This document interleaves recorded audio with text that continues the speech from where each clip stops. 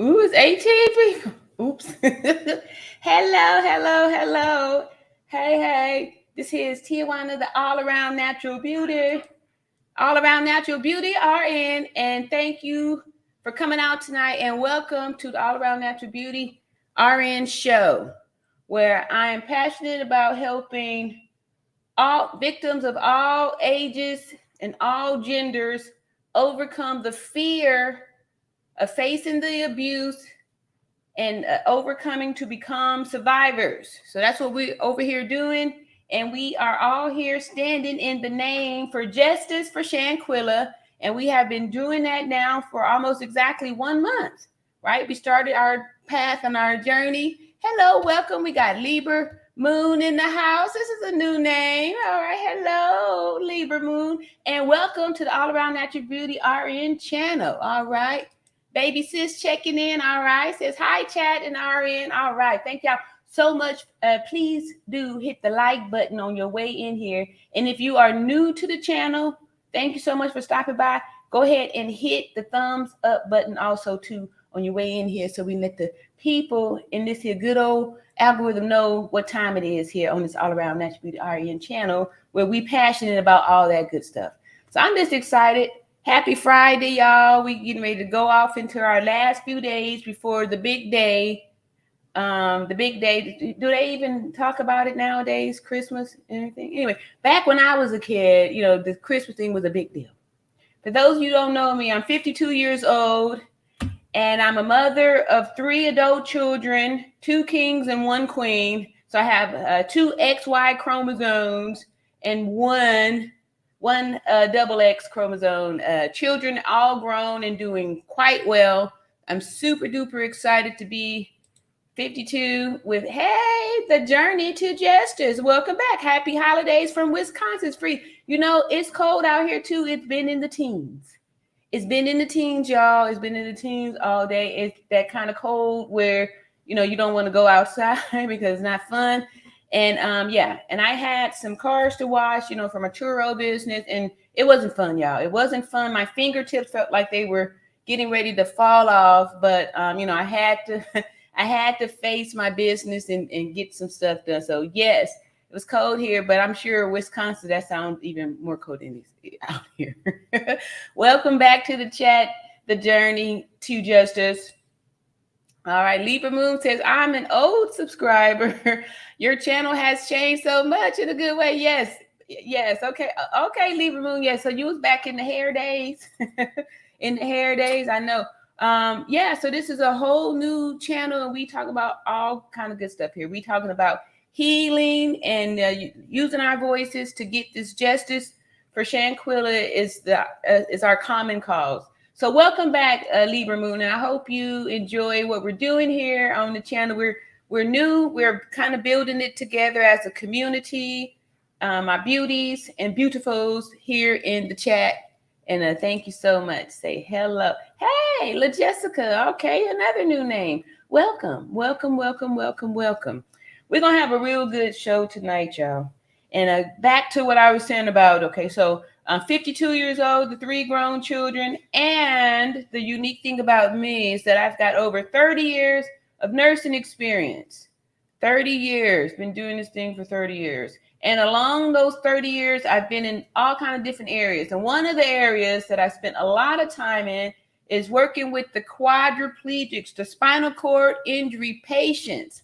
All right, come on in here. Here we go. Some people. I hope y'all hitting that like button on your way in here too.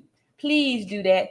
What's up, Ernie? Says justice for Shanquella. That's how we getting down over here. Welcome, y'all. Y'all, welcome to the chat.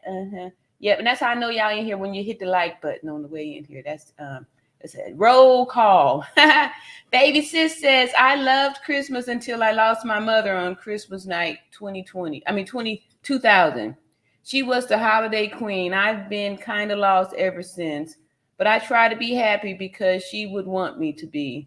Yeah, and that's another reason why we're talking about this stuff too, y'all, because this seasonal depressive disorder is a real thing. It's a real thing. And a lot of times sad things happen or tragic things happen right during these holiday times because narcissists are notorious for wanting to interrupt the holidays, interrupt fun, festive times. So this is a time when wicked people really do a lot of wicked stuff, and then sometimes just sad things happen during these times too. So that's why it's important that you face these things. And I'm gonna be here too. I'm gonna be here on Christmas too, y'all. So anybody who want to come out and chat, I'm gonna be here for the chat on Christmas and New Year's too. Like I said, we're gonna on New Year's we're gonna have a lot of fun, but Christmas I really want to be here too for the people that for like baby sis and stuff like that too. So hey, what's up, Shadow? Said hello from freezing Chi-Town. Ooh, yeah. I don't know if I could live in a snow state. I don't know, man, because when it starts snowing, like, how do y'all work? Like, I'd have to call in sick. How can I go to work with snow outside? I'm not driving in that. I mean, that was a big fear of mine to drive in the snow or something like that. So, good luck for you out there in Chi-Town. I know you freezing. Yes. Hey, Lionel Bowser. Hello from North Carolina. Okay, North Carolina. All right. There we go. All right. Thank you so much for joining us here. We a new chat. You don't look a day over for. Oh, thank you so much. Welcome to the All Around Natural Beauty channel, where we accept all compliments and we just totally agree with people that say these great things. Thank you so much. Thank you so much. Very much. All right. Thank you, Libra Moon, for that thumbs up. I appreciate that. I have sad. Okay. Yes. Okay. All right. So yes, it's a real thing, and good for you for being able to admit that. That is step number one. And the good thing about making the step number one, it makes step number two all that much easier. And being able to express and let stuff out, so we're not suppressing. And it's a good thing that you let that out. And we are sending love to you, baby sis, with open arms here, and you have a community here. All right, Deborah James. All right, hello, welcome, Deborah James. All right, yeah, we're gonna have a real good show tonight. I have from this Martine. Probably saying the last name wrong, Lewis. Or anyway, this guy is awesome, and we're gonna start watching. We're gonna watch some. I'm gonna react to some of his videos, and we're gonna have a pleasant surprise at the end of one of them. All right, Shadow says, "Baby sis, how you doing?" All right, that's what I'm saying here. We here in the chat, beauties and beautifuls, we loving on one another. We are not mean or negative to folks in the chat. This is a safe space for you to be able to express yourself and to feel like you can. It's a safe place to talk. We don't do none of that kind of stuff there. It's all about love and respect. We respect everyone, even if we have different opinions or different thoughts or different views. We listen, and then we just use science and math here because, like I said, I'm a nurse, so it's all about science and math. None of this make-believe stuff. We call that delusional thinking. Call that delusional thinking. All right, so baby sis says we have 2 inches of snow. Ooh, snow. It was so cold out here when I was, like I said, I have Turo business, so I have some vehicles that I have on the Turo platform. Turo is a ride-sharing platform. Anyway, so I have to wash these cars and stuff, and I don't know, the Windex was freezing, and so, yeah, I couldn't imagine in no snow. I couldn't make it in a snow state, I'm originally from Southern California, originally from Los Angeles, California, where it was beautiful year round. It was always warm. It was never too hot or too cold. We had perfect weather out there. It was a desert oasis where it was, pretty much 70, 75, 80 all year round. Even, during this time, people in LA, y'all probably chilling out there. I know, I do miss that. But yeah, this cold, so I couldn't imagine. I couldn't do a snow state. I couldn't do it. And baby sis, those snow state people, the statistics for the sad is even more out there too because of that snow. So, I consider moving to another state. Here in America, our birth certificate allows us to live in any of these 50 states, So, sometimes picking up and starting over is something. I did that back in 2006 when I moved here to Alabama. Sometimes you gotta go where nobody knows your name and start over. Start over. And that's the good thing about life. Like, if at first you don't succeed, really try again. And the good thing about that is that every day that you wake up is a new day for you to try again. So that's what we're doing here. All right, Travis Johnson says hello from Maryland. Okay, that sounds like a cold state too. Thank you, Travis, and welcome from Maryland. All right. Thank you, baby sis, for letting everybody know you're doing well up in there. All right. So I'm excited about how we've been building this chat over here and what we've been doing here with our acts of faith. Let me see how to get this in there. Acts of faith, our daily meditation that we've been doing for the last so many days here. It's been very helpful. I know it's been helpful for me. And how y'all doing out there tonight? How is everybody doing out there tonight? I seem like most people out here in these cold snow states. In these cold states and stuff like that. So here is another new name, get a few more new people here. Then we'll get started. We'll get started with our Friday night live chat. We have Helen Henry here. Happy holidays from, is that AC New Jersey on this windy, cold night. Stay warm and safe, everyone. Yes. Wow. Okay, I guess if you grew up there and that's where you're born and raised, the snow, you probably, I don't know. I don't know. And then here, this here little warm jacket here is a good thing. I got a little battery in here. So, I was using this. And then I guess y'all out there in those snow states, y'all probably know all the tricks on all these different clothes and things to wear. They probably got like heated gloves and stuff like that. If you got some heat on you, I guess you could, be comfortable and deal with the snow state. But I don't know, man. I don't think I could live in a snow state. All right. Hey, the journey to justice says that's why my son loves Southern California. He lives in Ocean. Okay. Yes. It's so beautiful. It's so beautiful. It's so beautiful. And the weather is the most thing that I miss because, it rarely rains. And then when it does rain, it's just a nice little bitty drizzle, little sprinkle. Nothing like it is out here with all this massive thunder and boom. And, the weather is very dramatic here. And the rain comes down like buckets, like, yeah, it's bad. I mean, it's aggressive. It's out there. Yeah. So, Oceanside, very nice then. He must be doing well. Congratulations.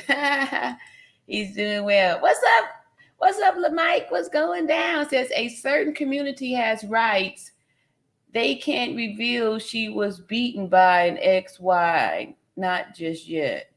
Okay, now there go that word again, y'all. See, this keep coming up here. This keeps coming up. And yeah. And I think that's what people are so offended about, because if it's true that Shanquella was beaten by an XY chromosome, that makes it all the more, despicable, And one of the reasons why I was saying that, this could be a potential something here is because why did they say, they're being charged with femicide, right? Then when we read that definition of femicide, what did it say? It said, particular for men towards women. So, it may have a point with that there. So, with some suspicion on that. And like I said, over here, we all about math and science. So sometimes if things don't add up, and we have problems with it.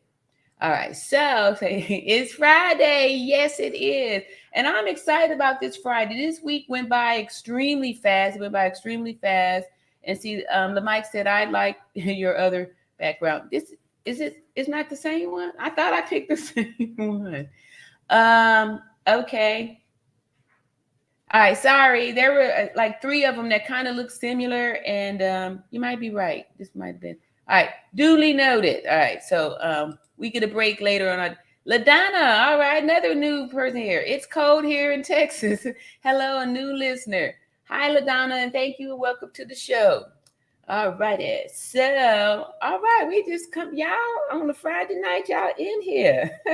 And a lot of new people, too. Thank y'all new people for coming in here on this here Friday night.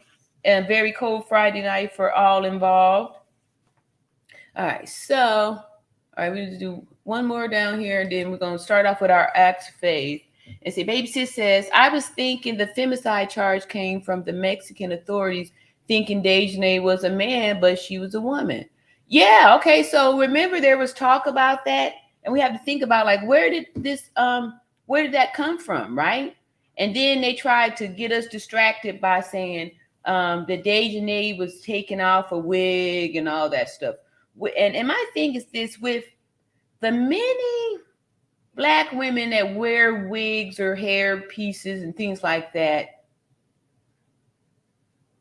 I mean, like, so, I'm just saying, like, really, would that have been such a big something that a Black woman was taking a wig on and off, that putting a wig on or taking a wig off definitely could, you could be mistaken for a man, right? So it had to be something else, right? Where are we getting these things from? When we saw the video, something in our subconscious made us feel like that was, that something was suspicious about that individual that was doing that bodily harm there, right? So, yeah, it's a good question there. Let's see here. Oh, I missed this one. I went to school in Alabama, couldn't handle the heat and mosquitoes. Yeah, too, right? So in the summertime, it is no fun here because of the humidity, right? Growing up in Southern California, it's very arid there, so I didn't know anything about humidity. So yeah, and then the mosquitoes too, yeah. And for some reason, they really like my blood. It must be sweet. It must be sweet. So yes, here. Oh, okay. Happy girl, where you been? I ain't seen you in a minute. Happy girl 666. Happy girl says, "Good evening, everyone, and Merry Christmas." All righty. And see, I missed this here too. Here go another new name. Mama T TV. All right. Hello, everyone. Hello, Mama T, and welcome to the All Around Natural Beauty RN channel. Ooh, look at here. Hey, Friendsgiving. Friendsgiving. Okay. Yes. Well, thank you so much for a super chat from Friendsgiving. On the All Around Natural Beauty RN channel. Thank you, Friendsgiving. And look here, just the pure love, no comment and something else, but just pure love there. Thank you so much, Friendsgiving. Look at there. And Shadow says, Miami is sunny and 80s today, my friend. Oh, you're just trying to rub it in, huh? Okay, thank you so much, Shadow, for letting us all know that you're having a good time in, Miami with 80 degrees. Good for you. Good for you. All right, so our acts of faith, our author for this here, good man, how did I put it? There we go. Iana Van Zet, and today is December 23rd, 2022, right? And like I said, this book I started reading in 1996. And the good thing is that it's still very prevalent today. All of the different, it's daily affirmations, daily meditations for people of color. And since I'm a person of color, and some of you are people of color too, so we read our little acts of faith here. And then today it says, let's see, there is enough in the world for everyone to have plenty to live on happily, at peace, and still get along with their neighbors. And that came from Harry S. Truman. And then Iana says, the quickest way to block your flow of good is to begrudge someone else what they have. We may somehow believe it is our place and our duty to judge what other people do, When they receive or achieve beyond our expectations, we become even more judgmental and sometimes angry. Is the anger really fear that the person will go away and leave us? Or is it fear there is not enough to go around? There are three principles of prosperity we must observe to ensure we receive our good. Number one, ask for what you want. Number two, give what you want away. Number three, be willing to see someone else get what you want before you do. When we follow these principles, we demonstrate our faith that no matter what we have, there is more than enough to go around. I behold my good in your good. All right. That was a good one. I still love all of these, every day. These are still pertinent today and stuff. And I hope you all got something out of our acts of faith and all that good positive energy. So without further ado, I want to read the comment. Do I want to read the comment? Now I want to share our first video from our this not subscriber. Yeah, I guess he's a subscriber. But anyway, this guy left a comment and wanted to do like a collab, right? So I go to his channel. He's like this huge YouTuber. And so I'm going to play one of his videos. And then it's a surprise in the video that I'm going to play for y'all. It's a surprise. And see how. And this is from Martin Lewis Resurrected. That's the YouTuber name. And it's on Shanquella. It says, let me just share the screen here with y'all. And we're going to take a peek at this. It's going to be our first video here.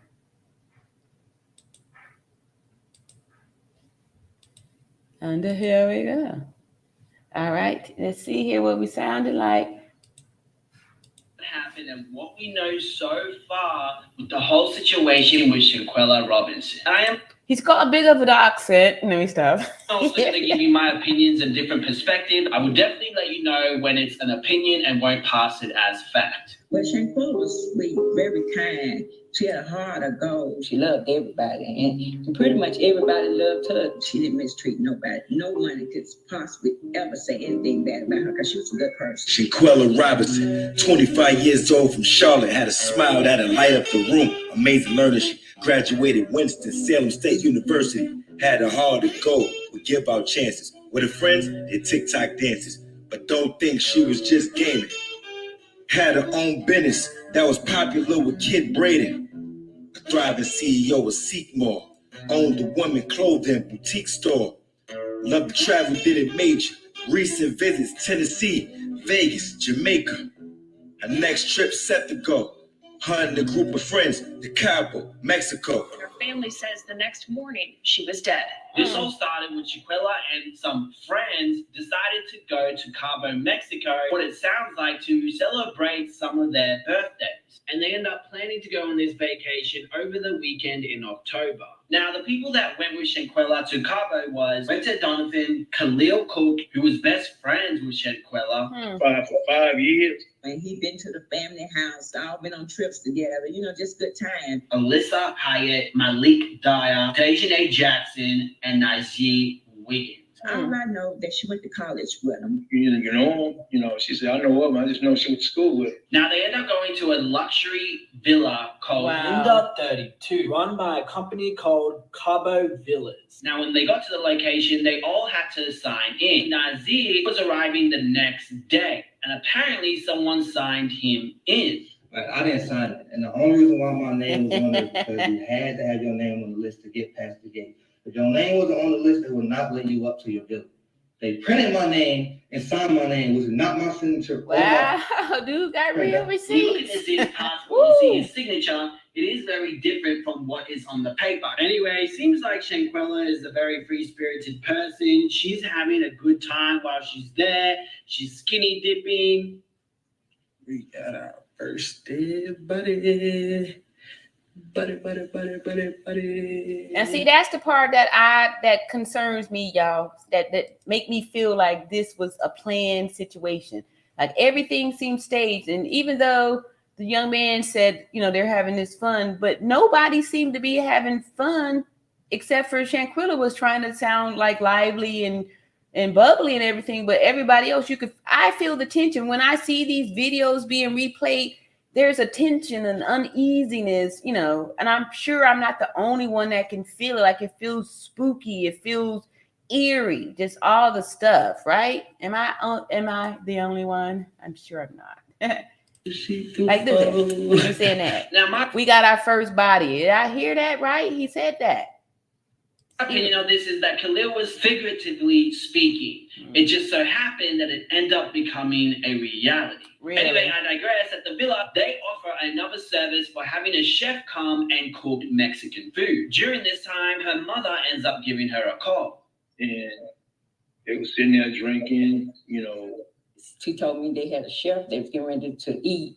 They was eating tacos, something, salad or something they was eating. And I said, well, okay, I love you. Have a good night, and I'll talk to you tomorrow. See, look at there. It's like they trying to set the stage by the videos that they was making to show how they was drinking, right? So when they say, oh, Shanquella passed from alcohol poisoning, they got the proof here. Like, see, they'll show the videotape of them drinking. Drink!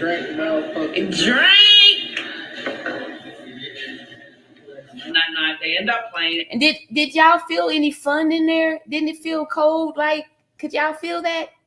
Right? It didn't feel like it was a fun party, something. It was just like, okay, look here.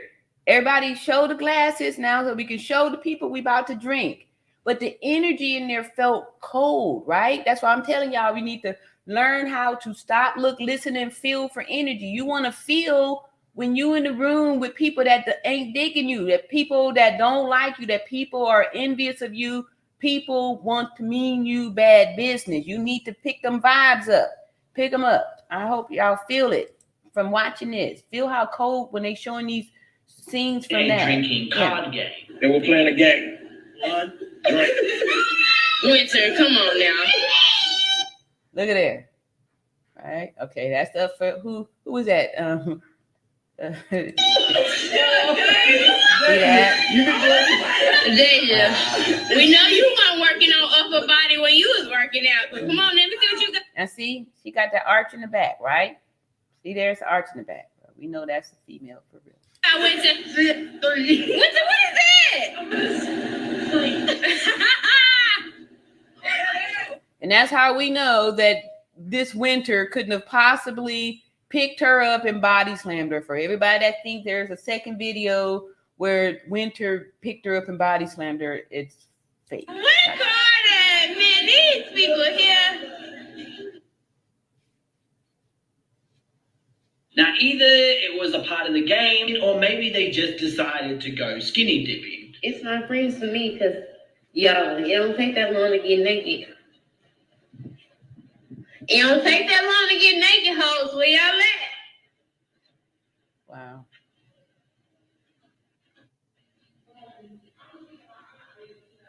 She told me I'm going to keep it hot. You going to keep it hot? What? What Gold said, they crew. Oops. All right. Let me see here. Oops. I did it not. That whole part there with her walking through there, it just felt eerie to me. It felt eerie, like she was being led to, and I'm trying to listen in hard to see what they're saying in this whole thing. What are they saying? While she's walking in there, expecting them to be naked, and nobody's naked. But she's still walking in there, and nobody's naked. Right? I don't know. I feel like that. I can feel the tension. Like I said before, if you've come into a room and the people in there before you, they was arguing, right? You can feel it. As soon as you walk in there, it feels like you done walked in on something, or or maybe, you know, if you come in there and feel like y'all was talking about me, you know what I mean? Like, you want to be able to pick that stuff out. Like, you know, every time you come up around, people get quiet or some type of, you know, vibe, want to be aware to know, you know, what them vibes is talking about. Here goes some new names up here. What's up, Kelvin Prince? That's good evening, everyone. Happy holidays, peace and blessings. Shalom. All right, shalom. Yahweh Shemaitha and the Hizzi. All right, and the shadow says femicide, the killing of a woman or girl in particular by a man on account of her gender. Yes, thank you so much, Shadow. I appreciate that. Yes, that's exactly what I read too. Yeah, okay, so let's get on back over here to this here video. And let me share the screen. Oh, he blurred the faces out. Oh, okay, here's a good one right there. Look at, okay. I ain't gonna even go there. I was gonna just show y'all these arms over there and where the elbow is at. But anyway, that's there right there. Going back. That's all I'm gonna say about that. Oops. That's it. At this point, you definitely feel that something's going on here. Oh, the you girls feel are it too? obviously not naked. One's laying on the bed. Okay. And they completely ignored her when she was calling out to them. The following day, Shanquella was attacked in her bedroom. Now, allegedly, according to Winter on her IG Live, I'm still looking into this to see where this originally came from. If you guys know, please let me know in the comment section below, or if there is someone I can reach out to who can confirm if that is Winter's voice. But apparently, they were fighting because Quilla did some crazy shit while she was drunk. She basically told her, let's fight. I don't want to drag you out of the bed. Quilla didn't want to. And that's how that happened. At this point, it's really hard. Wow.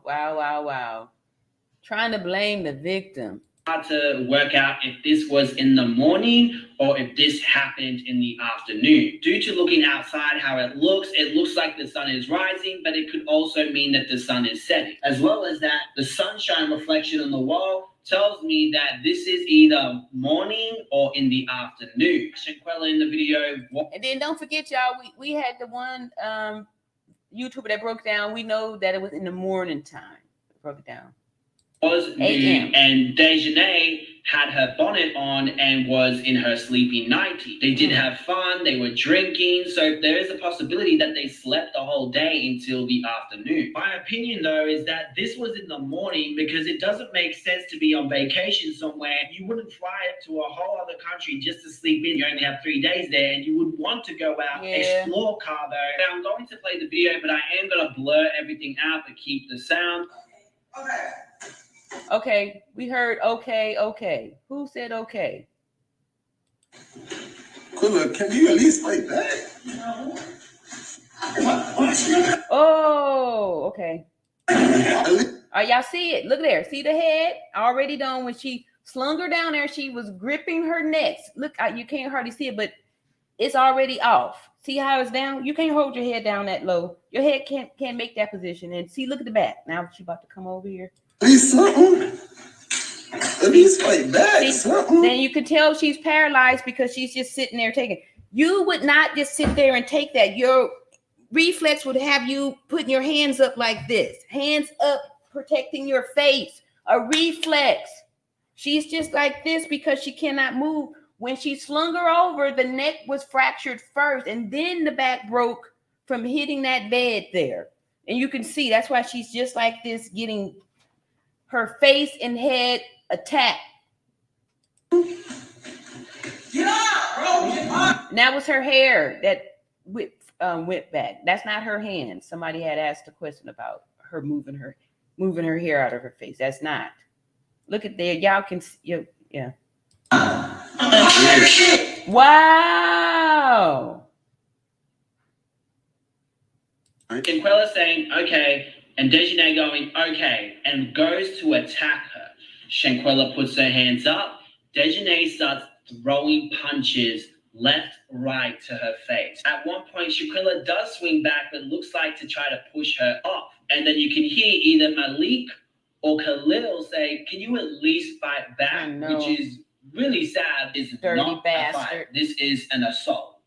Shanquella is getting attacked. needed to step in, but these cowards didn't. Dejanay continues punching her. She then turns around to get away, and Dejanay hooks her by the neck and twists her and throws her like a rag doll, and her back, Shanquella's back, hits the corner of the bed. Okay. Dejanay continues throwing blows at the back sides of Shanquella's face and head. She then knees her and continues punching her, then stops. Shanquella is in a sitting position, and Dejanay backs up. What I also observed is that Winter was holding a phone, and from what it looks like. All right, this is the one we broke down last night, y'all, right? Everybody thought this was somebody FaceTiming, and this is actually the fight being videotaped. It just looks like it's a silhouette, but that's actually Dejanay and Shanquella in, not the fight, in the attack, in the murder, right there. That's what this is, a video of that. Like was on FaceTime with someone. So it's a possibility that maybe she was actually showing some. We saw that video 3 times, and that's exactly what was happening. We got the picture of her videotaping the fight, whoever had those nails on. Someone this fight. As well as that, it's really hard to work out who was recording. Was it Malik or was it Khalil? Because in the video in front of the person who's recording, you can see a man with a beard, and Malik and Khalil both have beards. According to NC Beats, it was Malik who was talking. Another thing I observed is the guy at the front with the beard, when he got up, you hear the girl. Okay, y'all see the posture in the gate too. And then we saw that there. Jesse Winter saying, and then the guy who's holding the camera saying, okay, they're going to be here. Helen Hansel was able to win. Oh, that's what I'm going to do right there. Okay, sorry, y'all. Yeah, so interesting.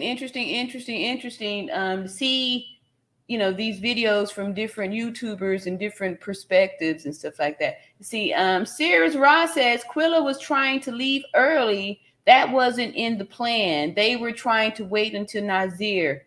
Oh, Quilla was trying to leave early for a modeling job. Oh, so you think that's why Nazir wasn't there for it, because they had to rush doing their ritualistic thing they were doing here?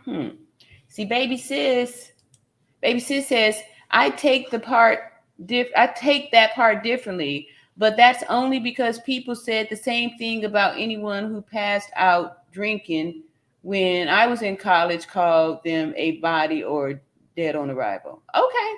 We were talking about that, like I said, y'all, I'm older. So, we didn't say that, if somebody was drunk, we may say they got bent or wasted or, smashed or something like that. But we didn't say, so not to say that's not what they meant, but I don't know. I just, yeah. Thank you very much, baby sis, for your comment there. See, hey, Beverly Foster said, I sense the tension too. Yeah. And I'm sure it's not just because we know the outcome. I just feel it.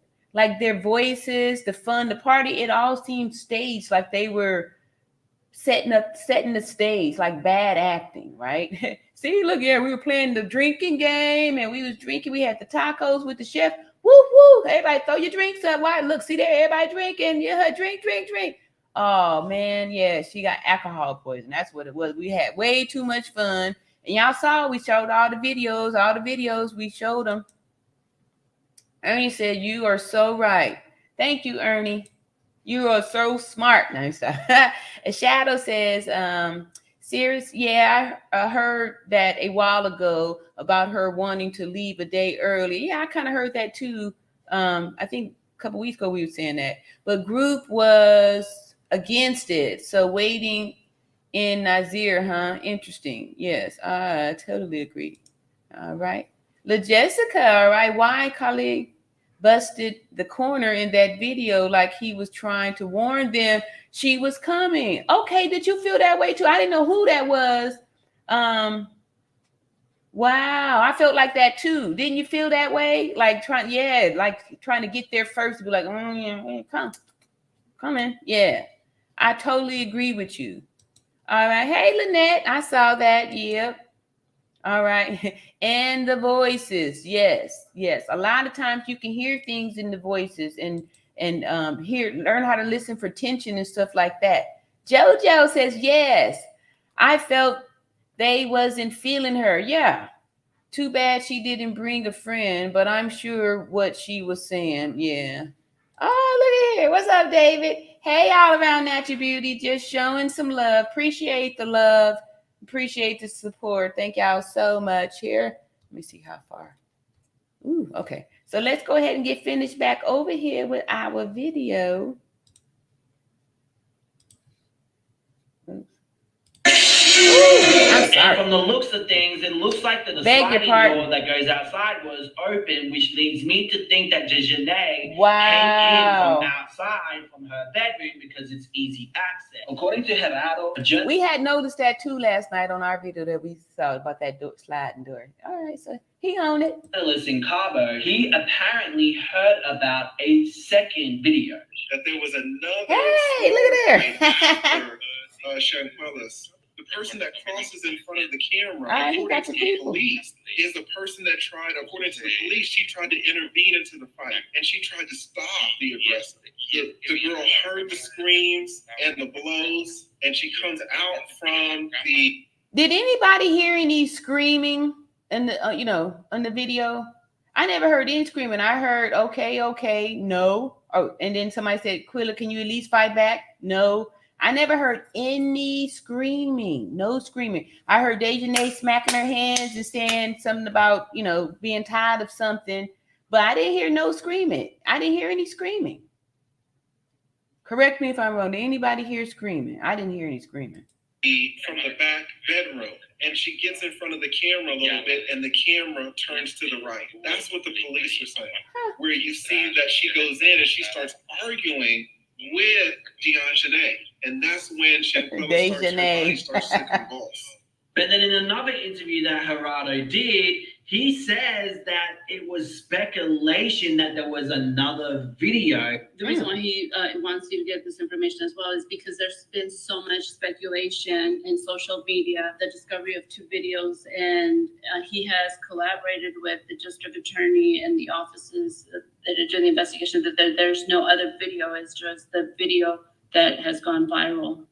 Everything else has been speculation, and he wants to make sure that we're aware of that. It's only 1 video, not 2 videos. He okay, y'all hear that? Sure, we've only seen the viral. Wait a minute, right? Because what everybody kept coming up in here talking about, it's 2 videos, it's 2 videos, and then somebody said it was 3 videos. And I'm saying that if there are 2 or 3 videos, that the video that we have seen is the last video, because there was nothing else done after that, because we know that according to the death certificate, the death report, that she suffered a severe spinal cord injury and the atlas luxation. Her head was knocked off of her body, and we saw that. We saw when she slung her over. It's like, I don't know, some of y'all know about when they, wringing the chicken's neck. Not that I grew up on the farm or anything like that. I've only heard about this,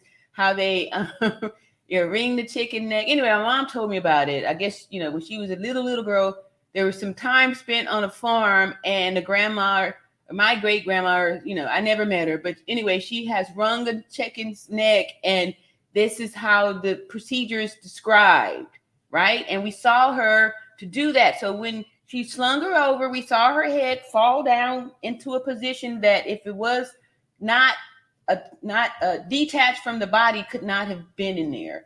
The only thing that held her head unattached, to her body, was that it was intact in the skin. But the skull was knocked off of the axis, right? It's knocked off.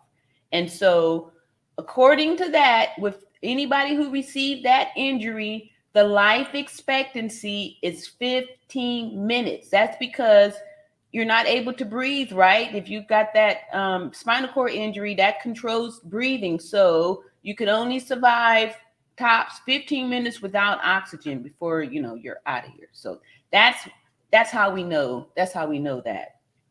So that's why I'm saying that if there are more than one video, then that's the last video, because after that, we know that only 15 minutes of life expectancy was after that injury was received. We saw the head and the back injury. We saw that.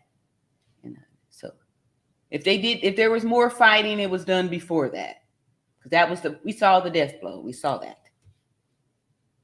But he's not and sure he just said it was only one video, so that means I was right.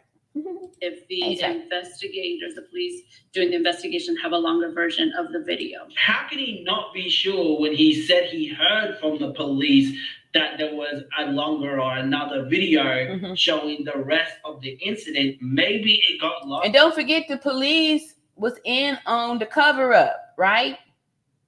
In translation, and it's now that he's correcting, but it's like he really never cleared it up and said, oh, by the way, in the other interview, the police told me this, but I'm not sure if it's actually true. He's not the only person who had sources who told him of another video. So did NCB of Winter Donovan ending Shanquella Robinson's life. Grabbing her around her neck and slapping her and her not getting back up. This information. Okay, so that was the rumor that we was hearing, right? They said that Winter, after Dejanay did her part, she tagged in Winter, right? And that Winter grabbed her by her neck and lifted her out and body slammed her, right? So first of all, when, you know, we saw the neck was already, the head off the body, right? So what is she grabbing? There would have been nothing to grab, right? There's nothing to grab. There's nothing to grab. And two, like I've told y'all before, a paralyzed body, a dead body is so heavy. You're not lifting that up and body slamming it, right? When you just a regular person, you're not paralyzed. If you struggling with somebody, your brain is going to have you move with it, so you're, you know, not going against anything. If somebody is trying to throw you, you may go with it, so you know you can control the fall or something like that. But once you're paralyzed, there's nothing. You're not helping at all. So that's dead weight. That's why I'm saying that there's no way that anybody picked up dead weight and body slammed it. There's no way that happened. There's no way that happened. And two, when we have, I also worked in trauma too. Like I said before, I've had 30 years of nursing experience. I've worked all over. When I would work in like the trauma center, trauma area, and to get the people in there that had major trauma to their bodies, like they was ejected out of the car and a car ran him over and he hit the head with a tree, head is smashed.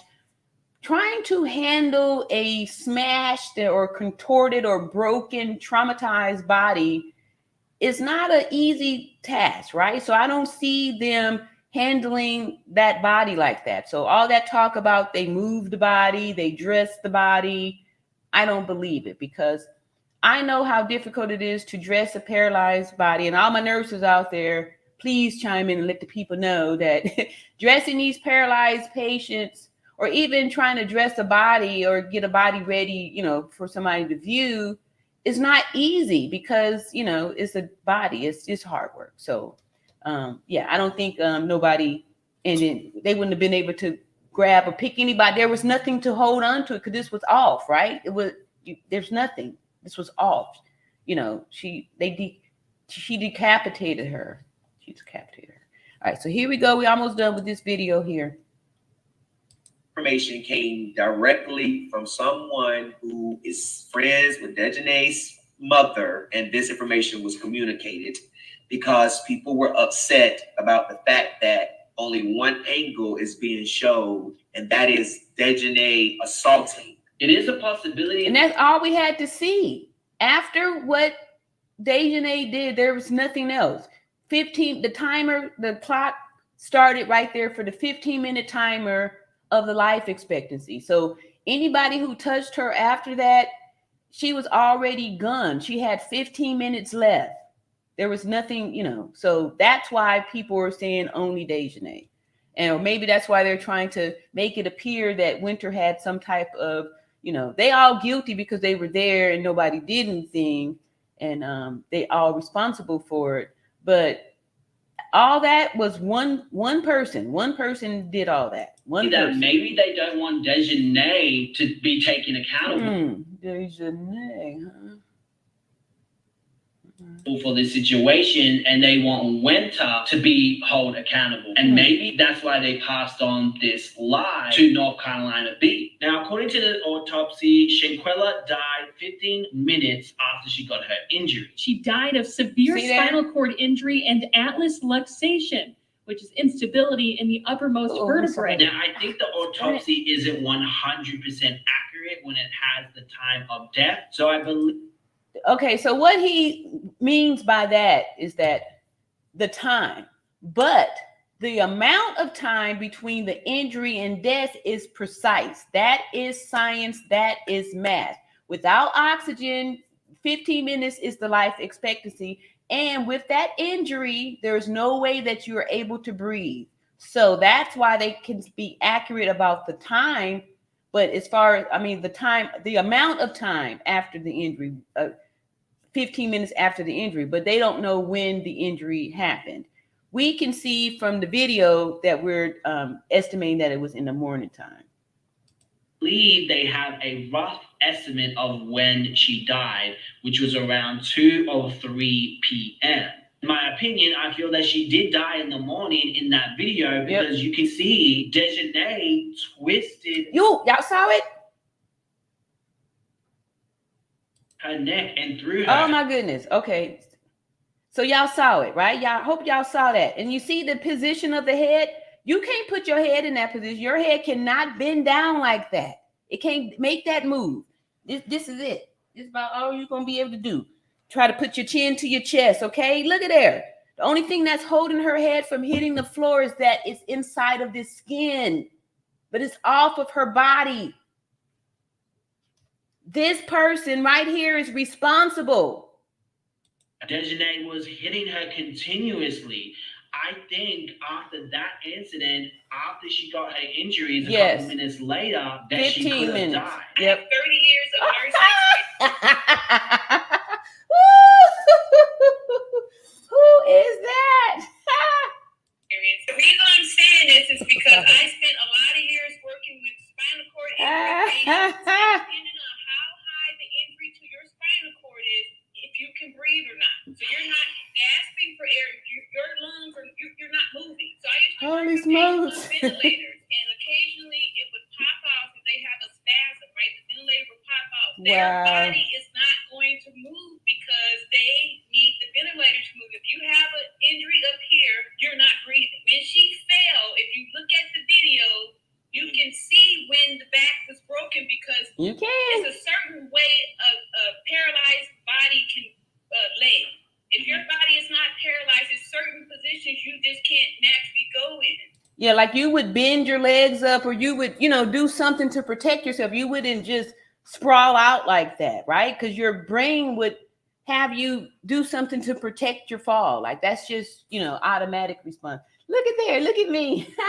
This is the whole thing that got the whole thing started. Look at there. When he first was slung over and she sat up like. Oh, there you go. You see it?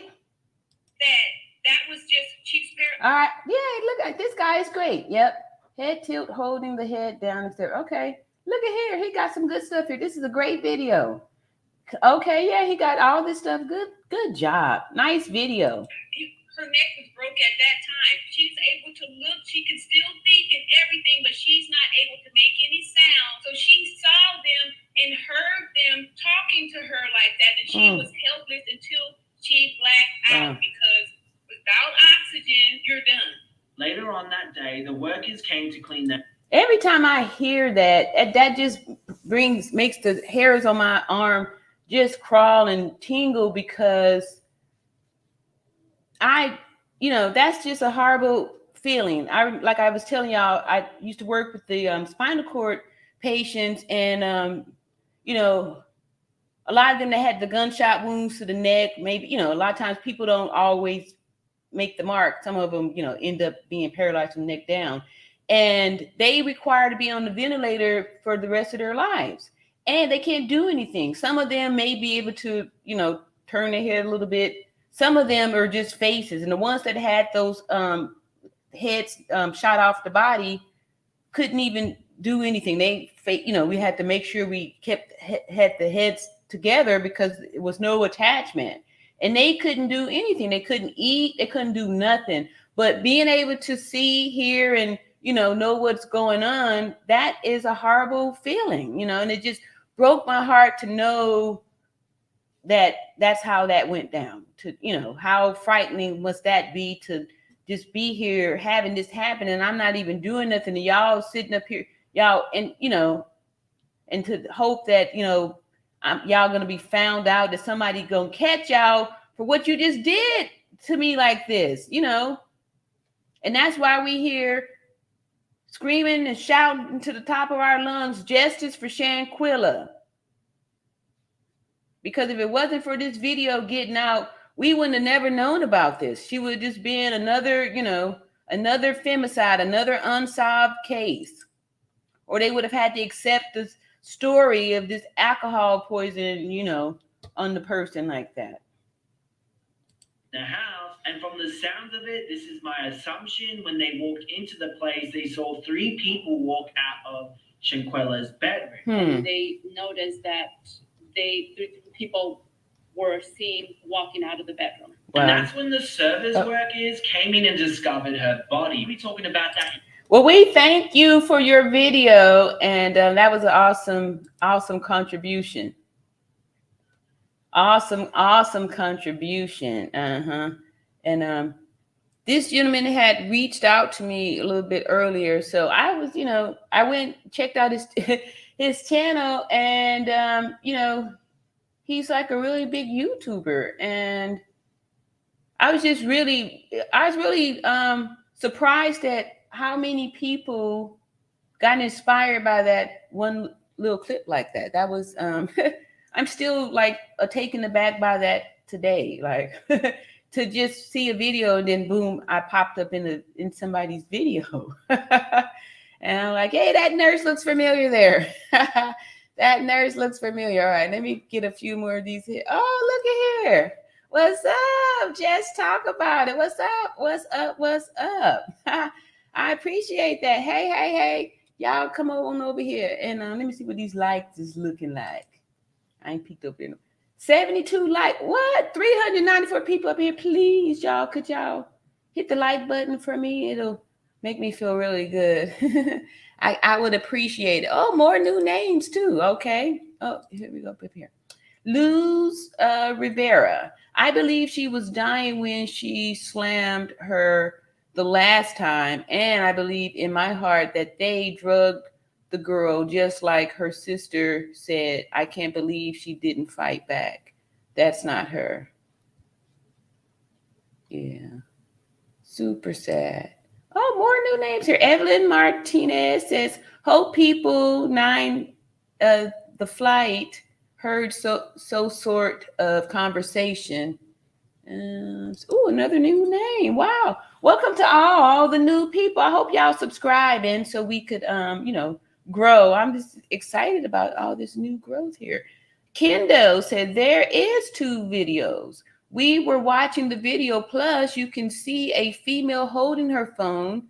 You see Kylie on the left, and we see Jackson unaliving Robinson. Okay, Kendall. All right. As Sherry Strange says, Kylie Cook was also jealous of her. Yeah, that's why we was talking about, you know, really being familiar with these signs and symptoms of jealousy and envy, because you want to know what that looks like. You don't want to be around somebody who is, you know, jealous and envy, right? And especially if they're being concealing that, because when it unleashes and you have, you know, the person been walking around holding this back, when they do unleash, it's like a fury, and it's not, you know, it's not pretty. We saw that, like she raged on her, And within a few seconds, she ended, someone's life. Okay, I already read that. All right, here. Shadow says, wonder what the conversation was on the flight back to America. Exactly. Like, how did you even, how did you feel sitting in your seat like that? Like, I'm thinking that there's probably like smirking and laughing on the inside. Like, yeah, man, we really got away with that, right? I'm sure they probably was thinking they got away with it because I'm on the plane going back to America. And we left our stuff in the back there. You know what I mean? We on the plane. So I'm sure they was feeling like they was getting away, And then two, it wasn't like it was known right away, right? And they were probably thinking that they weren't going to be able to recover her body, and let alone get an autopsy and all that stuff and find out what the real facts were. Then it's like, oh, okay. See, Baby Sis says, I would need to see that to believe it. I'm sure you're talking about that video. They're diabolical enough to do something like that, but it seems unlikely Winter could lift her from that position. Yes. And again, like I said, dead weight is totally, and then she didn't have any handles, right? You can't grab by the neck because, this was broken. So that would have felt extremely weird to try to grab. Like I was saying, okay, I was telling y'all about the one, the car accident guy, all crushed and mangled up, right? It's something. And I remember I was curious because I had never seen the smashed head. So nurse comes out of the room and she's, all grossed out because the guy had, some brain matter oozing out of the ear from the smashed head, right? So I had never seen a smashed head before, and I was quite curious to see what this brain matter looked like oozing out of a smashed head. So I asked her, I was like, when you go on break, can I watch your patients? Because I was going to use it as an excuse to get in that room so I could see the smashed head and these brain matter being squished out of it, right? So I just couldn't, I go in there, I see the smashed head, and I was really sad that I saw that because I couldn't unsee it, and it was, it wasn't worth seeing it. But anyway, so yeah, all that to say is that if me, at that time with, probably 20 years of nursing experience, 25, at that time was like about it, how do you think just a regular person is going to be okay with grabbing somebody's broken neck and broken back and moving them? You're not going to know where to touch them at and stuff, right? So, and then they're too heavy, right? They're too heavy because of the dead weight, right? So even an unconscious person would like fall over. Didn't y'all find it was kind of weird to see her in that slump position like she was just a stuffed animal, right? One of those big giant stuffed animals you see at the carnival, right? That just sits like that, right? That's because she was paralyzed at the time and stuck in that position. An unconscious person would slump over, right? You've seen somebody get knocked out, right? They get knocked out, they just slumping over. They just slump over, right? But it was different how we saw her like that. Something looked different. This is not normal. Yep. So keeping all that good stuff in mind, I want to read a few more of these, and then we're going to get on to our second video. And see here, Luz Riviera says I believe she was dying when, I think I read that one already too. Maybe you put it up there twice. I believe when she got slammed the last time, she was already paralyzed. Her body looked like that. I only saw her to get slammed the one time. After she slammed her, then she, she did the speeding bag on her head that was bouncing around. Y'all saw her head bouncing around like it was obviously not attached to the neck and body. And then she kneed her, right? Saw that. She was vicious. All right, Yvonne Robinson, new name. Welcome, welcome. I'm in Jamaica. All right. She in Jamaica, chilling in Jamaica. And LT Jones says, I did not hear any screaming. Exactly, right? Because after she broke her neck, there would have been no screaming because you need air, oxygen moving through your lungs in order to make sound. So there's, And that's the other thing too. Like none of them were screaming, right? If nobody was alarmed at that. Everybody was sitting quiet, for the thing. Yeah, I don't think they thought that it was going to happen that fast like that. I don't know, but definitely no screaming, no sounds. Shanquella, yes. All right, hello, Kyla. I hope they all will be arrested for what they have done. All of them. Seems like too much deception going on between the police and covering it up. Yeah, I agree with you. And that's why I was saying too, my hope would be that we can get them for something here because, I had played y'all that video a couple weeks ago showing how Mexico is number 2 on some statistics and number 5 on others in femicides. They in the world, having a lot of them, right? And we saw that Mexico don't even take the time to prosecute their own people for unaliving women, and that we know that Mexico is a poor country, and we know it's a corrupt country. So why would we think or have hope or feel that Mexico is going to use their limited resources to extradite and prosecute and handle some Black Americans for unaliving a Black American woman?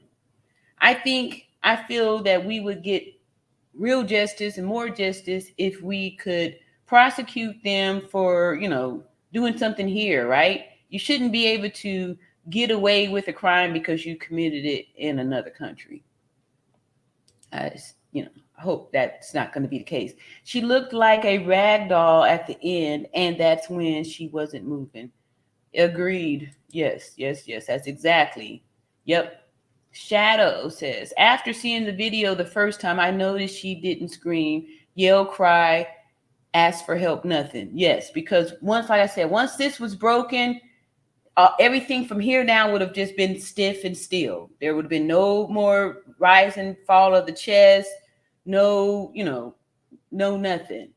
So she wouldn't have been able to make any sounds. Like if she was screaming, like when she said no or something like that, once the neck is broken, like, okay, when I take care of those patients on the spinal cord, when I take the ventilator off, because they'd have a tracheostomy, a hole punched in their neck so we can hook up the breathing machine to go in there so they can have, breathe. When I take that off to do something like maybe suction them or something like that, if they were talking in the midst of me taking it off, they would go mute immediately like this. And I'm talking to you and I take it off and I'm talking back again because I got the airbag low, but as soon as I take it off, you can't hear nothing unless I have, that's exactly how it is. So as soon as her neck was broke, even if she was in mist screaming,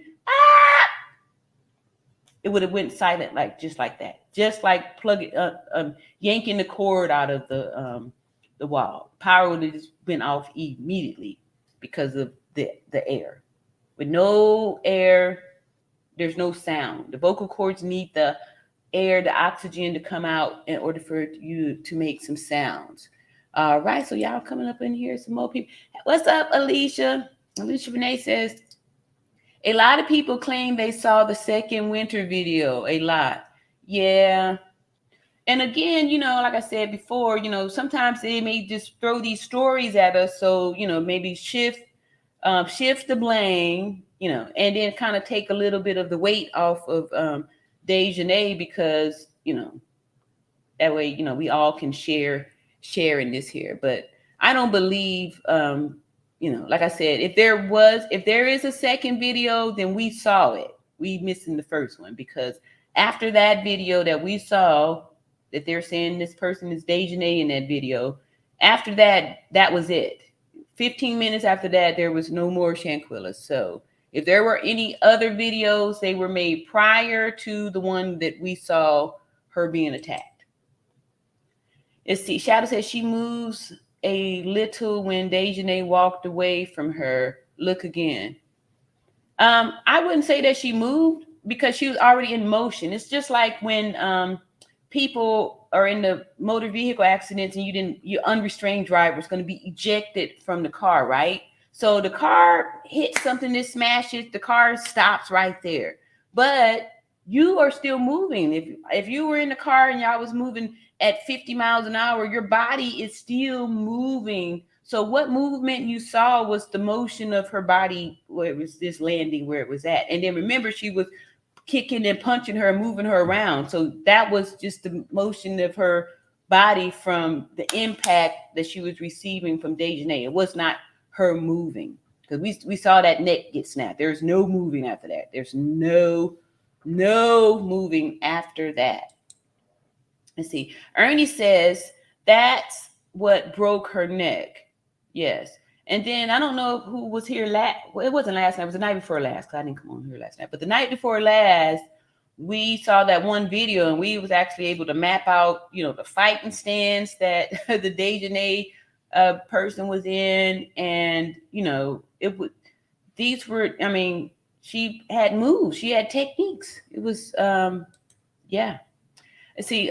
Luz says they probably dressed her before she died to make it look like she was drinking, not sleeping. The set up like if she was drunk. The reason why I disagree with you on that was because, like I said, trying to dress a paralyzed body when we would have to, get the patients up ready, to go somewhere. I did a lot of home health at the time, working with those spinal cord injuries at their home. So sometimes they'd have to get up to go to doctor's appointments. And I remember dreading those days because, it took us an hour to, get them dressed and get them put together and stuff, because trying to dress the dead weight in a body that's not, connected to any type of sensories is hard. It's difficult. So, we are trained and have experience doing it. I don't think somebody new who just their first time dealing with a body like that, and two, it was so traumatized and contorted and so deformed, I don't think they would have had the guts, the courage to manipulate her body. I don't believe anybody touched her body after that. And then we had back and forth talk with the maid saying that she found her in the room in that position that we last saw her in, which is more believable to me.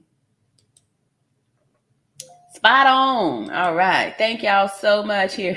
Hey, looks, it's RN. I was on that live. I remember that night. Okay. Oh, yeah, because I'm late with this little chat. Let me scroll down a little bit here. Skip over a few of these here.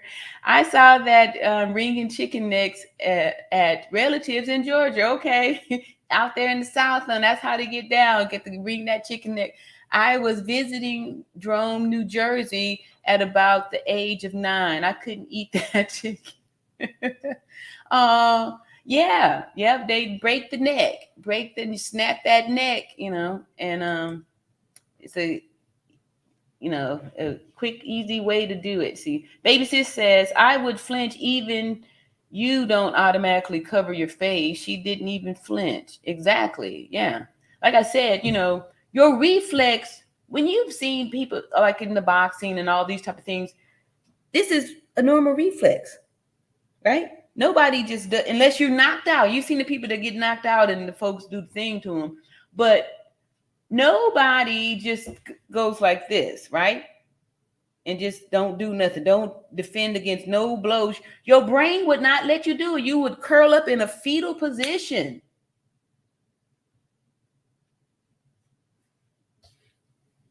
You would curl up in a fetal position. Absolutely the same thing Nancy Grace's team was saying. All right, okay, here you go. Queen Bee, what's going on? Hi, and happy holidays, my beauties and beautifuls from chilly Birmingham, Magic City, Alabama. Okay, yeah, it's always usually a few degrees colder up there in the Bingham. What's up, Beverly? While Shanquella was lying in the supine position, one side of her body could be dressed. Then they could have rolled her over in a prone position back to her other side to the supine position. Yes, it sounds like nurse talk here, Beverly, right? And I don't think that they would have been like knowing to do all that stuff. We heard how that Nazir dude was talking. Yeah, I rubbed her head, and they talking make believe stuff. They're not going to be.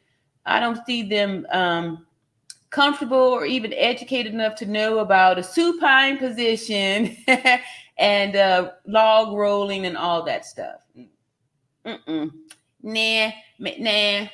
Nah. What's up, Tamika? What's up, Tamika? Okay, my West Coast people starting to come up in here. Ernie says Nancy Grace had a medical expert on her show that said the same thing. Yep, I told y'all this was so terrible what they did to this young lady. Yes, it was horrible, horrific. It was horrible. Yep. All right, Angelique Matadi says, "Hi everyone, my heart goes out to the family." Yes, and thank you so much for commenting here. We'll be speaking out for justice for Shanquella. Yep, because that was horrible. I hate that I can't unsee it, and then that whenever the videos come, every time I see the thing, I'm like, hey, look, y'all, look, only because when still people have questions, they'll put the questions up saying, oh, I saw Shanquella, move her hair, or I saw Shanquella move afterwards, or these, mystery sightings and things like that. I just want to make sure that I continue to give the science and the math about it, so we know what adds up and what doesn't. So, yeah, thank you so much. Appreciate your comment. And Shadow says, what we don't see is what happened afterwards. Allegedly, she was dressed and moved to the living room because the housekeeper was coming in to clean soon. Yes, and we heard several stories, right? We heard the housekeeper found her slumped over the toilet. Then they said the housekeeper said that she found her in a room in that position that we all, saw her in, which is more believable to me. It's more believable as that's how it happened, because I'm sure after they realized that Shanquella was gone, I don't see anybody wanting to touch her. I don't see anybody wanting to touch her. Like, that was one of the hardest things to do, is to try to get somebody to come help you do, the afterlife care. Somebody, nobody wanted to do that. No, some people really just don't like dealing with bodies, right? They don't like it, right? So, I don't know. I just don't think so. Just because y'all heard what Beverly talked about, turned into supine position and then prone and log roll. Who, sounds like Beverly's a nurse, right? Because she's describing how we would do it. Yeah, that's exactly how you would do it. But who knows that? If you're not working in this industry, how do you know anything about a prone position and supine and all that stuff? This ain't regular people stuff. Ooh, y'all commenting, ain't you? Ooh, let me scroll on down here. All right, so I'm getting our next video ready. All right, here go another new name. Hello. I also heard when they played the game, someone picked the card to go through someone's phone, and they chose Shanquella and seeing things in her phone about Dejanay. Oh, okay. And another new name, see, Bridget says, I believe Khalif is instigated the whole thing. Shanquella probably said something about Dejanay to Khalif, thinking it would be confidential. He went back and told Dejanay, and that's what sparked it. That's reasonable. Hey, John Q. All right. Hello, Miss Natural Beauty, and hello, everyone. Hey, John Q. John Q is from back in the day when we was first getting started here. All right. Thank y'all so much for coming in here. All right. And she said, she just beat her so badly. Yes. And then almost throwing her hands up in triumph and then walking, she unleashed the fury. Like it was horrible. All right, so I'm gonna take a pause right there, and then we're gonna get to our next video. And we got one more by this gentleman, and then I did get, some emails. I thank y'all so much for the emails y'all be sending me and stuff too with these new people. It's always nice to see the other people's perception. Saying that she visited Cabo San Lucas. Stop. Oh, this is from our guy again. Another one from him. All right, so let me share this here screen. And this one's another quick. Oh no, this might be too long. All right, let's see. She went to college one month. She told me they had It don't take that long to get Can you at least And that's when the service workers came in and discovered her body. And keep in mind, guys, I don't know how they got this information. Gerardo never cleared it up in the interview if he himself actually talked to this maid or if this is Chinese whispers. The body was found in the same position where she fell, which was... Y'all hear that? That was your question that we just answered right there. She said the body was found in the same position. Sitting down, that's exactly how they found the body. See there? Where they found her. The cleaner found her on the floor on the same spot. So I can only assume, because she wasn't moving from that spot. They was probably amazed at how she was still just sitting up like that, right? It's probably like in awe, like, right? And that's just further proof that she was totally paralyzed. Because, it's like I said, there's certain ways that the body's gonna lay. But if a person, was just plain deceased without the paralysis, they would have slumped over. They just would have fallen over. Let's see here. after that, they will close on her. But what do you think? She died between 7 a.m. to 12 p.m. Oh. She wasn't moving no more.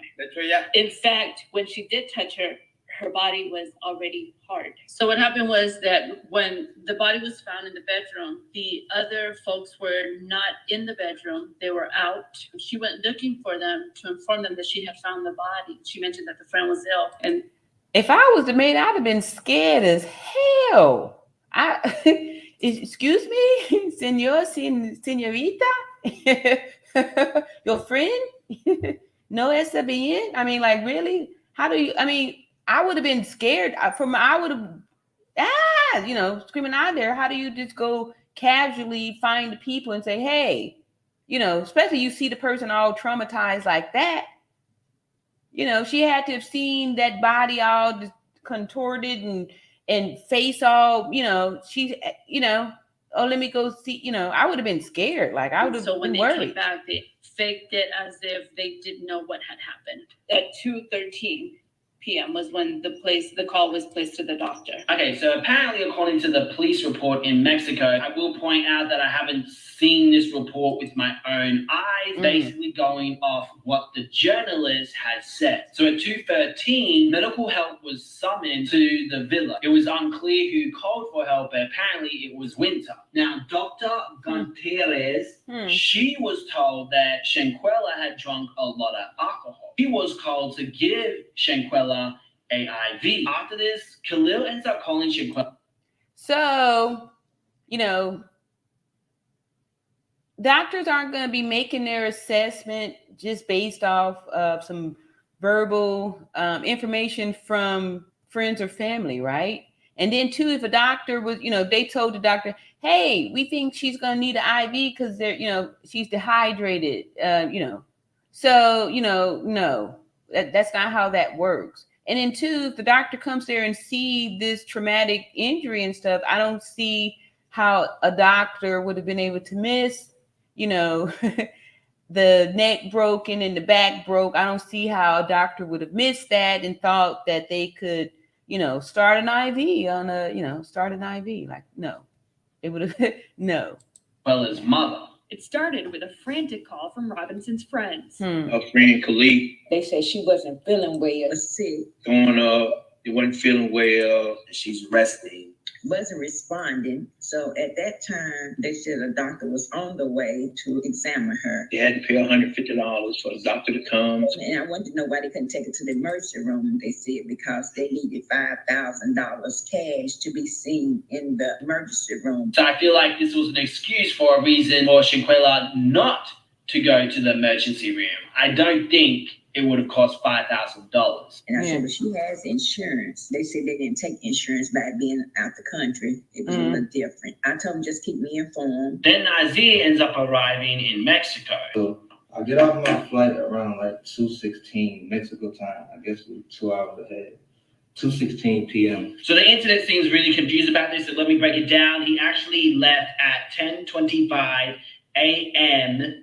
Central Daylight Time, okay? And he arrived Mountain Daylight Time, as you can see in the document here. So Central Time is actually 1 hour ahead of Mountain Time. One website says it takes 2 hours and 36 minutes flight from Dallas to Cabo, and another website says it's 2 hours and 40 minutes. I make a phone call to everybody who was there. I needed the address. During this phone call, that's the first time I heard that Quilla wasn't feeling good. Y'all can tell he lying just how he's fidgeting around and doing all this stuff. Look at him. Lie. Sick, and she was showing signs of alcohol poisoning. They got that because one of their friends. See how he is explaining it? They said she was showing signs of alcohol poisoning. And now he's about to tell you how they come up with this conclusion because somebody else told them.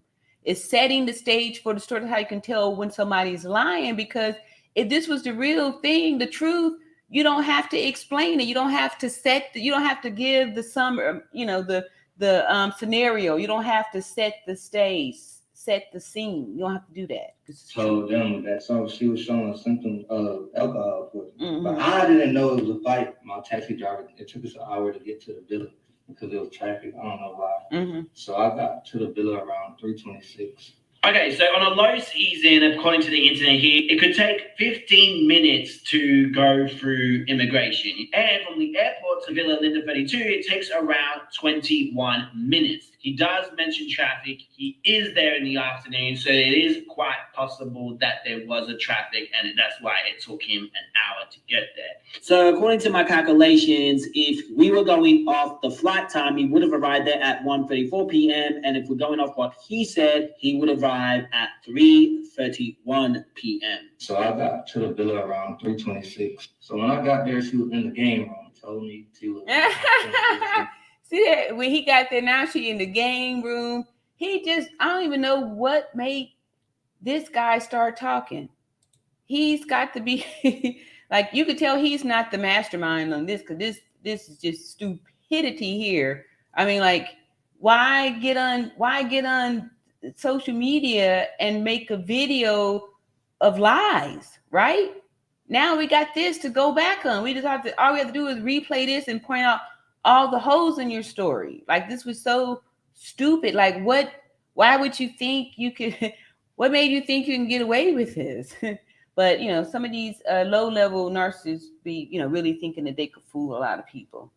And he probably thinking he's fooling his own people because it's his subscribers, it's his followers that's giving him heat. Like, it's his people in his Instagram or his social media followers that he's setting straight. So he may think that he has an advantage because they're his minions. The maids found her slumped over the toilet in her room. That's what I was told. Quilla was not dead. The body was found in the same position where she fell, which was sitting down. That's exactly how they found the body. So I'll instantly go to her, put on her side. More lies. Look at there. More lies.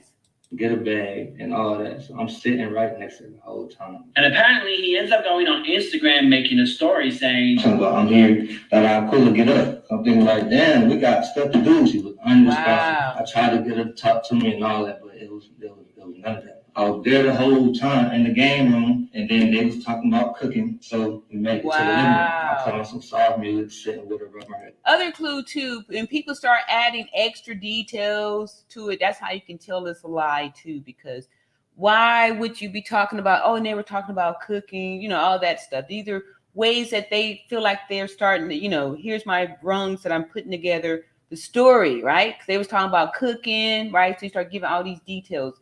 Clear indication when somebody's telling you a lie. Head, just chilling, waiting until the nurse came, because that's what I was informed that was happening. And how he's trying to remove himself, and that's what they told me. I'm just telling y'all what I was told. I wasn't even there.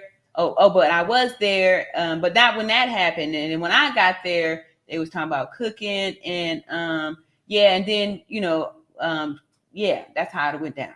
How did you not notice any of the beating that she would have had in her face? And why did you never confront the others? This was never made clear in this IG live. It really sounds like he's trying to cover up for his friends. Anyway, I digress. So that's when the Dr. Carolina Beatriz Ornelas Gateras of an American Medical Center of Lakewood Hospital arrived to treat Robinson, according to the report, to treat Shanquella. So back to Nazir. All right, so lie right there, right? So we already know that Shanquella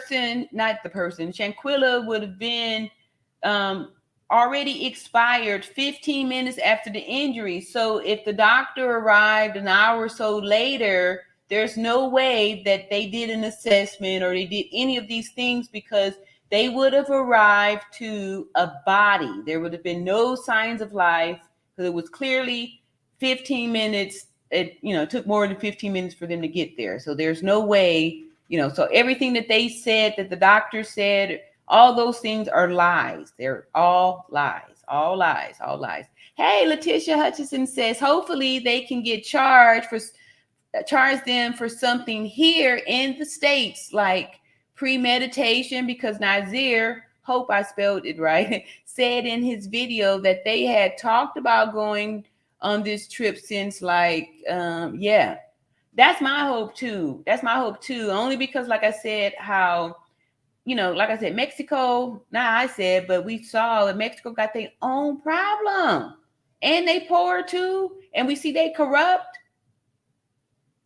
Why we counting on Mexico to do something? We don't even want, we really need to be hoping and making our people do something, getting on the FBI, telling them do the thing here, because at least we know what's going on. How do we know that Mexico not just going to let them walk away over there? We also found that Mexico has a little refugee camp for ex-transgender sex workers where they can go and be safe, right? So they not only do they not prosecute or deal with the men there that are femiciding these women, they so yeah, we ain't gonna get no help from Mexico.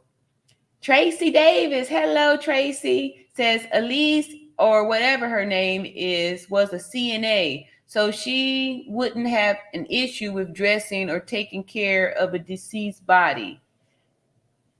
I agree with you. Yeah, true.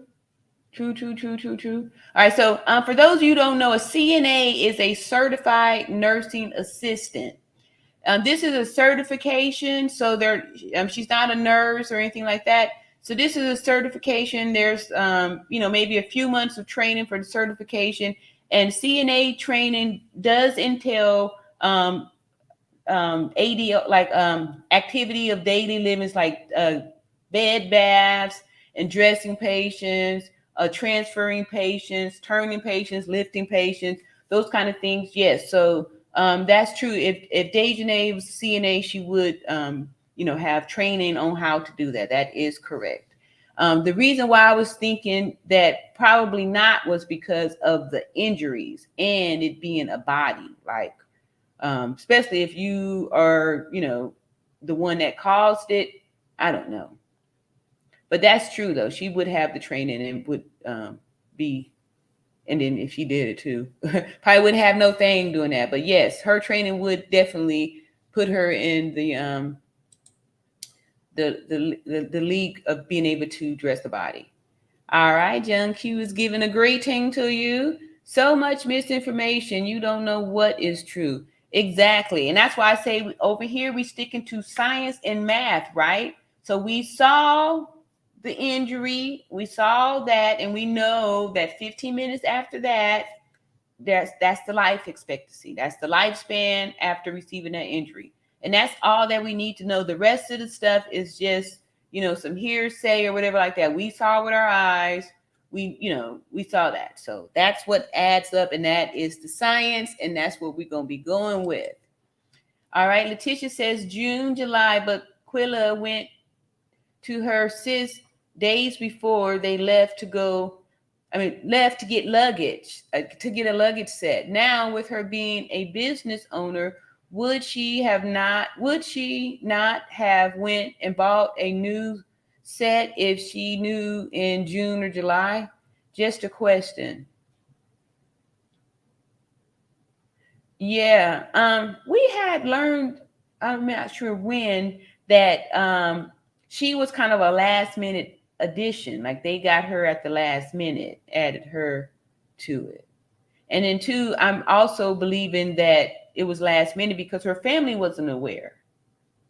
So if she had it planned out back in June and July, I'm pretty sure that she would have, told her people about it. Yeah, I'm going to Mexico then. But if it was like a last minute something, last minute spur the thing type of something, then I could see how maybe, let me go just borrow some luggage real quick. Maybe hers was packed away since, her last trip or something like that. But we had found some information that led us to believe that they were planning it back then, and that Shanquella was like a last minute invitation. And I kind of think that's true too, because since she was kind of an oddball, right? It was 6 and then her mate 7. So yeah. First timer, and I love your energy on this. Thank you so much. All right. And hopefully you will come back too, because I enjoy all my first time people and my people coming back here. Okay. Mary M. Bay says hello. Another new name there. Hey Mary, and welcome. And 66 Happy Girl said it's a first degree here tonight. Oh, it's only 1 degree here tonight, Michigan. Ooh, wait. So I ain't gonna complain too much. All right, Mar Nicole. All right. New to your channel. It's interesting that Nazir stated that she was in the game room when he arrived, then made it to the living room. Yeah, so there he I know, all in the same sentence too, right? Again, more lies. Yeah, more lies. I don't even know what made him start saying something. He should have kept his mouth shut and speak only if I'm being questioned. Ernie says, why didn't the maid contact her superior? Exactly. I had heard, they said too that the maid was the one that, made the arrangements for the, the cover up. That's what was making me feel like, maybe this is kind of a, remember how I was saying that, people was going getting these illegal BBLs or illegal butt shots or whatever like that, going to these other countries and stuff.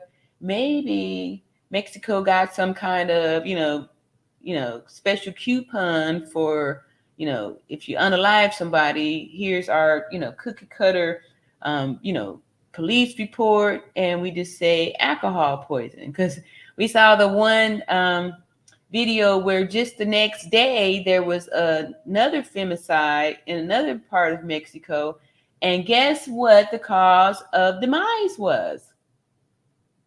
Alcohol intoxication. Can you believe it, right? So, maybe that's like a deal that they do. I was telling y'all about my son's younger sister, 19 years old, and she was a femicide. Her body was found in Arizona, and she's coming from California. They had some video that put her in Las Vegas, and then her body was found in Arizona. And what happens when the body goes through all these different states, the local people aren't really picking it up, because it's like, well, she's not really a resident here.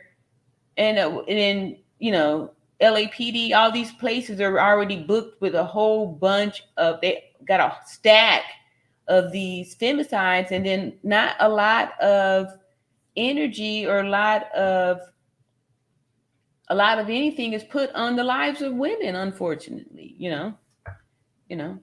no value. So, It's really sad. It's really sad.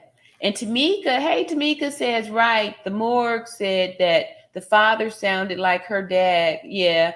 And that's why she helped. So it was said that the morgue, Elizabeth put PJs on so her father didn't have to see his baby like that. Yes, I believe that. I believe that too, that they gave her body dignity. And I believe what the interpreter for the interview said, that the maid found the body on the floor in that seated position that we saw her in. So, yeah. And I would believe that the maid would do that, would do that for her. Let's see. Kay McLean 2005 says that would explain why they couldn't find any background info on Dejanay, because she changed her name to a female name. No history. See, okay. Yeah, or pics or any of those things. So I remember at one point I thought people were filtering in different pics, too, like they didn't look like the same person. And Lou says, if you look at the video, look at the outside, it's the glass door. It looks like the sun is rising. It looks like morning. Yeah. And in one of our videos too, somebody had brought up the time when the sun was rising and all that stuff. And yes, I definitely believe it was early in the morning. I agree. See, the lady that performed the autopsy spoke with the father, and she was in remorse because she said he sounded like her dad. Yeah. It's always, it's a good thing that, when you do good things will come back to you too. So sometimes it may not be to the person that you did the good to, but, you'll be set up to where the universe will put the right people in your place, and you'll be at the right place, the right time to get the things that you need. Okay. You see, I heard conflicting info. Heard they left the next day, but also heard they checked out and got another hotel and stayed and continued their celebration. Which one? That should be an easy validation. Wow. Oh, here come my girl. Hey, Courtney. Hi, chat. All right. Thank you, Courtney. And I got your email too. And we'll be playing your video too. I'm going to start, I'm going to pick up, I'm going to be here starting again at 10. I'm going to continue on. I got some new people up in here. Bridget says they all need to be questioned extensively by authorities. The girl died and they were the last persons with her. Exactly. How were they able to leave the scene of a crime? But then we heard from Geraldo that those first responders aren't real, they're not the real police. They're not the real, they're not the real thing, which is, to me, doesn't make sense. Why would you send, some lay people to assess a scene to identify if it's a crime or not? How are they trained to identify what's a crime or not? Right? Like, that didn't make sense there, but that just shows how backwards Mexico is. Oh, look at here. Here's a new name. Oh, no, I've seen you before. Hey, what's up? Welcome back. It should be kidnapping and trafficking because they took her to another country. That is a good point. But if she willingly went, I don't know how that would work out. See, Bridget Charlton, it's a new name. Hello, welcome. Says they all need to be. Oh, I just read that. All right. Hey, what's up, Andrea Good? Remember, he said that they both said we moved from the game room to the kitchen. If she already in the bedroom. Yeah. They was just making up some baloney stories. Let's see. Okay. Right there. Exactly. I just saw the video that said the doctor and the officers are going to be brung up on charges, but it can happen until they have someone in custody from Cabo 6. Yeah. Like I said, I don't know, y'all. I don't think Mexico trying to do nothing. They trying to keep their pesos for their own people. And they ain't give a hoot about this here. They let them go. But it was said that she was in school and she was working as an administrator. Y'all talking about one of these other people here. Rich said, I believe Dejanay is in custody. Why would the reporter lie? If not, boycott Mexico until justice for Shanquella. Yeah, you know, we was talking about that too. Just hit them in the pockets where it hurt, you know. Hit them in the pockets. All right, so let's go on and get finished up here with our video. He did arrive at 3:31. How come he didn't see the nurse beforehand? So either the report is wrong. He did not arrive at the time he said he arrived, and he actually did arrive at the flight time and was at the villa at 1:34 p.m. because that would make more sense of him not seeing the nurse while he was there. And if the autopsy is correct with the time of death, he was in the villa when that situation happened. Or maybe in the room, we don't know yet. Then we have the maid report, according to Gerardo, and they're saying that she possibly could have died between 7 a.m.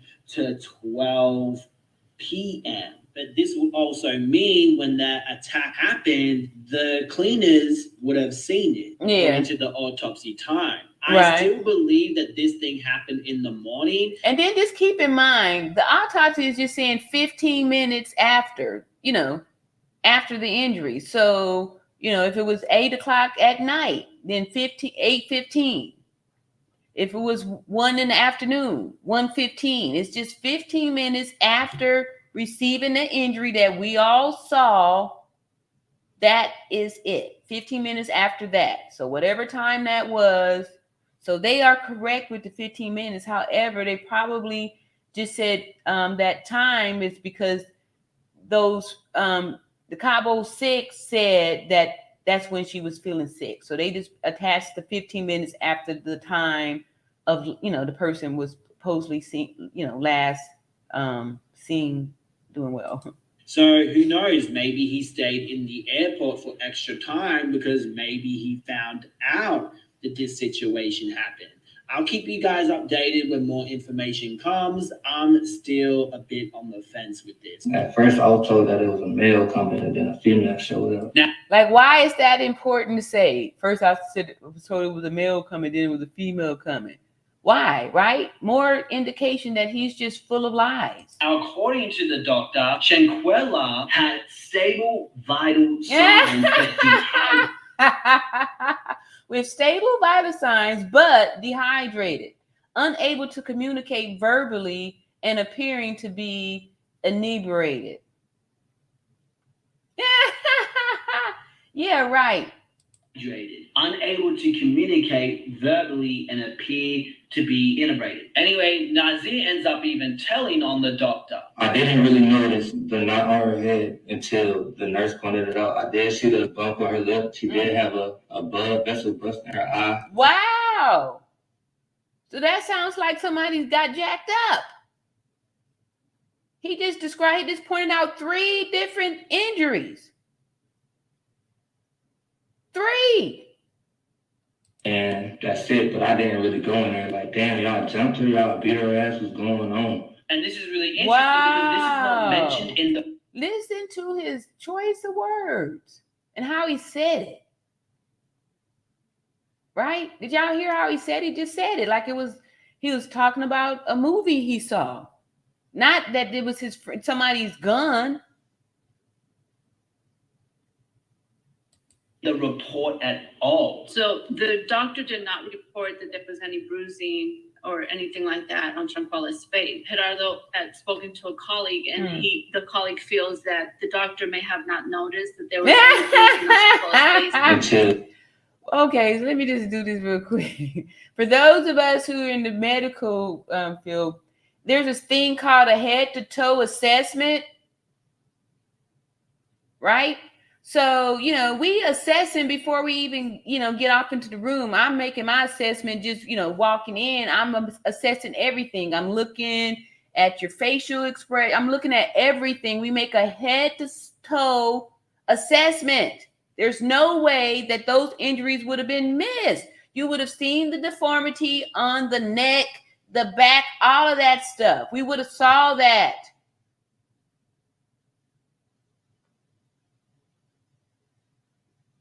That's unhideable. You can't not see that, right? Somebody's head in a position that can't go in. Her back all contorted and broken up. It doesn't even take a real trained person to see that. Y'all saw it, just regular people. You didn't know what you saw, but your subconscious knew you saw something wrong. Like, this don't look right. This looks wrong. That's how everybody knows what we're talking about here, because you saw it. All right, so Divine Guidance, a new name. Welcome to the chat, Divine Guidance from the Garden of Eden. Her so-called best friend, Kylie, talked her into going. That's what I heard. Yeah, I heard that too. That's why I was saying at the last minute, she got up in there. All right, and Andrea says, I know all. Thank you for reading my message. Oh, okay. You are so welcome. You're so welcome. Try to get a few of these down here. Oh, y'all putting them up in here. Oh, but look at here. Hey, thank you so much for your super chat, David, Carmina. Yes, thank you so much. Appreciate that. I need to be scrolling around, making sure I ain't missing nothing up in here. Thank you so much. Okay, we're about to get back onto this here video. We're almost done, but this guy, Nazir, just be making me so mad every time he's talking this stuff so casually like this, and somebody's not here. The nurse pointed it out. Because of Shanquella's skin color. He was African American. Oh my goodness. I can't stand when they try to play that card on us.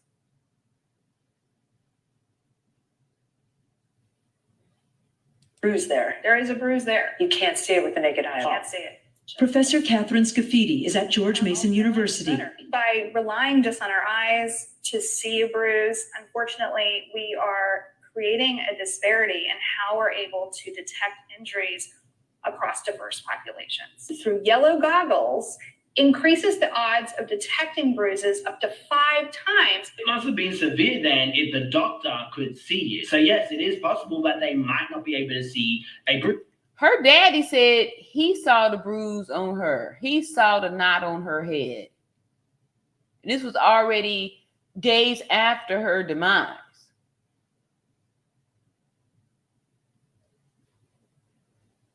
BS that they didn't see it. But according to Nazir, he said the doctor pointed it out. Well, he didn't say specifically what he pointed it out. He did mention something about a knot.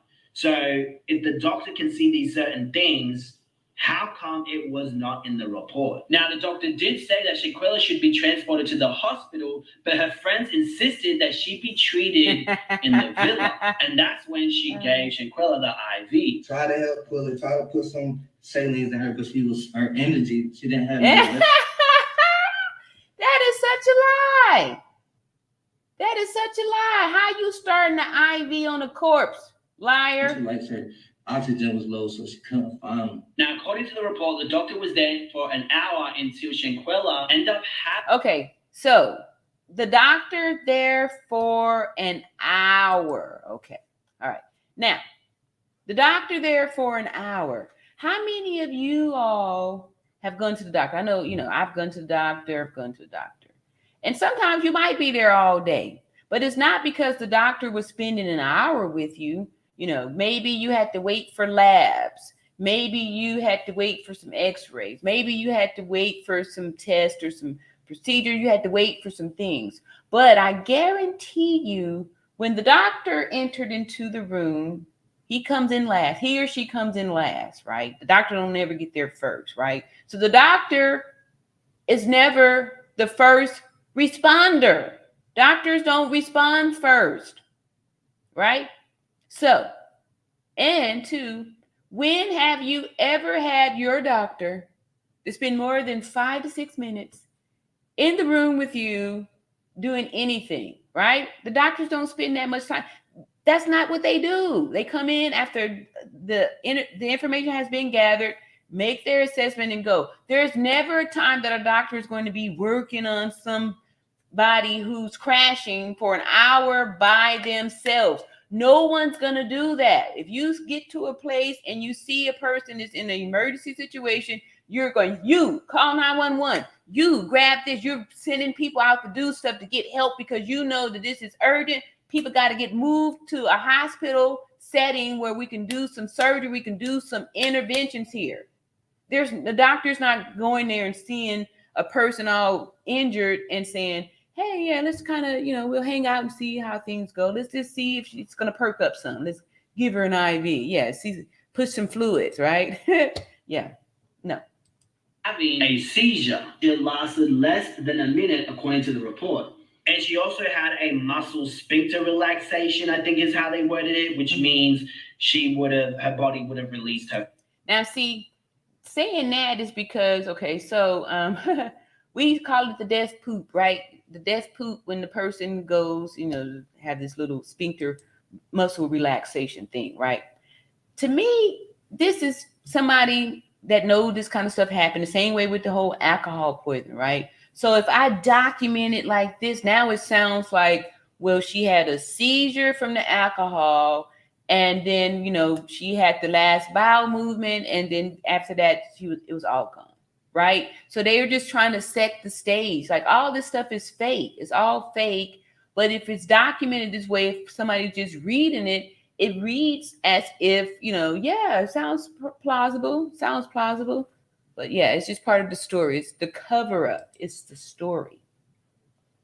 Fluids. And that's when Winter ended up calling the police to request for an ambulance. And apparently Shanquella had very low breathing, lowered pulse, and so they end up giving. All right. So lower breathing, lower pulse, right? So we already know that a fracture in the neck, there's no breathing. So it's like I said, you're not gasping for air.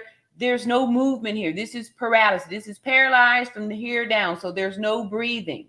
She wouldn't have had any respiration. So this is more lies.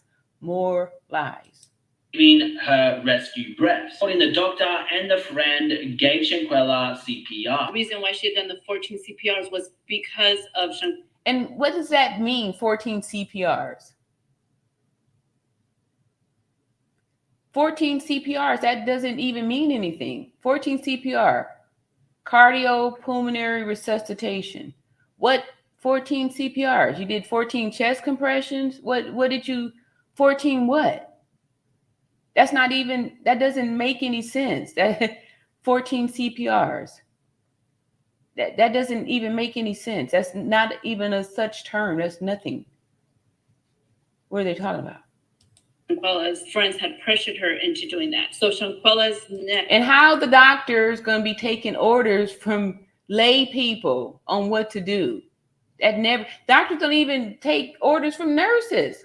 How are the doctor going to listen to these people with no medical, one of them the CNA? Really? Yeah, come on now.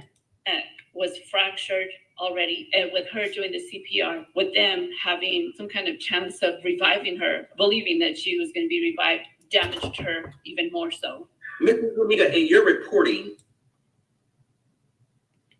Okay, so now they're trying to blame shift and blame the doctor. They're trying to blame on the CPR that that's what caused the injuries. Wow, they grasping. You stated that a friend had assisted the doctor with CPR until the ambulance arrived. Do you know the name of that friend? It wasn't a friend, it was a paramedic from the Red Cross. This is what's really weird because how did a paramedic from the Red Cross get there if they were waiting for the ambulance? Where did the paramedic from the Red Cross? What?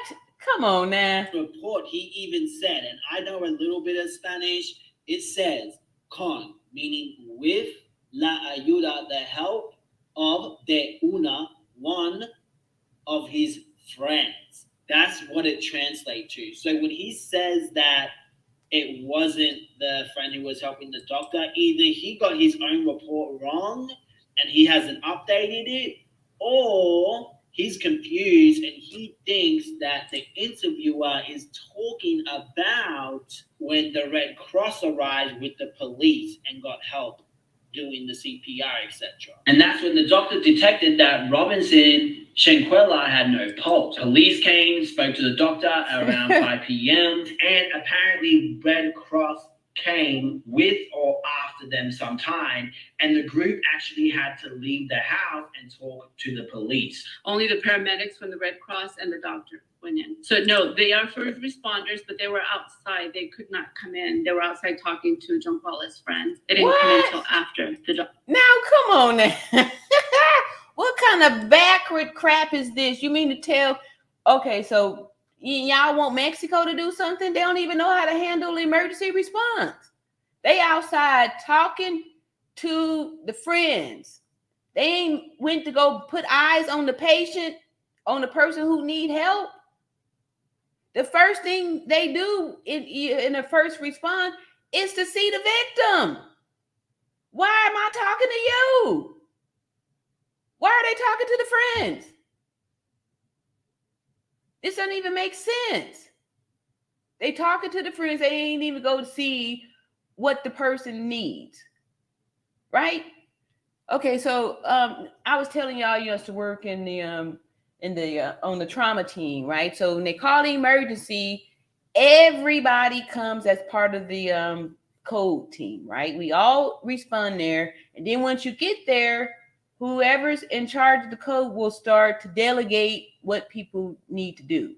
And then they tell the people that, you know, if we don't need all of it, then you can be sent back to your own assignment. But everybody comes to respond to the emergency, and then you get your whatever it is that you're going to do in it.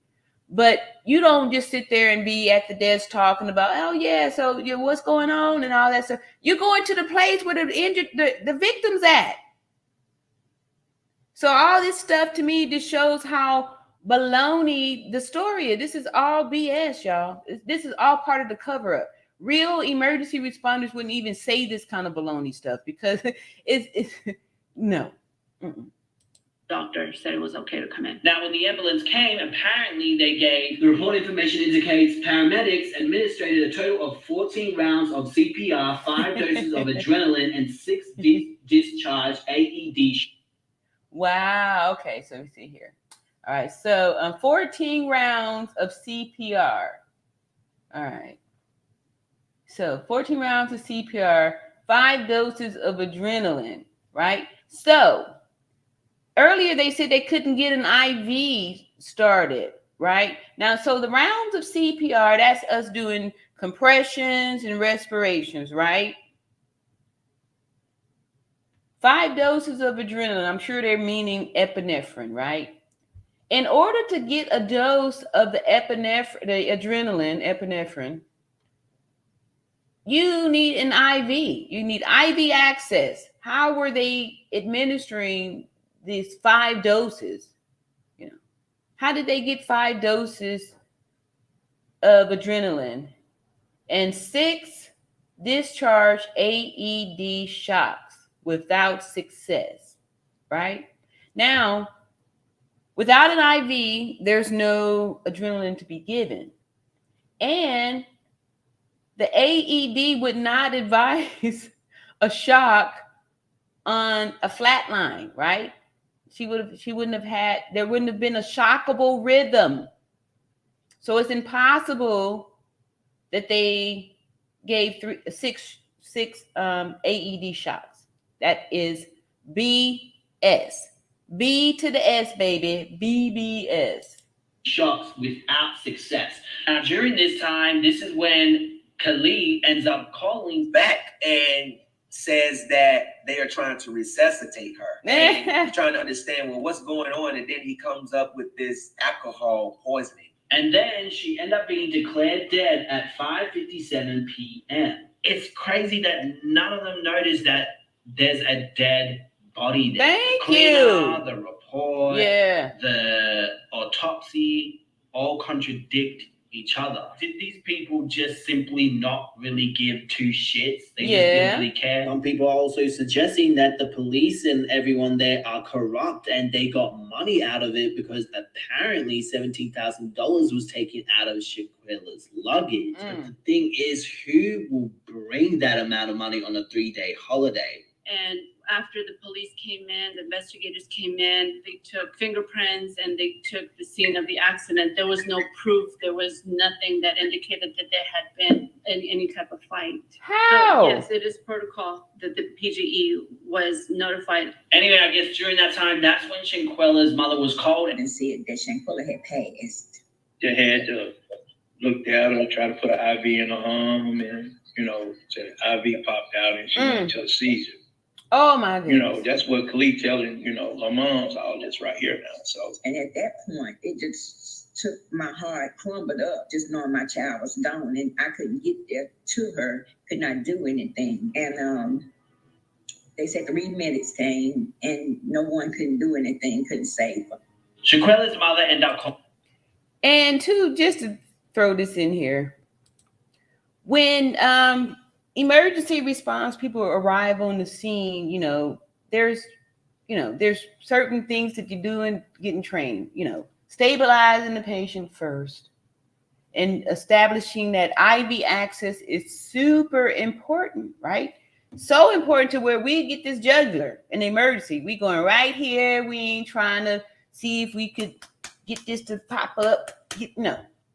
Going here.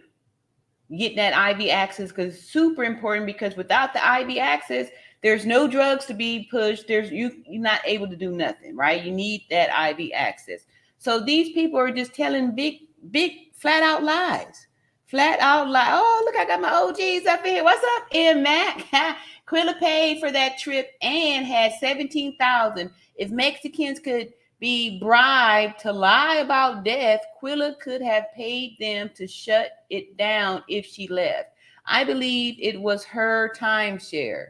Yeah, we did hear something about a timeshare from where we saw that. And yeah, this screen ain't working right for me. Let's see. Oh, new name. What's up, Teresa? All sick Cabo 6 need to be locked up. If I was a member of the Robertson family, I would take my GoFundMe money to Mexico and call 800 cartels. I guarantee. Yes, I feel you on that one. Beverly Foster says maybe the doctor was suffering from alcohol poisoning. I know, huh? Fool. Let's see here. M. Max says, a shadow. Yes, it makes sense. Maybe recording the fight was going to be used to bribe her into staying. I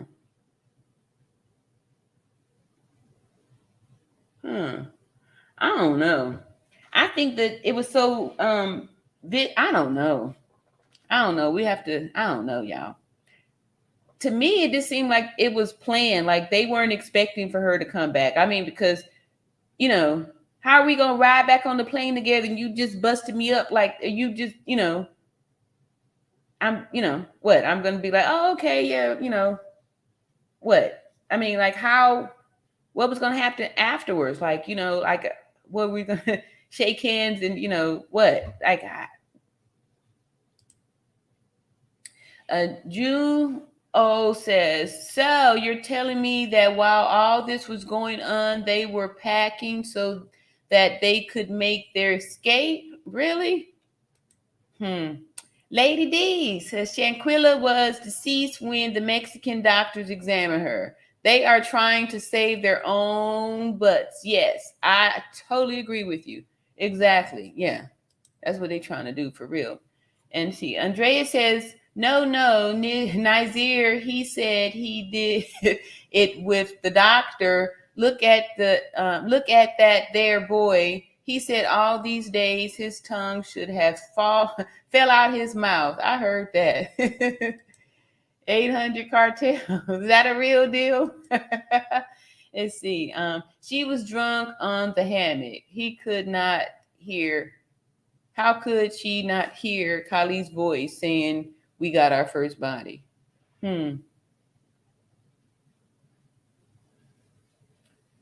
Yeah. Code blue. Yes, that's exactly what we be calling the code blue. All right. ATM African True Moors Media. All right. Yes, she was drugged in that hammock. She did seem sedated almost, right? Really sleep. Yeah, okay. That's possible. I'm sorry, y'all. This bra strap keep coming out there. And I guess my screen ain't all like it was too. I got the wrong one up here.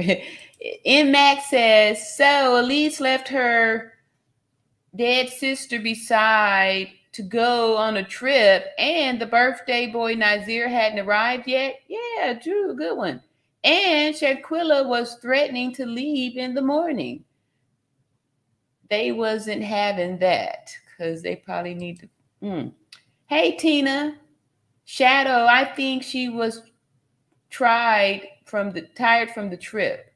Yeah, I know a lot of times, with that jet lag, you can be, pretty tired and knocked out. She did seem like she was sleeping pretty hard. So that, that's a possibility. Yes.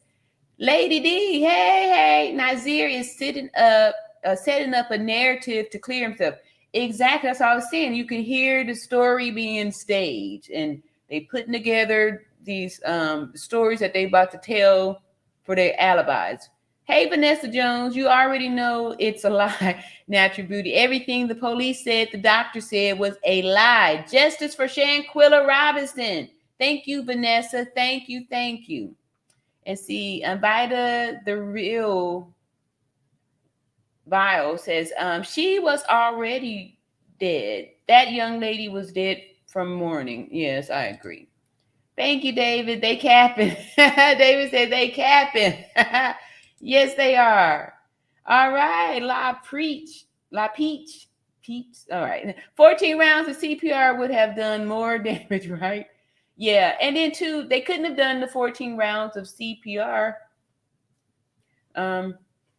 Because 14 people would have done more damage, right? Yeah, but she was already gone before they got there. They wouldn't have done the 14 rounds of CPR because when they would have tried to do any type of rescue breathing, how you got to put your head back on the body first, so we can get the this here trachea lined up, so we can get the breaths in there. Like there was no way that they could have tried to perform some CPR on there. But we do crack bones and stuff when we doing CPR. We crushing ribs, y'all. That's why if you have an elderly person, y'all need to go ahead and make them a DNR. That is so horrible.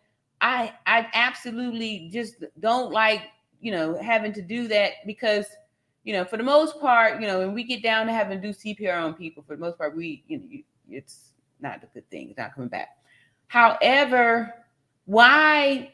If somebody already has like a fatal condition or some condition where they're not going to come back and you just want to bring them back because you ain't ready to let them go, it is so horrible to let us sit there and crack up ribs, breaking ribs on grandma who's 97 years old. She done lived her life. Why we got to pound on her chest and break up her ribs and hook her up to a ventilator and drip drugs in her so we can keep her body around because you ain't ready to let go? Shame on y'all. Shame on the people that do that. That's wrong. We show more humanity to animals than we do to people because you wouldn't even treat your dog like that. When your dog gets old, you take him down to the vet so you can have him put to sleep because you don't want to see Sparky suffer. But let that be mama or daddy or somebody else. You know what I mean? Just plug them up to these machines and keep them around. Keep them around for you. Selfish. Wendy says sad all around. I agree with you. Max says, first I thought she was drunk, but now I believe that was after the first fight, and the dude was teasing her. Lady D says, Shanquella was dead when Mexican doctors examined her. Yeah. And they made up their little fake assessment. Pupils equal and reactive to light. They was giving her perler and all that stuff. Oh, let me stop. All right. So Beverly Foster says, why would Shanquella pay for the trip if Khalid just got his PPP check? Dejanay was not wealthy. Shanquella, yeah, if she's a CNA, no knocks on CNAs, but it's not the same pay as the nurses. Dejanay was not wealthy. Shanquella was too smart of a businesswoman for that. I agree. Hey, Shirley Bryant, new name here. As a nurse of 27 years, thank you. Come on, I have gave 14 rounds of CPR. I don't get what you're saying on that. How are they giving 14 rounds of CPR with no IV access, no airway established? Yeah, that's what I'm saying. Not saying that, we don't do CPR, and you're definitely not doing it on the scene. We call 911. Nobody's doing no CPR on the scene for no 14 rounds, period. Nurse of 27 years. Lady D said, you need to watch the Nancy Grace interview to help you get your facts straight. Whatever. I got my facts straight, and we didn't watch the Nancy Grace interview. And my facts is going by the video, what I saw and what I know. So whatever, Lady D. Let's see. Shay says, one of this makes a sense. The science just don't add up. Thank you very much. Like I said over here, we about science and math. If it don't add up and it's not science, we don't go for it. So, and it's not about opinions and all this stuff. It's about science and what we could prove here. Calling Shanquella's father. 29th, 7 to 8 p.m. and the phone rung. And then she said, Shanquella gone. So, I said, gone. Gone where? She dead. I said, dead how? Wow. She said, alcohol poison. So when she said alcohol, I said, I just got alcohol poison. Where she at? So she said, Mexico, Cabo. So, the phone just, my phone dropped and I just started crying. I'm trying to figure out who she was over there with. And I never talked to my child again. To the authorities who he's been in contact with in Los Cabos, told him that in the investigative report that Shanquella's body did not leave that villa until 10:30 p.m. So it wasn't until they took her to the morgue and they did a further investigation was when they realized that there was bruising. Yeah, right. So basically, after the body was removed, they basically packed and left.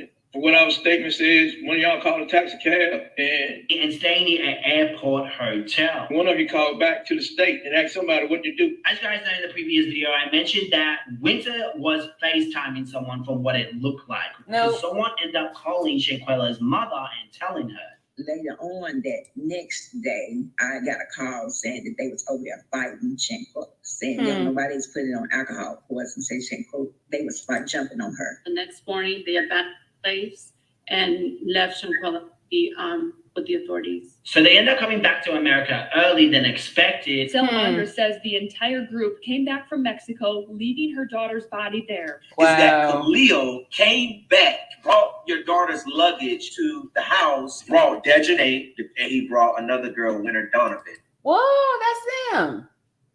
Holy smoke. I wonder if this heifer is looking at the video.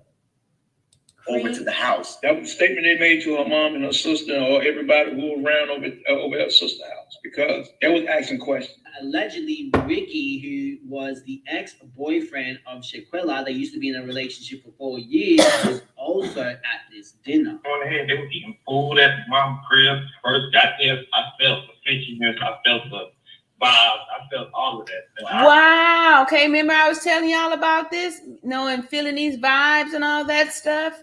Right? And he just said that. Right? He just said that. Oh, looky here. What's up, Monty Bass? You are providing a valuable service, staying on top of this and giving the perspective. Did you say you were in the medical field for 30 years? Yes, Monty Bass, I got over 30 years of medical experience here. And I done been around a body or two. I've been around some paralyzed people, some injured people, people in surgery. So yeah, I know about moving dead weight, because when y'all go to surgery, we put you to sleep and we put the tube down your throat, and you on the ventilator and all this, and your body is dead weight, and then we be doing stuff and talking about you while you're not joking. Sometimes though, we do put a couple jokes in there on you. All right, Helen Thompson says, I never heard of 14 to 15 rounds of CPR done on anybody, and I worked in a hospital where we had to do CPR. I know somebody would have called it by that time, right? And then too, remember in the hospital, once you call that code, within moments, within seconds, you're surrounded by people, right? One of the last thing anybody wants to do is to be the only one there when somebody needs CPR. Right? Right? You don't, who wants to be the first one there, right? Because you got to get started, right? You like looking around, waiting for somebody to come on. You coming? Somebody coming? Somebody put the light on? Did y'all call the operator? Did y'all page the code? You yelling that from the room because you trying to get people in there. Nobody wants to do, and then CPR is very physical, y'all. You can only do, about 2 minutes of it before you tired and you need a break. So there's no way that a two-man team, the doctor and whatever the amigo was they're helping, would have done 14 rounds of CPR. Physically, it's not possible. You ain't doing no 14 rounds. Especially not out in the field, not by yourself. And they often speak to me. Oh, hey, what's up, Ricky? How you doing? I'm saying, you okay? Long they didn't speak to me. They gave me a funny look. And that's when they were asked about the altercation. But they denied the altercation. I told her mama and her sister right in their face there was no altercation in that house. That's exactly what y'all said. I'm assuming sometime around there, Khalil ended up posting on his Instagram saying, "Dear Miss Quella, the boss, my heart is so effing torn, and all I can ask is why, or what I should have done differently. They say not to question the God, but this right here is just ain't sitting right with me. What am I supposed to do now? Who do I talk to about my business plans? And I just want to get up on a plane, and those going to come with me. We've been doing this ish, man, since 2014 time. We had so much more to accomplish together. I literally asked you the other day, when I get rich, what car you want? And you said an MG wagon. Such a genuine soul, beautiful and strong-minded individual, gone away too soon." These mofos really tried to fake the funk so bad. Khalil had been coming back over to the house, He was coming around every day. How do you do that? 4 days in a row. I guess he was coming over to see what kind of information they knew. I talked to them Monday, Tuesday, and Wednesday. They kept on saying there was never a fight. There was never a fight. So I didn't believe any of them stories. And Shanquella's father, the poor guy, had to go looking for his daughter's body. Yeah. They had no information to where the body was at. So me and my brother got on that phone and started Googling all the funeral homes that was over in Mexico, Cabo. So we came up with funeral home Riviera, funeral home over there. And first we called, a guy answered the phone, he didn't speak English. So we called back again, and another young lady answered the phone, and her name was Elizabeth. And from that point on, she said, I asked her, you have Shanquella Robinson over there? She said, yes, sir. Miss Robinson, I'm sorry for your loss. So from that point on, she said, Mr. Robinson, I'm going to stick with you until I get your daughter back to the States. That lady was like an angel. So a lot of paperwork had to be done. My mom, since the paperwork was already in the system, so I called her back. She said, yeah, I got the paperwork. I need a release form so I can release her body to you. And so we did that. The bill came up and everything. I wired the money over there, did the paperwork, and it took a while for that paperwork to get done because they had to transfer everything. See, now they probably wasn't counting on her daddy having that money to be able to get this done. See, so if her body would have been left over there, family would have had no choice but to accept the whole alcohol poisoning thing, right? Because a lot of times, y'all know, sometimes when people pass, family don't be ready. They didn't have no, funeral stuff set aside. So they start doing things like GoFundMe, all that kind of stuff, right? So people, they probably was counting on the fact that nobody was going to try to, recover her body. Maybe they're not going to have the money to do that. It's all in a whole other country. And hopefully there's going to be enough red tape to where, they just not going to do it. And, we can get away with it, right? We can get away with it because, it's like a thing. It's like a thing. People are going over there and doing this kind of stuff and leaving folks' bodies over there. And, this ain't the first. Over to England. And then 2 or 3 days later, when that report came back, Thursday, we received a call. That was the autopsy saying. The lady told me, no, Mr. Brown, your daughter didn't die no alcohol. Say she had a cracked spinal. Trauma to her neck and her spinal cord. Her neck had been broken and her spinal and the back was cracked. After Robinson's death certificate showed she died of severe spinal cord injury and Severe. atlas luxation, which is instability. Y'all see that? So see that there? That's what's holding up. She knocked this whole thing off. And that's how her head was able to dangle down into her chest like that, right?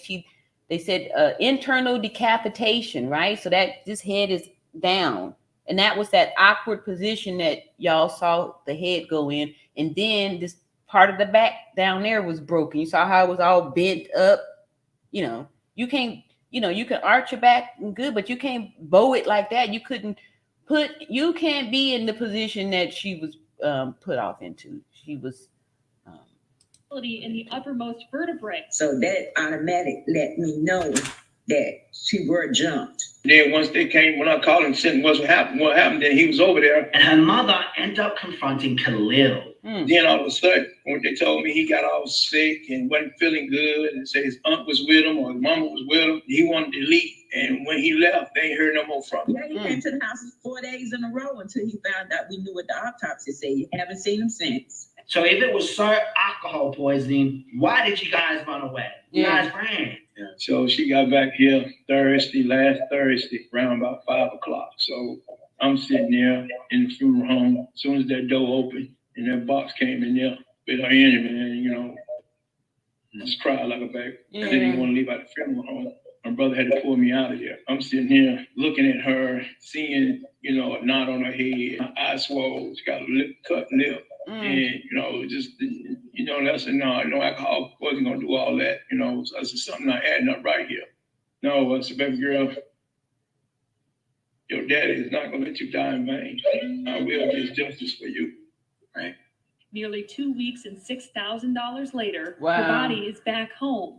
But answers have been hard to come by. So they still didn't have the answers, and then a domino effect started to happen. Wow. I believe Queen City's News was the first one to report on the situation nationally on TV about the mysterious death of her daughter. I know that's not going to bring my child back, but I want something done about it. Queen City News has spoken with officials at the U.S. State Department in Mexico who refute the claim that Robinson was murdered, saying the police's initial indication is that there was no clear evidence of foul play. Here in Charlotte, her family refuses to believe their daughter's death was an accident, and they vow to find the truth of what happened that night in Cabo. The U.S. State Department said that. That is crazy to me. Anyway, something must have happened, okay? This video that I showed you in the previous video started to go viral online.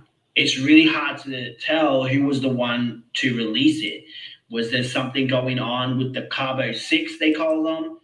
Did some conflict happen in the group? Some people feel that it was Alyssa Hyatt due to her sister getting murdered in the morning before she left to Cabo. Some people said she knew before she left. Others are saying she knew after. Those questions have really not been answered. I feel if it was Alyssa Hyatt who did it, I feel like she would have come forward by now. Some people saying it's the person who Winter was FaceTiming. There's a chance that someone in that friendship. And then the video that we did our last live, we saw that that person wasn't FaceTiming anybody. They were actually video recording the attack. The group passed it to one person who passed it to another person and eventually put it on the internet, and it just went viral. And when I saw the video, for y'all to beat her, knowing she's not a fighter, for y'all to, I don't know if y'all woke up out of her sleep to beat her naked like that. Yeah. Why she was naked. It was a viral video that is making us ask more questions about the death of a 25-year-old Charlotte woman. Well, tonight, the FBI tells WBTV it has its hands on... Y'all hear that? FBI, right? FBI. So that's why I'm saying, y'all, we just chill, we just relax and wait. They gonna give us they can't, yeah. They better not. Anyway. On a graphic better video give us justice. that Justice for family says Shanquella. to help find answers. Family tells me that video is key to proving she did not die from alcohol poisoning. We're not gonna stop until we get to the end of it. Yes, we with you. Get to the end of this. No, it's not gonna happen. I've been crying. I'm hurt. Yeah, we with you.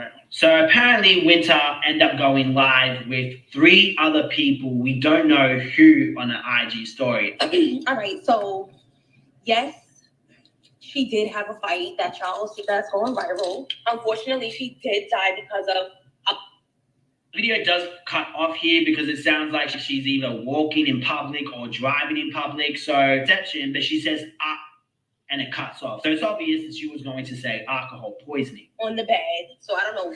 If y'all see something in the video, don't mean that happened. Just because you see something don't mean you seen what you saw. Just because you see something doesn't mean that it happened. Can you believe that? Jacqueline Young says, so where did Gerald Jackson get that info from? Did he say he got that info from a reliable source that knew Dejanay Jackson's mom? All right. Hey, Olivia. Welcome. The truth. Hello, the truth. Shanquella's words, no, reminds me when Jesus told Peter to lay down his sword. Shanquella knew she was bigger than all of this. Oh. Lady D said they planned to beat her. They wound up covering up yeah. Shadow says, who invites someone on the trip and says, oh, and by the way, you have to pay for the trip. Silly Kali crazy. Wow. Roxanne. You gonna be your okay, all right. There was a song back in the 80s called Roxanne. Yeah, probably young people don't know about that, but who was the one that I don't remember who did it, but yeah, it was a song. It was a big hit.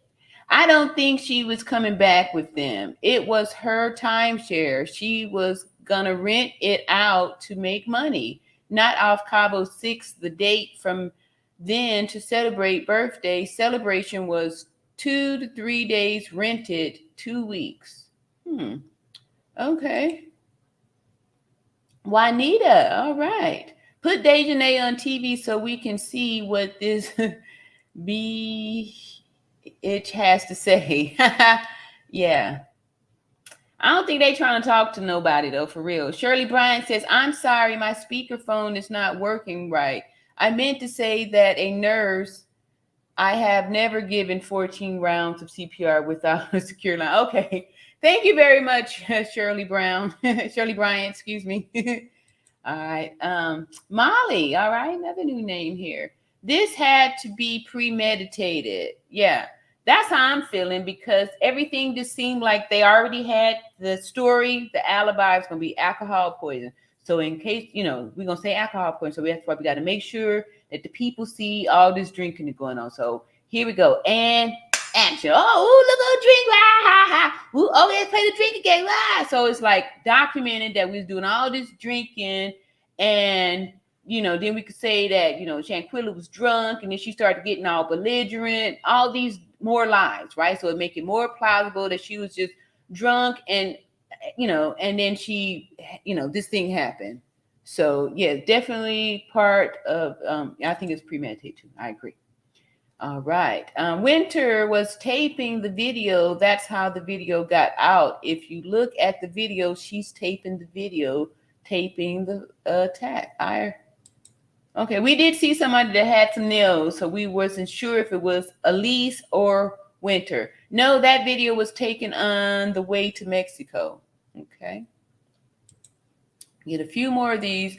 Beverly Foster says, doctor is lying because you have to tilt the head back to clear the airway in order to administer the CPR. You trying to tell me she couldn't tell Shanquella's neck was broken? Please. Exactly. Her head would have been wobbling around like a bowling ball because it was knocked off the axis. There's no way that it wouldn't have been noticed. No way. So yes, you're absolutely right. That's what really just gets me so upset because it's like there's no way. There's no way that wouldn't have been obvious. Let's see. Hey, Lovely Lee says, yes, I think paramedics as well. I mean, they really, really despised her. They have done something like that. Yeah, two have done something like that. They hated that they were nobodies and losers while she was somebody and successful. Yes. And that's why I say it's super important to learn how to look, listen, and feel for when somebody is jealous of you. Like, you don't want to wake up and realize that, you know, you've been walking around thinking everything's cool and these people have been plotting on you, jealous of you, envious of you, hate you. Yes. All right, here.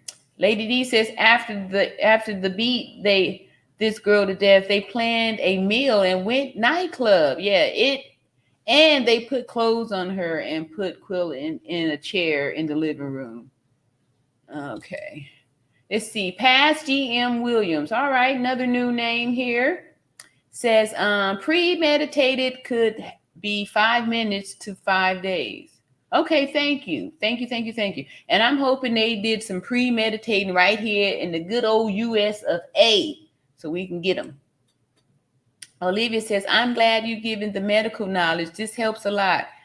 I, a medical assistant, and agree. Thank you so much. I'm a medical assistant and I agree. Thank you so much. Yeah.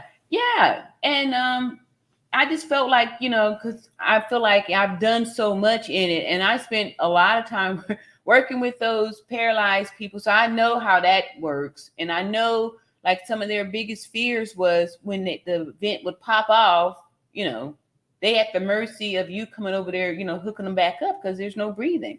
And like I said, you know, when the vent comes off, if they were talking, no sound is coming out. You know, they could be in the midst of talking, and as soon as I pull this off, there's nothing. They can't finish saying. They can do that, but no sound is coming out because you need air in order to make sound. That's like when you sing, you take that long note, you take a big breath, and it's for as long as you got air in your lungs, that's how long you're gonna be able to hold the note. But once you out of air, you out of sound, baby. You out of sound. And let's see here. The Journey to Justice says, who's doing CPR? Who's calling the ambulance? And the ambulance took a while to get there. Exactly. That's how we know that all baloney. This here is all baloney sandwich. Oh my goodness, I got me a whole bunch of comments here. All right, so let's get back to this video and get finished up. Because I just trying to cover it up with a broken spine and whatever else they're saying. Really, they're trying to cover it up with a broken spine. Why? I'm pretty sure the autopsy would have had that up. This girl is really stupid and thinks everyone's just gonna believe her bullshit. You all like y'all. I was not fighting in the video. So a lot of people are taking this statement. And then look how she's saying it, like with no emotion, I mean, she sounds like she's still angry at Shanquella. Like she sounds still pissed off at y'all. Can y'all hear the venom in her voice? No empathy that somebody's gone. She just says it's unfortunate.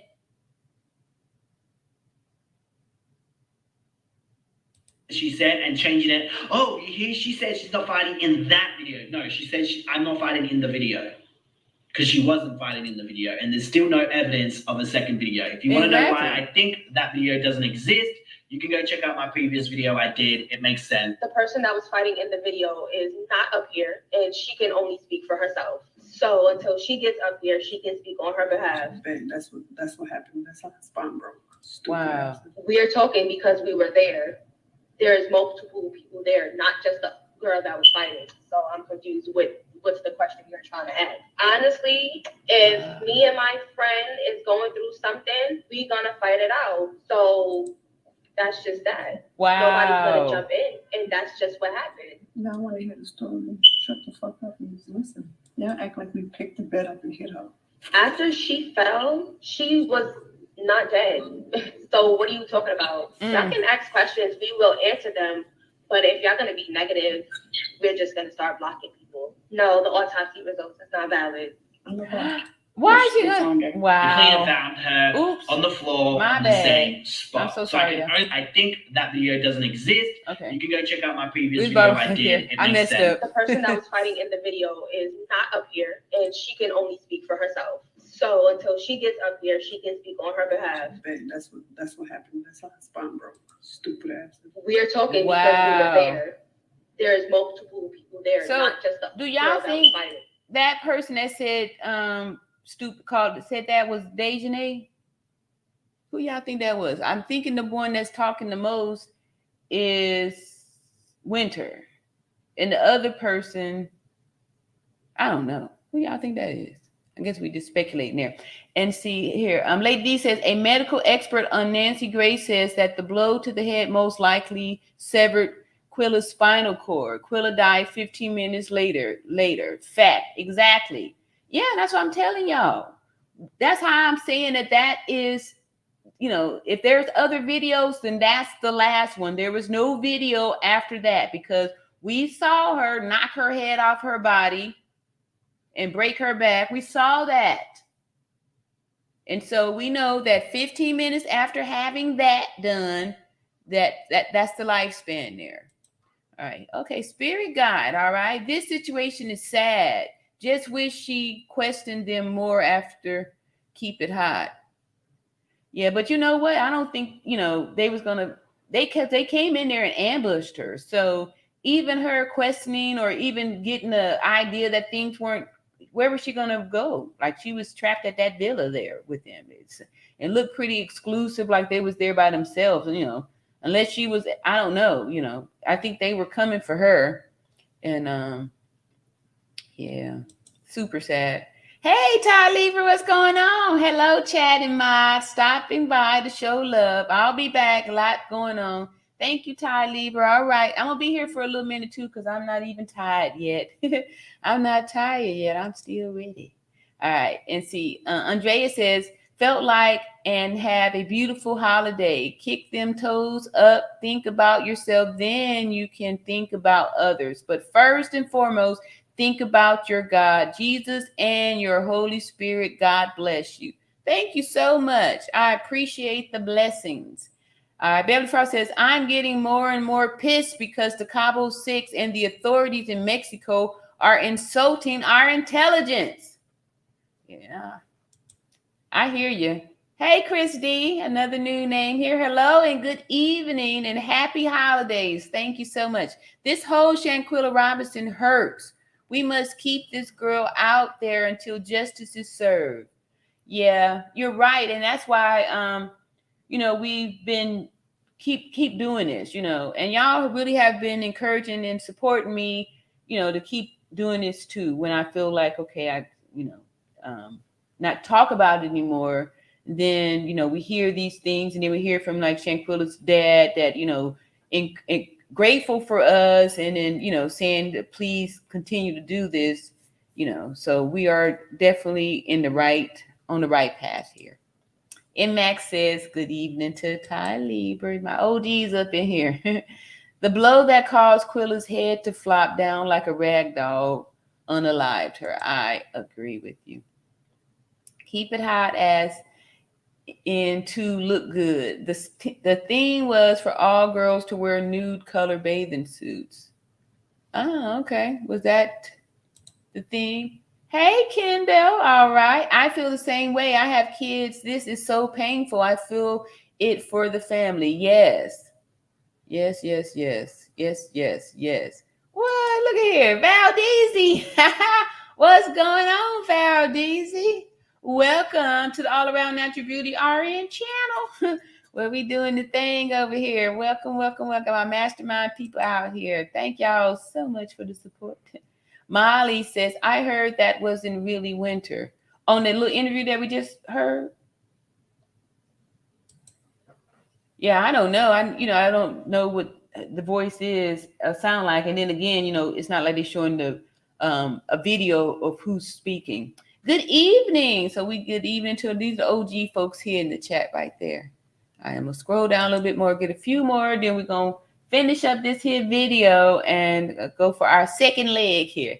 Justice Power says, greeting gorgeous. Thank you so much, Justice Power, and greetings to you as well. All right. Oh, y'all moving this chat around for me. Valdez says, hey, All Around Natural Beauty RN, loving the coverage on this from you. Thank you. I sure appreciate it. I appreciate it. Bougie Barbie, hey, welcome, welcome.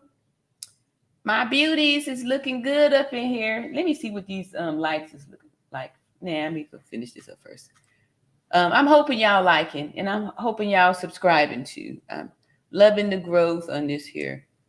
You see, Ty Lieber says, shout out to the new subscribers and welcome. We rocking it out. Yes, we are. Thank you so much. All right. Oh, more new people. Hey, Eddie, what's going on? Eddie Owens in the house says, hi, the dude Nazir, weird. He said, rub her head and knowing she had bruises on. Yeah, exactly. Another one right there. That's a good one. Knowing she had bruises on her face. Exactly. Who does that? I know, like I said, touching or interacting with the patients that had the trauma was never fun. I remember this one time I got, let me tell this little story real quick. So as a travel nurse, you don't get sent to, you don't get the crappy deals and all that stuff, right? So I get sent to work in the burn unit, ICU, the burn unit. They just really needed, I guess, a unit nurse to take care of ventilated patient. But I was really worried because I never worked with burn patients before. I never, my whole 3 years, never had to work with the burn people before. So I was a little worried because,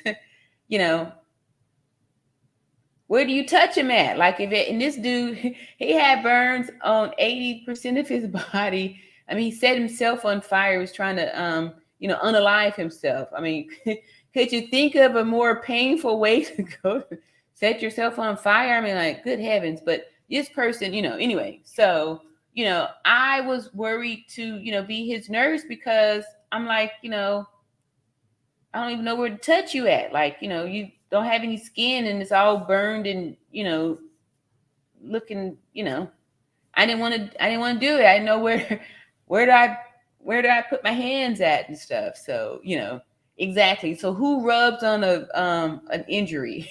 Nobody does that. Nobody does it. Molly says, NCB said it was someone trying to chase clout and get their views up. Okay, I probably missed a comment here. I'm trying to pick out the, a few here because it's a lot. Y'all got a lot of comments up here. So, of course, I'm not going to be able to read all of them, but we'll get a few more.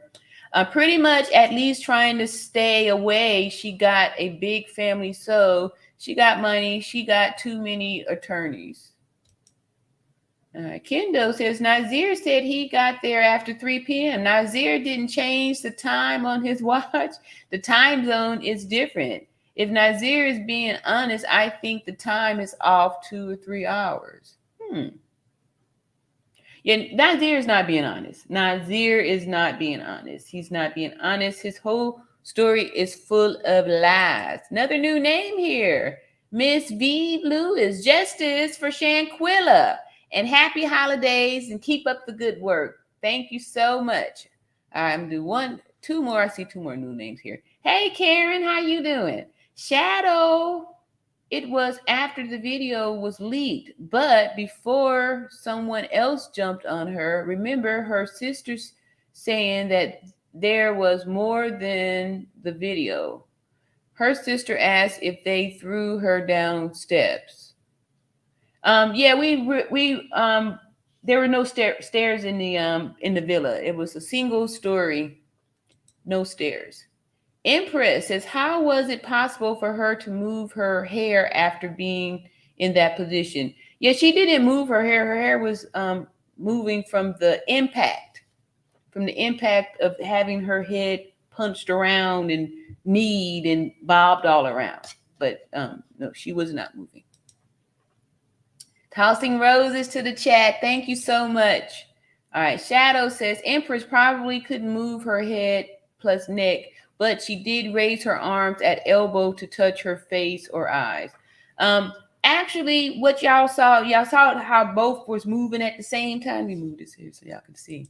That was a neuro move, right? So after the neck was broken, the signal from that point down all severed off. So her arms moving, at the same time, like this was all neuro, just going through the motion from the, the impact, you know what I mean? Like when I said, if you're in a motor vehicle accident and you were unrestrained driver, you're going to be ejected from the car because when the car makes the impact into the crash, your body is still moving however fast you were moving in that car before the impact. So you're going to be moving still like that. So when she slung her to the ground, there's impact. So she's going to, that was it. That's all she did was her body responded to the impact. And so it's a coup like that. But it wasn't her moving. And then y'all see how this looked mechanical. See? Because if it was me flopping around, it would have been more like this. If I had control over my body, right? It would have been more like that, as opposed to see how this was all in the little unit, all mechanical, very neurological, very, you could see there's something wrong with that. That was the momentum of her in impact. All right, so here we go. Let's go ahead and get finished up over here. We're almost done with this here video. So I'm confused with what's the question you're trying to ask. Honestly, if me and my friend is going through something, we're gonna fight it out. Mm-hmm. So that's just that. Nobody's gonna jump in, and that's just what happened. Now I want to hear the story. Shut the fuck up and just listen. Now act like we picked the bed up and hit her. After she fell, she was all right. She not said, dead. So y'all act like we picked the bed up and hit her.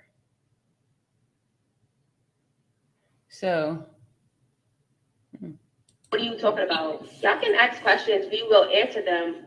But if y'all going to be negative, we're just going to start blocking people. No, the autopsy results is not valid.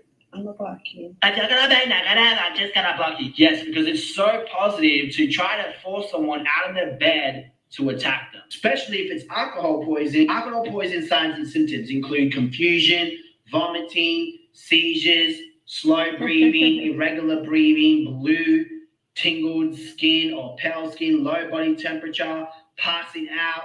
So if she had alcohol poisoning and she's doing all this, why are you attacking her? Yeah, because I don't like that negativity. Being critical and calling out what your friend did, which was clearly in the video, is not being negative. You are just a cunt. Like, you can tell she has no remorse at all. Yes, exactly. Any of these girls were just petty as hell.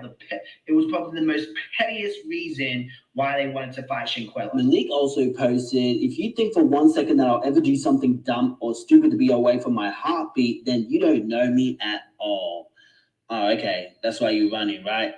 This thing going viral, there was a lot of good things that came out of this. Yeah. Now people are starting to get answers. This whole situation's happening. Now Mexico has an arrest warrant. The FBI are doing their thing and trying to find these people. So good things have come from this viral video. Another person that ended up coming live was Nazir. He was getting dragged through the mud and he felt that he had to come on the internet to prove his innocence. You already seen most of the stuff that he said, but he also said it's wrong. And for y'all to be attacking me, an innocent soul, like, I'm really innocent as fuck. I went there to you ain't innocent, you lied. enjoy my birthday. Like, to enjoy my birthday and to really just goddamn have fun. I didn't have not 1 second of fun. And take one shot and smoke. See how these narcissists be? He worried about himself. He didn't have no fun. He wasn't able to do his fun stuff. Somebody is not here. Somebody's been unalived and you worried about yourself? Nothing good comes from that, man. Can't give nobody no other answer from Friday because they didn't tell me. I didn't go in there, sit down and make no alibi with nobody. I didn't know nothing. They didn't tell me nothing. Crossed my heart and hope to die on this Bible. Y'all don't understand what that changes everything. I wouldn't sit here and lie to nobody. Well, then why are you doing it? Why are you sitting there lying to us, Nazir? Why are you lying, huh? You don't want to do it? You holding the Bible and all this stuff? Why are you lying then? You lying. You straight up lying. Knew not to tell me because the person that I am was not looking to have the most respect for Miss Robinson, Quilla, everybody. Like, y'all welcome me with open arms. Listen, heard me out. All of that. I didn't feel like anything was a problem. I respect that, and I want you to get justice for your daughter. I feel like he was trying to make himself out to be the victim, and I'm sure it would have been a horrible experience. But this man has not contacted the family. It's just really interesting. This man wants to bring up the Bible. He's so godly, but still hasn't contacted Shanquella's family. Now, my conclusion to this, I don't think that this was planned. I think the girl, for some reason, was petty and bitter towards Shanquella, either jealousy or just people that didn't like her for some reason. Regardless, the way they handled the whole situation was very barbaric. If you have an issue with someone, you talk to them, especially if they were drunk the night before. You don't fight them. What they didn't expect was Shanquella not to fight back, and they end up killing her. And I feel that everyone in that room should be held responsible for it. I agree with you. Go to jail. I think they're cowards, liars, and manipulators. Yep. Now, if I do end up making a third video, you can click here. It should be there. If not, hit the subscribe button notifications so you can keep updated. And I'll see you later. All right. Thank you so much, Martine. Appreciate your contribution, what you've been doing here with these videos on Shanquella. And thank you for finding inspiration in what I said to include in your videos. And at any time you're ready, I got your email, and I'm down. Will you just tell me what time? I will set my clock, and I would love to be on your platform and answer any questions that you might have, Martine. All right, so Molly says they are all guilty. Definitely don't think Nazir is innocent. He knows what happened. Exactly. He knows exactly what happened. That's why he had his little story already set up, and he just told all these little lies here. And see, Shadow says, Karen, yeah, I remember her sister saying that. Okay. Let's see here. Andrea says, after she kicked her in her neck, then went around to her back and hit her in her neck again. That's what happened. And you can see both her arms are on the floor even when she was still hitting. Yes. Yes. Karen says, Shadow, exactly. Her sister asked if they threw her over the balcony. Wow. Someone from the funeral home told me she was covered in scratches from head to toe, that she was attacked again after the video. Yeah, we've heard all those kind of rumors and stuff, but since the maid said that she was found in that seated position that we saw her in the video, I don't believe that there was any further attacks after that. Beverly says, I am so horrified that the whole world possibly saw this young girl's unaliving in the video. Yeah.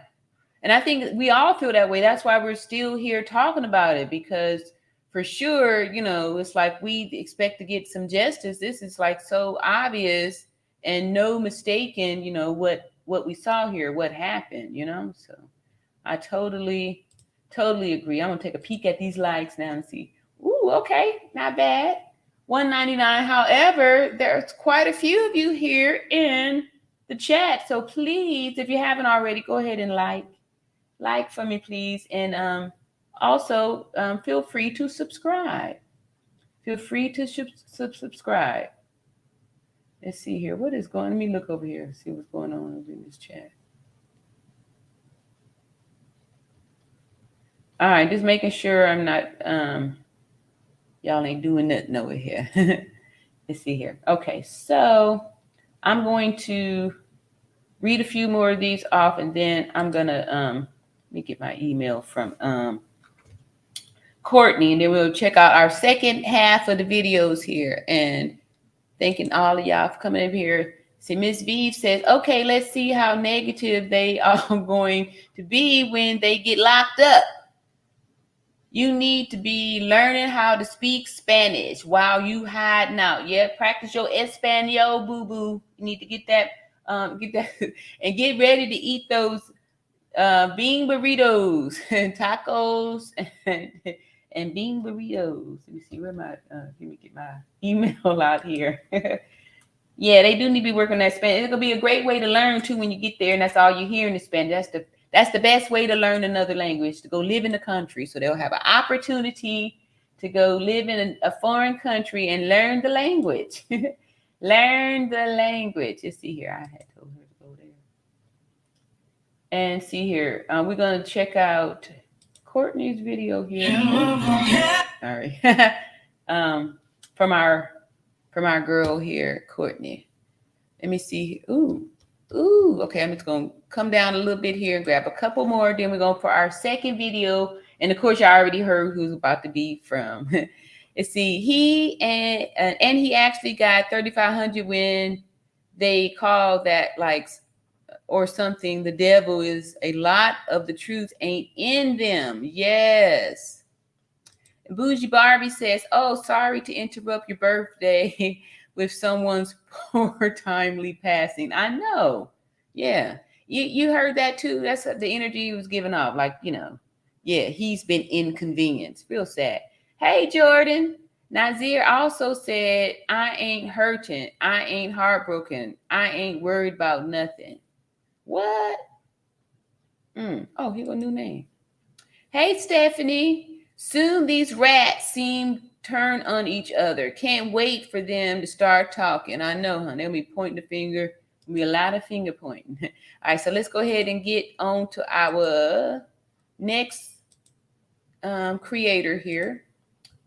This creator has been to the stage on several occasions. She'll be making another appearance here. It's hell of a chick. And here we go. She's so fine, hell of a blows my mind, hell of a.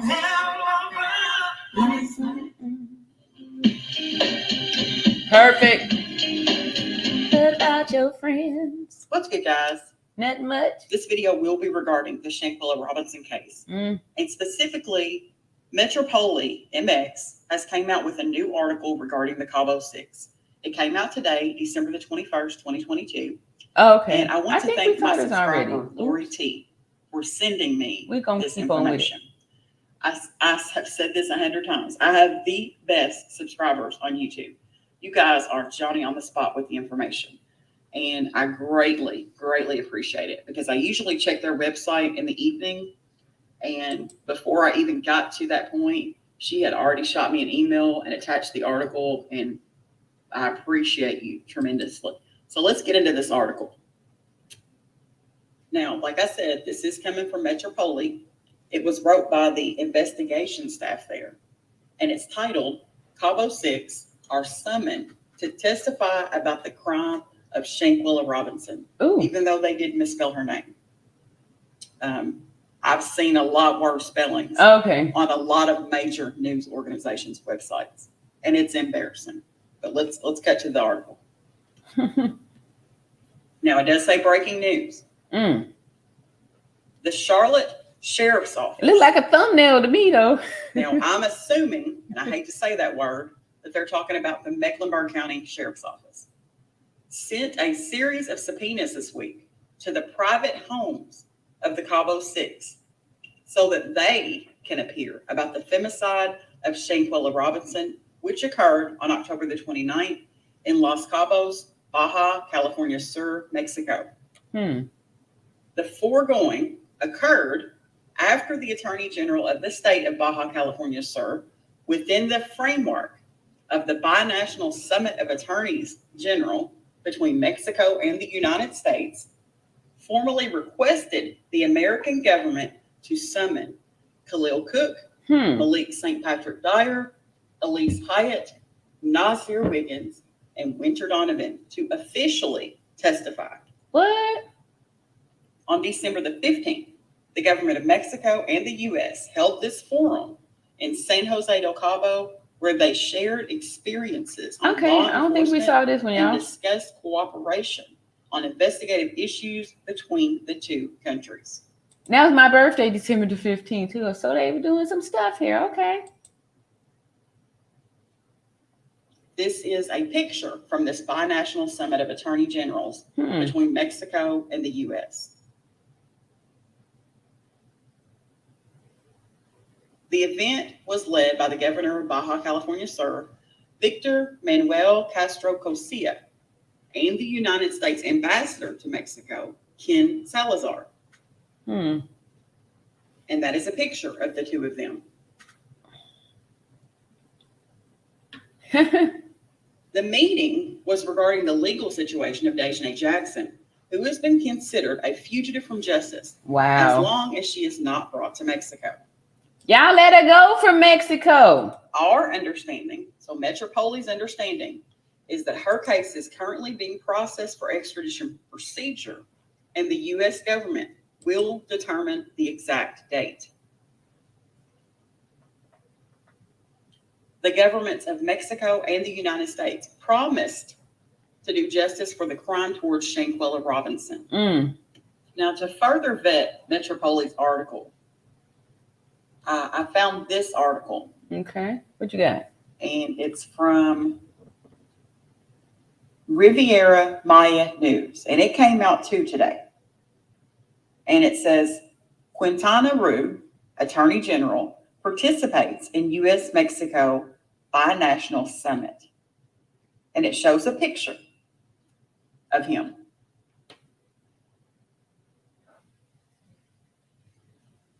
This summit did happen in Los Cabos, Baja California Sur. And it says Quintana Roo State Attorney General Oscar Montes de Oca took part in the U.S.-Mexico binational summit of attorneys general earlier this week. While there, he stressed the importance of the event in order to acquire new experiences that contribute to compliance with the law. Oscar Montes de Oca reported that 16 Mexican attorney generals and 8 U.S. attorney generals, as well as federal agencies of the American Union, participated in the binational meeting held within the framework of the Bicentennial Agreement in Los Cabos, Baja California Sur. The head of the FGE, Quintana Roo, said that during the meeting in which the ambassador of the U.S. and Mexico, Ken Salazar, attended, issues related to the oral and adversarial justice system were discussed. Likewise, they also discussed topics related to traditional and technological criminal dynamics. Participants were summoned to train the operators of the accusatory penal system, whose courses will begin in January. This binational summit took place between December the 13th to the 16th. So, as far as Metropoli's article, what they're saying checks out completely. Okay. There was this binational summit held between Mexico and the United States, the attorney generals of both of those countries. Wow. Okay. It did happen recently. It was held in Los Cabos. Okay. Now, what we don't know, and we won't ever know unless someone tells us who was actually in that meeting, is what was discussed. Now, we do know that they have their sources, and we don't know what those sources are, and we know why we don't know those sources. Because the penalty for leaking information into this new arbitrary penal system in Mexico immense. Yeah. Okay. Now, as far as the Mecklenburg County Sheriff's Office is concerned, I did go to their website. There is nothing in the media section. There's nothing in the press releases that says anything about the Cabo 6. Okay. And there's not going to be. But I just wanted to double check. Because I take what I put out into the world from this channel very seriously. Thank you, hell of a chick. As far as I'm concerned, I have a responsibility to bring the truth. Yeah. I don't put out gossip and rumors unless I have tracked that gossip and rumor down and found there to be truth in it. And I will listen to them, but I go straight to start digging and try to figure out where it came from. I have had to eat crow 2 times where I have put out wrong information. It definitely wasn't in this case, but I've learned my lesson, and it doesn't ever taste good to eat crow. So I'm very serious about my channel and what I put out into the world. So whatever I put out, I will stand on it. I will stand 10 toes down on it. So I just wanted to bring this news that allegedly, coming from Metropoli, the Cabo 6 have been subpoenaed, and that's the only way that they're going to say anything, because they so far don't have to say anything. Yeah. So, I mean, that's not a far-fetched idea that they would be subpoenaed in this case. Actually, it would be the next logical step if you think about it. So I don't see Metropoli's article as being some far-fetched fantasy. Right. I believe it's based on the truth. But y'all think about it. A subpoena is not, it's not like it's an arrest warrant or something like that. A subpoena, you know, that's just being called in for questioning. It's not like they're, you know, so it's not like they're going to send, you know, the people out looking for you for the subpoena, you know, right? So, you know, I don't know. Maybe that's just some more little, you know, crumbs to be like, here, we, you know, put some subpoenas are out there. But, you know, I don't know, y'all. How y'all feeling out in his house tonight? Say, Jacqueline Young says, if I would have gotten a call like that, the first thing I would have said, let me talk to my child, or ask to talk to the doctor just in case the doctor needed some medical history. Yeah, I think she was trying to get some information, but they were, you know, blah, blah, blah, blah. Okay, yeah, we got to go. We'll call you back later. You know, they were, you know, there was no way that she was going to be able to talk. I'm sure they was going to come up with some type of story, some type of excuse, something, you know. I agree with you. I agree with you.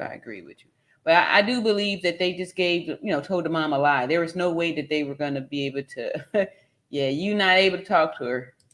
She sleeps still. Hey, Sean, Gabby. Beans and rice twice a day and drink water from the same cup. Okay, is that the meal plan? Is that their meal plan that they'll be receiving? Beans and rice?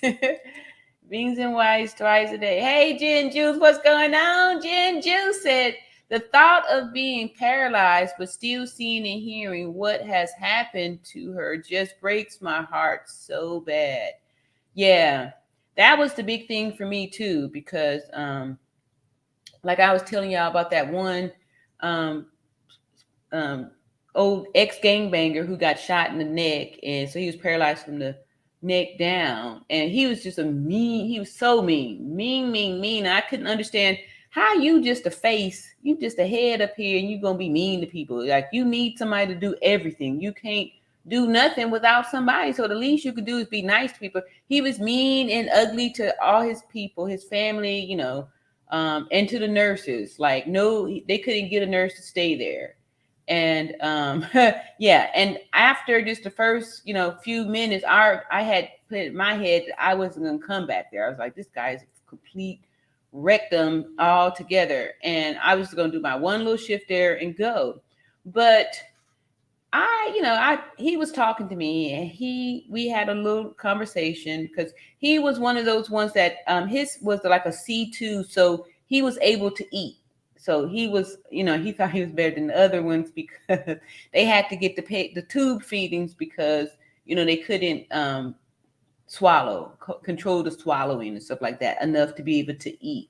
So a lot of those quadriplegics don't even get a chance to enjoy food, like, you know what I mean? Because they can't swallow and coordinate that, right? So anyway, this guy could. So he thought he was already better than the other ones because he actually could, you know, he could do this. So he thought he was something, right? Because some of them, they could just do that, right? They couldn't do all that. So anyway, this guy, he's pouring his heart out to me. I don't even think he was really pouring his heart out to me. He was just being mean and nasty. But in the midst of that, told me the story about that they don't hear him in there. And, you know, he just be counting on the nerves to make sure that, you know, he stays on the vent, because like I've said, when sometimes they'll have these muscle spasms, these paralyzed patients, and they may cough really hard, and this ventilator will pop off, right? So the ventilator pops off, and that's the breathing machine. So when it pops off, the ventilator will alarm.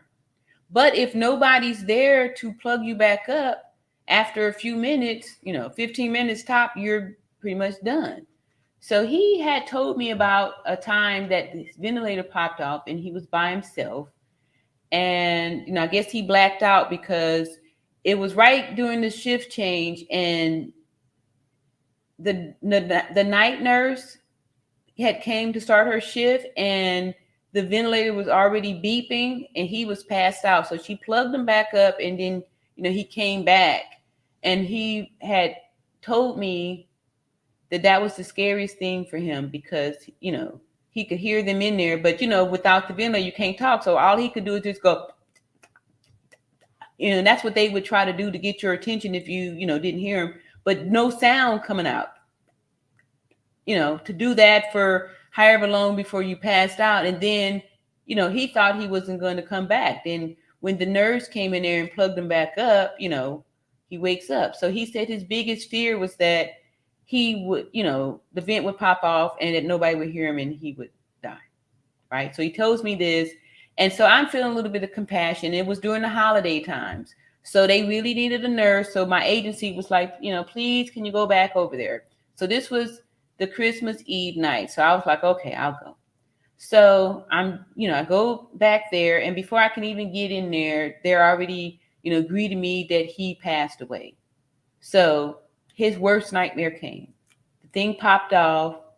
He couldn't get anybody's attention. And, he passed. He passed away. So again, I hear what you're saying on that. That is very scary to just be like, and then to still be getting beat and you're hearing them taunting you and all that stuff. That's the part that was heartbreaking for me too. I totally agree with you, Gin Juice. And Jordan says 3 scoops of dirt soup. Is that their meals too? They're going to be on a dirt soup ration. All right, let's see here. Roxanne says, I am bilingual if you can ever contact me. Thank you. All right, Miss Roxanne. 3.5 likes. Bougie Barbie says, right front care, nothing about his birthday. Yeah, just all selfish. Shelly, hey, Shelly. Hey, my Israelite sister. All right, yes, all that's happening with us in the world and why all in the Bible. Yes, exactly. Check your history book, that Bible there. Thank you. Thank you. All right, so we do a few more here. Then we almost finished with our, oh my goodness, a lot.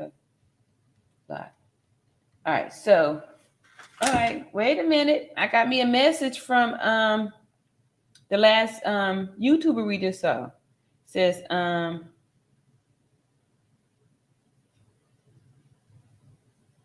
right, if he's out, I'm going to drop the link if he's out there. You want to come up here and talk? Let's see here. Oh, man, I hate when these threads be bleeding in together. As soon as you can, please. But I understand it's Christmas Eve, so take your time. No, I'm on live right now. This is Martin, right? That's why I'm the one guy. Let me drop the link. Let me email him the link. I don't know what to do. I'm live now.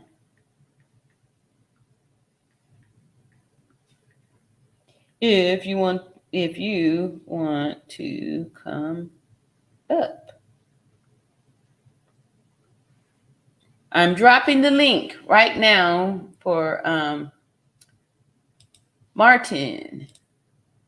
All right. I hope he's out there because it would be really nice. This guy, y'all saw he does great videos and may have some questions, something like that. Okay, so I've just dropped the link for you, Martin. I'm about to pin it too, so it'll be there. It'll be pinned to the top of the chat.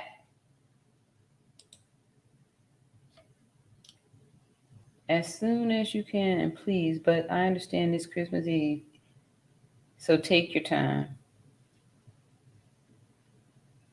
All right, so cool. That would be great if he could come up here. Then that way we can kill 2 birds with 1 stone. And so I put that down in there really for Martin. Ooh, I'm really behind on these here chat boxes here. So let me go ahead and finish up on whose video is this?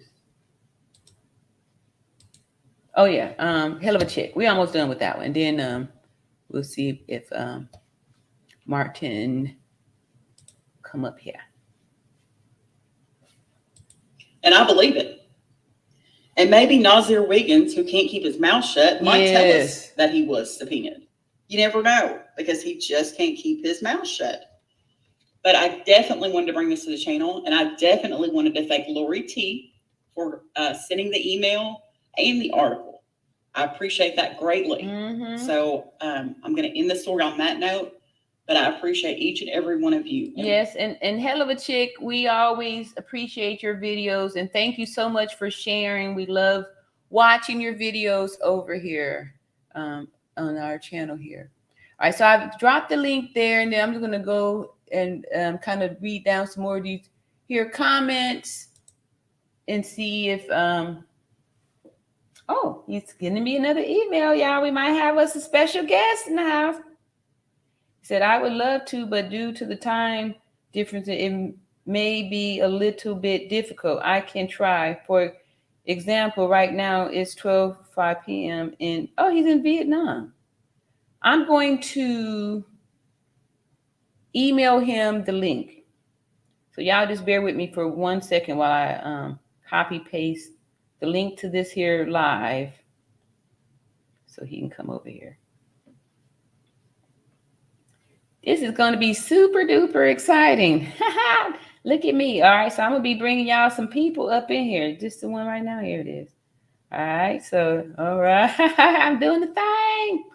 I am doing the thing. Yeah, this will be very, the first time doing this on this here. Let me see here. Where is the share button? Here we go. Share. So I'm going to copy this link and I'm going to send it to him in this email so he could just come and join us. Let's see here. Reply. Paste. All right. Here the link to the chat. Perfect. Look at me. I'm multitasking here. I'm multitasking. This would be super nice if we can get him up here. All right. Let's see. Shadow says, yep, and no toilets. Sleep on bare. What? They ain't gonna have no toilets in the prison? Sleep on bare cement with piss crap on it. Half loaf bread and fat rats with long tails. Far cry from Villa. Wow. Speak plus understand plus read plus write. I am Indian native Comanche tribe equals American from Atlanta, Georgia. Hey, what's up, Roxanne? Welcome, welcome, welcome. All right, let's see here. Oops, I missed some stuff up here. Let's see, you notice she only said 4. People for the subpoenas. Yeah. And because remember, they said they had 2 arrest warrants. So maybe that's why it was only 4 subpoenas, because the other 2 have the arrest warrants. Maybe. You see. Mine's December 11th. Okay, well, cool there. Happy Sag time. Yep, our time is almost up. What we got? No, it's already up. This here is Capricorn time. Yeah, I feel sorry for the Cappies too, because their birthday is so close to Christmas. I'm sure, I always complain about, birthdays in December being close to Christmas where, you don't really get 2 presents. You just get the one happy birthday Christmas. And people say, we'll get you next year. You're so close to Christmas. And then next year come and they say, we get you next year. Your birthday's so close to Christmas. So I feel you. But then again, look at the poor Capricorn. Some of them birthday be on Christmas or the day after. Your birthday the day after Christmas, you know full well you ain't getting no birthday present. All right. Thank you so much. This is happy belated birthday. Appreciate it. Yep. 5 deuce up in the hizzy. Shadow says, who heard about her mom's car accident in 2021? A man is paralyzed from back, neck, plus injuries, and wife awaits an apology and acknowledgement. What? Ironic. No, I hadn't heard that. That's new news. New news. Says Ernie Williams says, I saw this earlier today. I'm so glad you're showing this. Thank you. Okay, yeah, you're welcome. You are so welcome. Andrea says they will not ever see daylight. God bless them all, because they better find him soon, because they going down. Yeah, people ready for them to go down too. Ernie says, I saw this early. Oh, just read that. Let's see here. Lioness Heart. All right, another new name. Hello, Lioness Heart, and welcome to the All Around Beauty RN, All Around Natural Beauty RN channel.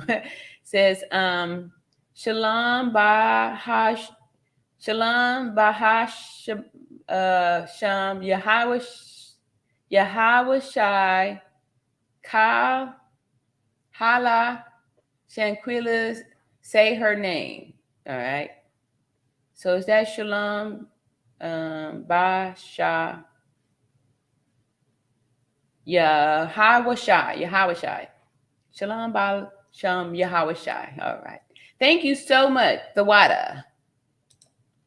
Let's see. Wow. Wait a minute. Who's gonna Deja 70? Wow. Okay, that's your name. All right, I get you. Wendy. Hey, Wendy. They said it was Elise. Oh, talking on that video. But there was two voices. I was talking about the second voice. Who that was. Let's see here. What's up, Priscilla? Happy hat. You are here keeping us in the know. Thank you so much. I appreciate y'all coming over here to get some of this here know. Appreciate it. Wendy says she had a baby registry. Oh, y'all talking about people saying that Dejanay had a baby.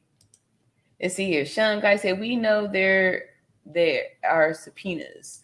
Okay. Queen Bee says, Lady D, if you don't agree with what she is saying from her knowledge and experience, please leave. Yeah.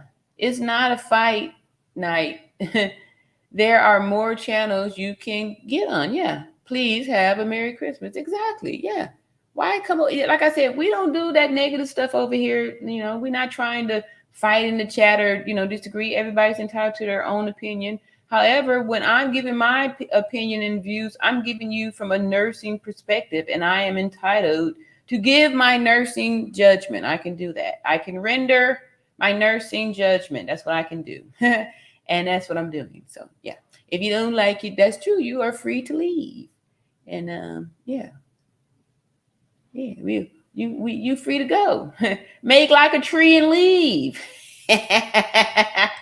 Make like a tree and leave. Jinju says Kylie instigated the whole thing. Quilla probably said something privately to him, thinking she was talking to a friend, and he went and told Dejanay. That's what sparked her rage. Kylie is a snake. Let's see. What's up, Mona D? Hey. She said, hey, Treya. All right. See, Wendy talking about, say, I'm sorry. Correction. It was supposed to be winter. Okay. All right. So let me get some more of these here new names. Let's see. Amos Peter says, hi, beauty. Callie here. Love you. Thank you so much. All right. I'm always partial to my Cali people, my home state. All right. Let's see here. And Beverly Foster, you still here? She's still hanging here. Says, that's a troll spewing havoc. Thank you so much. Yes. All right. So let me see here. Y'all got wrenches over here? Let me arm some more people over here so y'all could start handling these people that's cutting up over here. Let's see. Who's that? Beverly.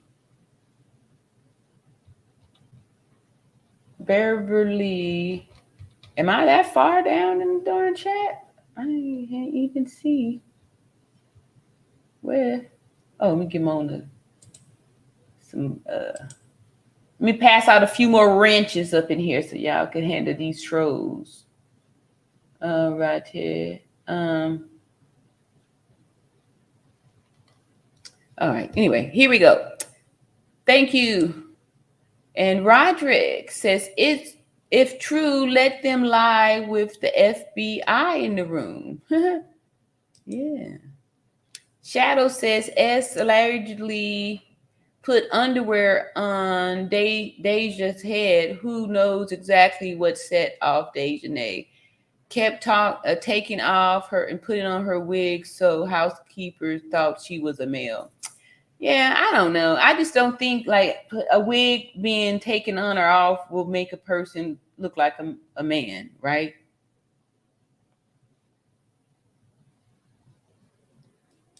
They saw something else. Something else made them feel like they saw a man. Bougie Barbie says, I like that. She called him a rectum. I always try to remember that. Yes. I try to keep a clean mouth, but sometimes you got to say some things, put thing up in there and stuff like that. Yes. Rectum, anus, those are good choices. Those are good choices to throw off up in there. What you talking about, Jinju? Jinju says, ain't no way Elise could be my coworker coming to work every day like nothing's going on. She have to duck and dodge me with stealth precision because I be on her like white on rice daily. Well, y'all know I already ran the woman up out of her job. Look at here.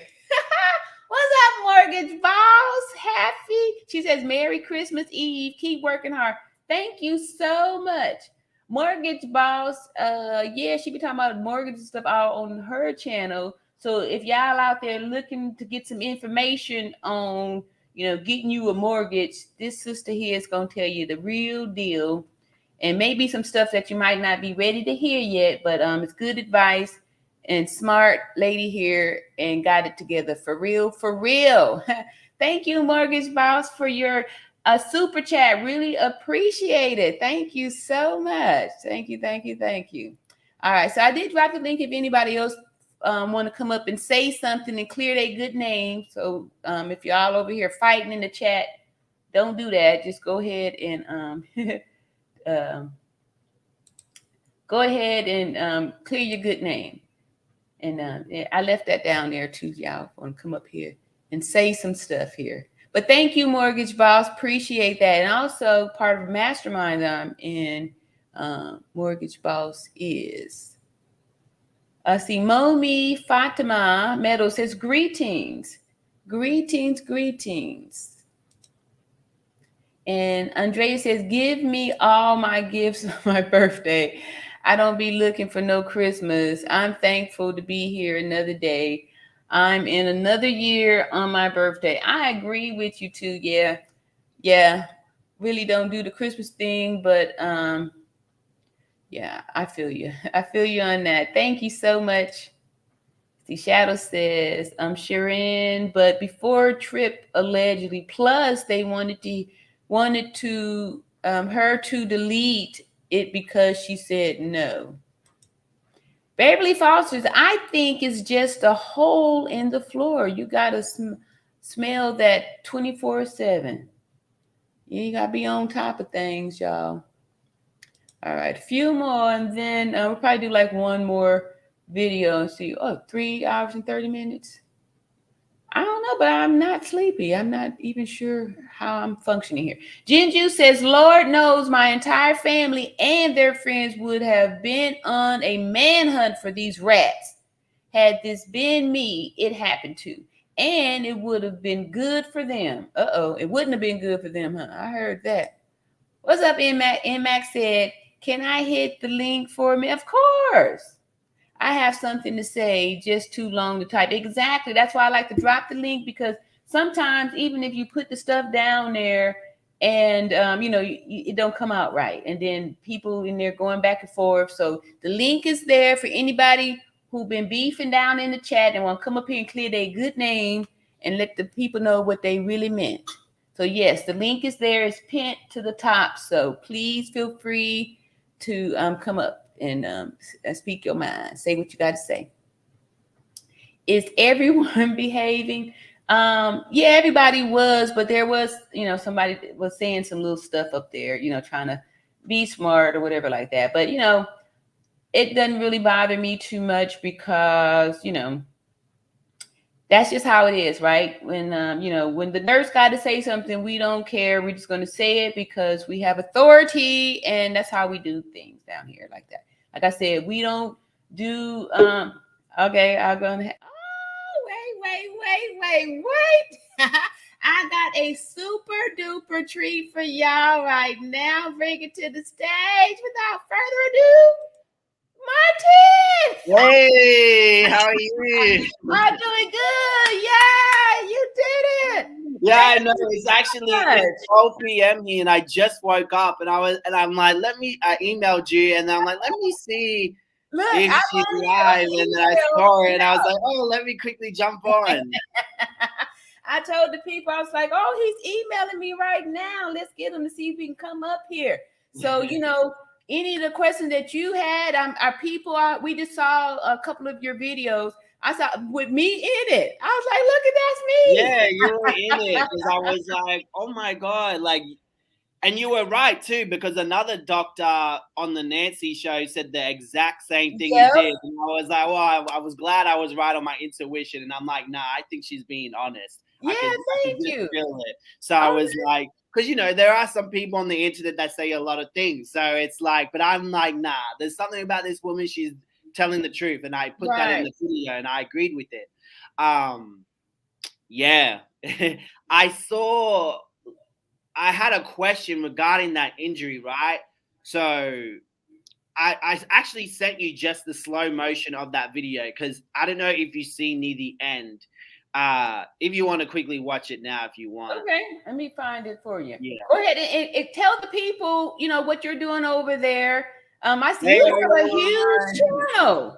So I'm a drama channel, but I think I do want to go into the true crime type of era. I've been really thinking about it. And I've been working on, like, for example, I'm working on another case at the moment. I haven't uploaded it yet, but I'm like, you know what? I think this is my lane. Like, maybe this is something I'm meant to do. Yeah, you're good. Because people really like the way I lay things out and explain things. So I'm like, maybe this is what I'm meant to get into. So I think next year you're gonna see true crime videos on my channel. So okay, I love true crime too, and I am really gifted at being able to pick out the little nuances, and I'm pretty good at finding the guilty person by seeing the little facts and all that stuff. I'm real good at picking that stuff up. So if you ever need somebody to co-host with you and put their for sure. free. Yes, I love talking, and I'm 52 years old. I've been around. With age comes wisdom, and there's definitely okay. Let me see here. I have so many different emails, so I think I may have messed up. You sent an email to. It's an email with a video, a small video attached to it. Okay. Hey everyone, by the way. I know. Anybody got questions for this? I literally just woke up. Let me quickly fix myself up. No, you're doing good. But so tell me, what was it about this whole Shanquella? Like, what got you to talking about this? What made you? Okay, so the first time I saw it on Lovely T's Instagram, but she had like clips to it, and it didn't show the beating until the end.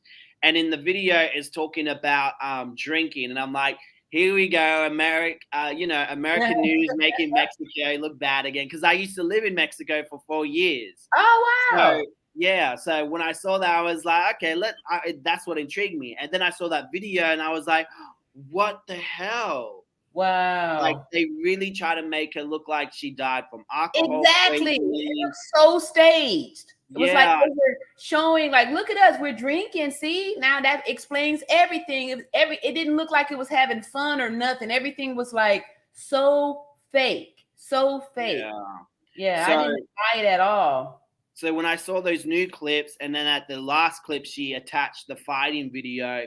That's when I was like, whoa. And then I think a lot of us could relate to that situation. We've been in situations where our friends have betrayed us and stuff like that. I know when I was younger, I got like jumped in the bush. This was when I was really young. People betrayed it. Oh, let's hang out and stuff. And then they all got their BB guns and shot at me. What? Yeah. And thank God these were handmade BB guns. They weren't like real BB, like the real hard ones that hurt you. These were all handmade. So they made their own little BB guns at home. And they all just attacked me with their guns and shot at me. So I escaped and ran out of that situation. But it just reminded me of that. And then I was like, you know what? I want to cover this. I really, really, really want to cover this. I really want to push this content out here. And I think I could bring it in a different light and explain it in a different way than a lot of the other content creators have already had at that time. So yeah, and ever since then I've been like, wow, this woman just really needs justice. Her family needs justice. Yeah. I can't wait until that day comes. That's gonna be so good when they get justice. And I Yeah. hope they go to Mexican jail, you know. Yes. Where are you at? So at the moment I am in Vietnam. Oh, okay. Yeah, that's another thing that made me relate to this situation. Like, she likes to travel. I'm a traveler too, so Yeah. I travel around a lot. So yeah, it was Start just thinking about, like, people making these plans. And two, we had heard that just the day afterward there was 2 or 3 other people that were unalived over there in Mexico, and they used this little cookie cutter alcohol poisoning thing. Like, that's just a little cookie cutter excuse that they kind of sell, like, these BBLs that people get, doing this, I learned that Mexico is really bad with the whole femicide situation. Yes. It's so quick to be like, oh, she was drunk, it's her fault. It's so quick to be like that. Because when I was living there, I remember there was a huge feminist march. But it's kind of different from what the American feminists are going after. So I prejudged and thought it was the same thing. But now looking at this, I'm like, they were fighting for, their rights to live, basically, because a lot of them get killed over there and swept under the rug. And the statistic is really bad. I forgot the number, but a lot of cases, a big percentage of those cases don't even get sorted. Right. Yep. And I saw the video that, Mexico is, like, in some statistics, it says number 2. And in others, I saw number 5 in the world for femicides. Wow. Yes. And we know that Mexico is a poor country, and that they are not even prosecuting or holding responsible their own people for unaliving the women over there. So what makes us think they're going to, use their resources, and they're a poor country, and we know that they are full of corruption, right? You can pay your way to get out of some things over there. So why would we think that they would take their limited resources to extradite and prosecute and, imprison some Black American people for unaliving a Black American woman? Yeah. I think we would do better to stand for justice in this country here and make the FBI or somebody, us, responsible for bringing them to justice. Because I just don't see Mexico really, Yeah, I think the news picking it up was a big kick in their butt and made them, let's just fix this right now and make it look like we're doing something, because before they weren't going to do nothing. It's alcohol poisoning. You just tell them that. And I'm sure they probably weren't thinking that Shanquella's father was going to come up with the resources to be able to recover her body.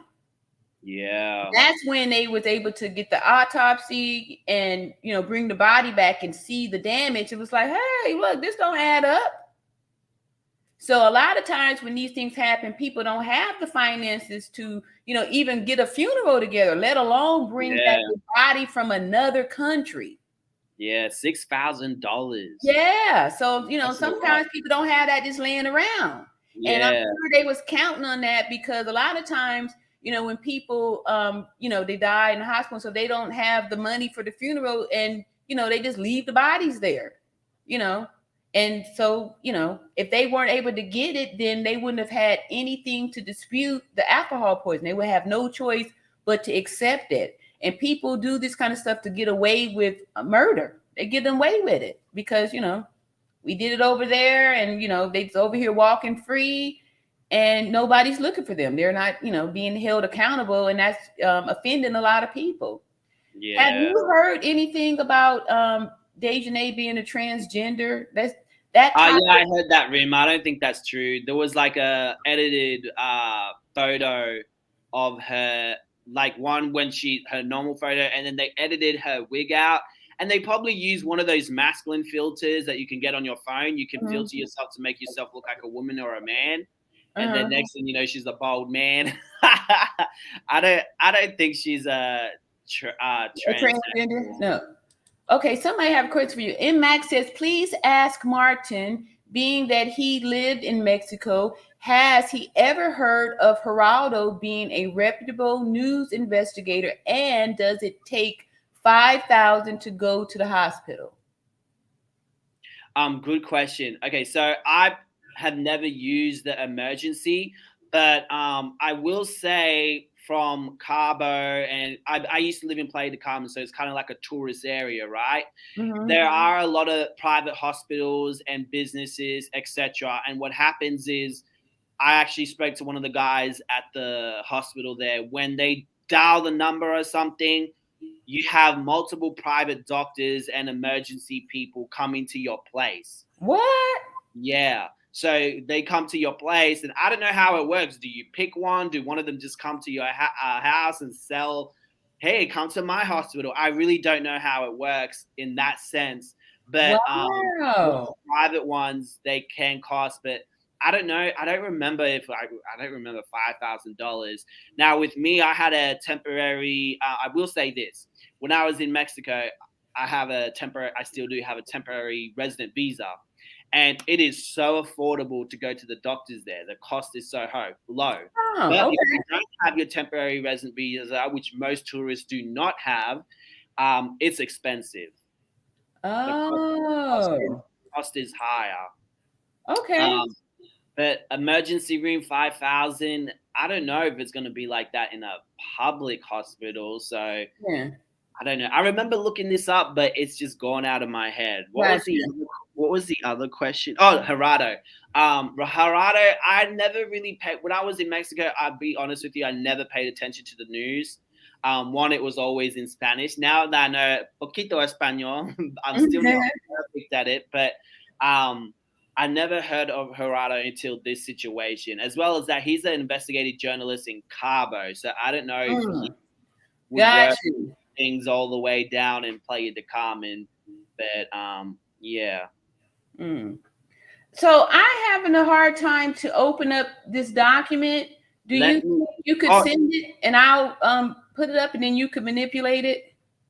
Let me. Okay, so it was in this one. I'm going Add it to to the screen. let me see if I can forward this one. I downloaded it twice, but now it's wanting all these other things. And again, I'm 52, so all this little technical it's asking me for other stuff. Yeah, like I downloaded it twice, but I can't open it. So okay, so am I allowed to put it on? It's not the whole fight. It's like up to her neck, and it's like zooming when the camera moves. Okay. With that? Yeah. Yeah. It's yeah. But I don't know how if you're gonna be able to see it, but let me see. Okay. So. Can you send it to this here StreamYard? Oh, StreamYard. Okay, let me see. Where you just click this link at. Somebody got on my show, John Q, and he sent it, and I just shared it on the screen. Can you share the screen there or send it? Let me see. That maybe. Let me see if I can.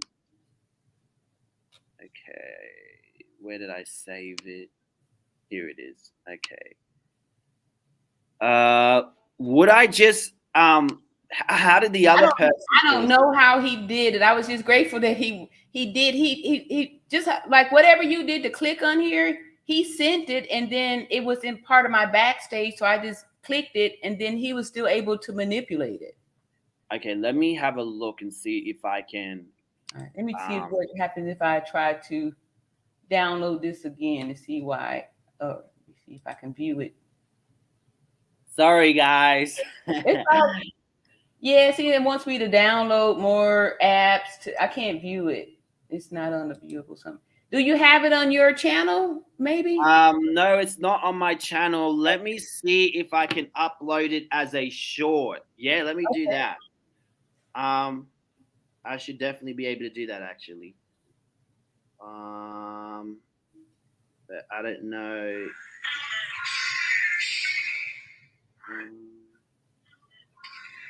To be honest, it's very hard to see on the short. But what about one of your videos? Because it's the same attack. You think if you could if I played that part and you could show me the question that you're talking about? Yeah. Explaining it was that once the neck was that injury happened there, she lost all control of everything. Everything just stopped. So any movement that you saw was the movement from the impact. Like if you're in a car accident, you're an unrestrained driver. When the car crashes, your body is going to be ejected because you are still in motion. So when she slung her over and snapped her neck, you saw the body, everything left. This was just the residual energy from the motion of the impact. Okay, so this is what I saw when I look at it. When Dejanay was walking away, it honestly looked like Shanquella flipped her hair back. And I had to put it in slow-mo to really see it. And when I put it in slow-mo, because the camera moves, it honestly looks like she flipped her hair back. I was like, could that type of injury, is it like even your arms? Yeah, everything from the neck down. For example, like chickens, for example, I've heard if a chicken's head is contact. Oh, you mean the movement afterwards? Yeah. That's what I'm saying. So whatever signal was traveling down the electrical lines, that movement was already transpiring. So you just saw that leaving up out of her. But it wasn't a purposeful movement. This was all just the last of the reflexes. So it wouldn't be like moving your hair back. No. Her arms, you saw they was moving at the same time too. Like almost like it was mechanical, not like, this kind of a thing where she's kind of flailing her arms around something different. It looked like I saw when she flapped down like that, this head part was off of her body because you can't hold your head down that low. Hers was down in her chest. If it wasn't for her head being inside of the skin, her head would have fallen to the floor because the luxation is her she knocked her head off her body. And the only reason why it didn't fall off was because it was still intact inside of the neck. But it was off of the axis. That's where it was able to hang in a position. Like you can't bring your head down like that. It's going to stop so far. You can only go so far. And then you saw the contortion in her back, the break in the back.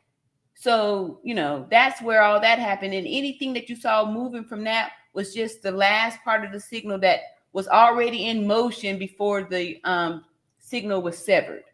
Yeah. If that makes any sense. It does. I wish you could see this. It's just. And then the hair too. Remember, Dejanay was continuing to attack her head and neck, and she kneed it and elbowed it. So her head was kind of bobbling around like a one of those punching bags, right? Because this now is severed from the neck. So it could have been just the impact of her head flipping back and forth and looked like she was doing that. But there was no purpose for movement. She wasn't moving at all. That was all just motion in the body from the impact and the trauma. She was doing the thing on her. Yeah, because watching it, I'm like, that has to be the injury. Like she literally lifted her up, boom, flipped her from there. Like it has to be the injury. But when I saw that, I wish I could see it. Not even on this phone does it justice. Yeah, actually it does. When you put it, it honestly looks like she flips her hair back. I wish we could watch it and observe it together. Because it looks like she got her hand and she flips her hair back. When Dejanay walks to the door, outside patio door, I'm trying to figure out if there's a way. Is that guy in the chat? Did they explain? He was here earlier. John Q, if you're out there, please come help us out here. I've been on for 3 hours and 52 minutes, so he may have turned in by now. But you're sure it's not part of one of your videos? Because you had some. No, it wasn't a part of my videos. It's in one of the videos I'm making at the moment, and that's why I wanted to get your opinion on it because I was this is strange, because I had to slow it down. Because I watched it on someone else's video. I forgot who. And I was like, you know what? Like, I do remember her moving, but when I looked at it closely, I'm like, wow, it actually looks like she flips her hair back. Yeah. So it made me think, is it a possibility that she didn't have that injury at that point, and then afterwards they gave her injury? Let me ask you another question. Is there a chance that someone could, I don't know if this sounds silly or not, but not fully give you that energy, but a little bit give you that energy, and then they can really severe, like, you know, does that make sense?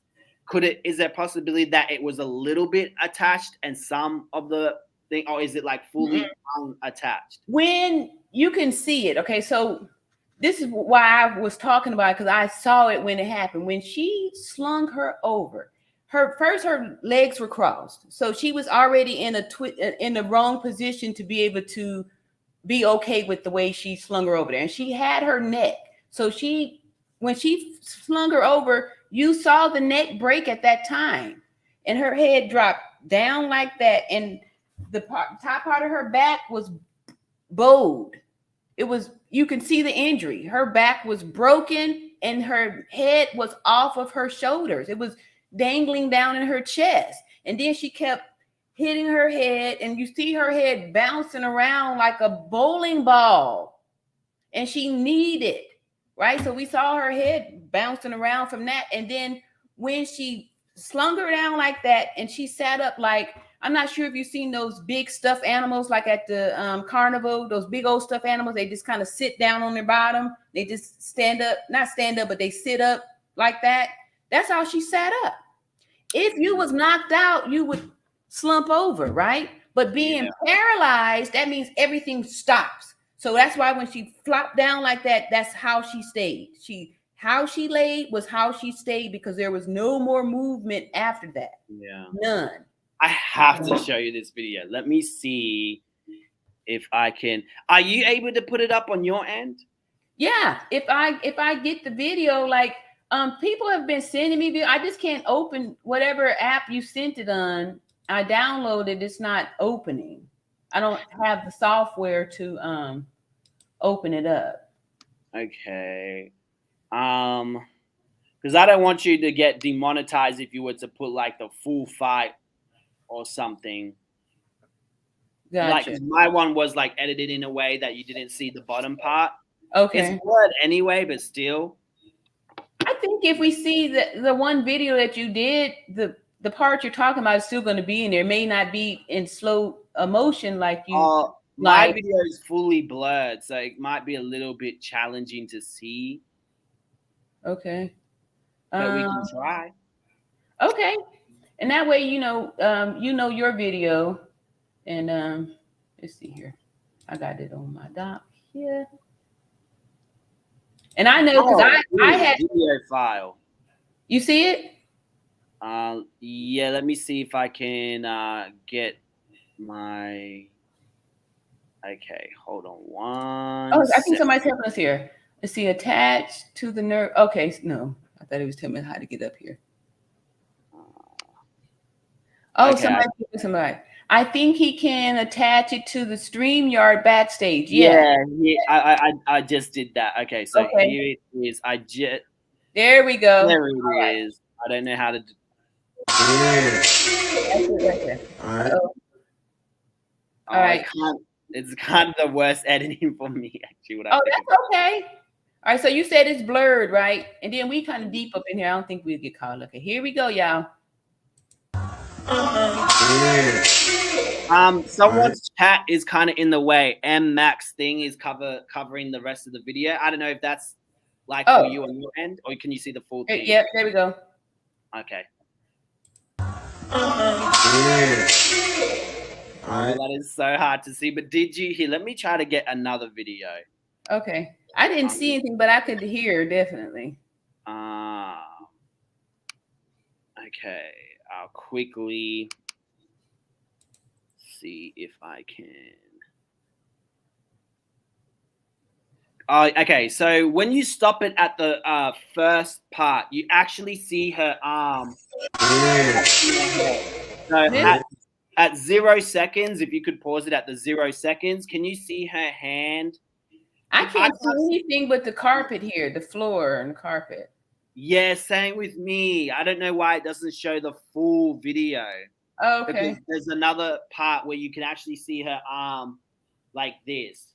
Oh, okay. On this end, you can't see it, and I don't know why. Can you make it a full screen? I don't know. Is there a way to make it a full screen on your end? I thought I just did. Oh, it is, but it's not like you can't see the rest of it, like the rest. Gotcha. If that makes sense. Right. No, it's not giving me that option to, this is the view that is in here. Oh, damn. I think your other video might show what you. Okay, let's give that a try. See and see. That helps. Yeah. All right. Let me find it. Or maybe I can edit it in a way over here to make it. I might be able to do that. Let me try. This right here is one of my.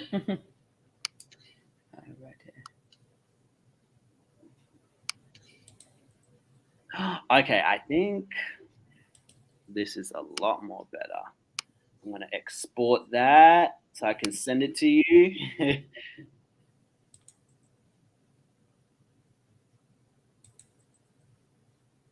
Okay. Her arm too. I've actually edited it on my video editing software to make it smaller. So if I send it to you now, the full thing should fit on the screen. So I'm going to do that. Send it to you now. Present video.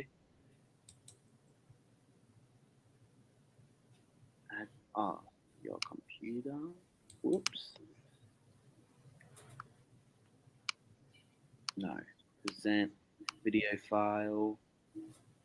Okay. Boom, boom. I got it. Okay, perfect. Okay, this is gonna click it now. Okay, okay, there's the other one. I'll close down the. Okay, so pause it at the 0 seconds, like right at the start. Is this the same one? Yeah, it's the same one. Oh. You gotta pause it though right at the start. If you can go. I can do it. I think it's okay. Yeah, you do it. Cool. There we go. I didn't know I could do it. Okay. Yeah. So can you see her arm? She's actually holding her hair here. Oh, okay. I see it now. And then she moves it back. So it's in slow mo. I don't know if this is slow enough though, but right there. Look, she actually flips it back. That's her. See how she flips it back like that? Yeah, that was, it just looks like that, but that's her hair already going back from the motion, and her hand was kind of mechanically moving up. It looks like it, but that's not her. She's not moving. There's no movement there. Everything is yeah. So basically, it's from the brain sending the leftover signals. It was just the motion that the body was already going into, and then that's why it looks so stiff, and both the arms going up at the same time. Just lets you know that that's how those signals kind of work all together. That's why it wasn't off. It was together, almost like she was a puppet on the string. Is it possibility that she probably fell backwards afterwards? Nope. No. Nope. She, just how we saw her lying like that, sitting all slumped over like in that frozen position. That's exactly how the maid reported that she found her. Because, I was trying to explain to people that paralysis is different from just being knocked out, right? Because certain positions you can't. If she was just knocked out and she was had sat up, she would have flopped over. But because she had the paralysis, her body was like almost cemented in this position. It's just stuck like that. When I'd work with the paralyzed patients, once you put them in the position, they're going to be just like that until you come back to change them. There's no moving. There's no the arm will slide down, nothing. It's just almost like you're just frozen. Yeah. Wow, how sad. Yeah, and you can't fake that position. Like if she hadn't been paralyzed when she flung her over, you would have saw her leg maybe kind of tuck in. There would have been something because your brain would have tried to have you protect yourself from the fall. So you would have moved your body in different positions. But because she had no control over her body when her neck was still being held and she's being thrust over, how she lands was in that position like that. And then after that, no more movement, no screaming, no yelling, no nothing, because without oxygen, you can't make sounds. Yeah. Not making sounds. Usually, and to add on to your point as well, usually in fights, right, especially if she came back to hit her, she would have been on the ground. Yeah, something like that. She would have curled up in a fetal position. You don't just sit there like this, but she couldn't do anything. She just sat like this. Yeah. And the way you see her back broken and her head way down here. I'm actually opening it for myself to see it again. Oh. Yeah. He was viciously attacked. Viciously. Wow. Yeah, it was sad. Super sad. Yeah, seeing that. Oh, it's crazy how they had two stories. Someone says, Al Glamour says, I thought the maid said she had clothes on and was in the bathroom. Yeah, that's what Nazir was told by the others. That's what Nazir says. He says that the others told him he was found slumped over in the bathroom. Right. But then we heard the maid said, I mean, not the maid, but the interpreter said that the maid said that she found her sitting in the bedroom in the same position that we saw her in, because, you know, like I was trying to explain, I don't think anybody there dressed the body, because trying to dress a paralyzed body is difficult. It's really hard. And then one that's injured like that, it takes a strong, special person to be able to grab a person and their head is off of their body. Like that's not an easy something to do. Or to try to move a person and their back is broken. Who's touching that? No one's going to touch a person like that. I'm sure that probably scared and shocked the crap out of them because how fast it happened. Yeah. It happened fast. And, you know, within the first 5 minutes, she probably would have already passed out because lack of oxygen, you know. And so it's actually hard to dress someone like that. Like, because there were two guys, do you think they were able to like just force the clothes on her, or if she was dressed? It would have been difficult because the way you'd have to manipulate the body to pull the clothes on and everything. And then like, you know, I'm not saying that it can't be done. It's just difficult. Like if it takes me, a trained nurse, an hour to get a quadriplegic patient dressed, because you have to, I mean, you have to log roll them like in a unit and put the things on and move up. What I'm saying is that if they were trying to just dress a body that's, you know, a person's gone, maybe. But because her head is knocked off of her body, that's enough to freak a person out. Who wants to try to, how do you know where to touch? Like that would weird you out if you saw my head just in a slump, you know, off my body and my back broken. That's why I believe the maid did see her in that position, because nobody was coming up there trying to touch after that, because hey, you know, who wants to do that? Who even knows how to do that? And then to have that be your, you know, you new to this, you're not just, you know, freely going over there, you know, doing that. And then, like I said, those bodies are super heavy. They're heavy and they're not, you know, moving well. They're not, you know, moving easily. It's not like trying to even put on something somebody's sleepy or they're asleep, because even if you're just sleep or something like that, your body is still doing things to help. Yeah. You know what I mean? How many people does it take to move a body like that when you were working? We, you know, usually when I worked in the home health, I'd have to do it by myself. So I know, you know, that's why I'm saying it takes a long time. When you're at the person's house, you don't really have a team. And I was taking care of 6'2", 200-pound dead weight men that had been shot in the gang violence and, left being paralyzed. Wow. And, you just have to take your time, but it's not easy. It's not easy. So I don't see them taking, 45 minutes to an hour to figure out how to get clothes on a body that's all broken up too. I think they would have been scared to touch her, especially seeing somebody's head knocked off. That is, that's very traumatic. I don't see anybody saying, hey, yeah, let's go try to, let's do some things here. Let's put some clothes on her. I think once they brought their excuse, they're fine with that. We've already paid the authorities for our, excuse. We're going to say alcohol poisoning. I don't see them spending more time to, move the body or make it look more real. I don't think they wanted anything to do with touching the body after that. You were going to say something? That's crazy that the doctor, Katrina is her name, did not see that. Yeah, they did. That's why I was thinking, but I hear what you're saying too, because I wasn't aware that these doctors were making house calls. So I was thinking like, whoever wrote that was definitely not a real physician, because why would they say that they spent an hour, 2 hours there working with a critically injured patient? Like, nobody does that.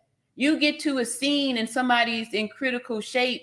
You're not trying to do nothing but stabilize them and get the airway going so you can get them to the hospital, because they need surgery. Her head needs to be attached back to her body now. We don't have time to be waiting and saying, let's see if we could start an IV. No one's making any type of treatment plan on the ground there, because this is an emergency.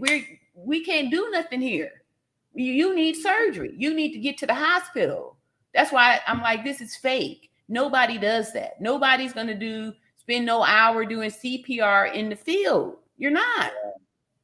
Do you know how tired, you working up sweat.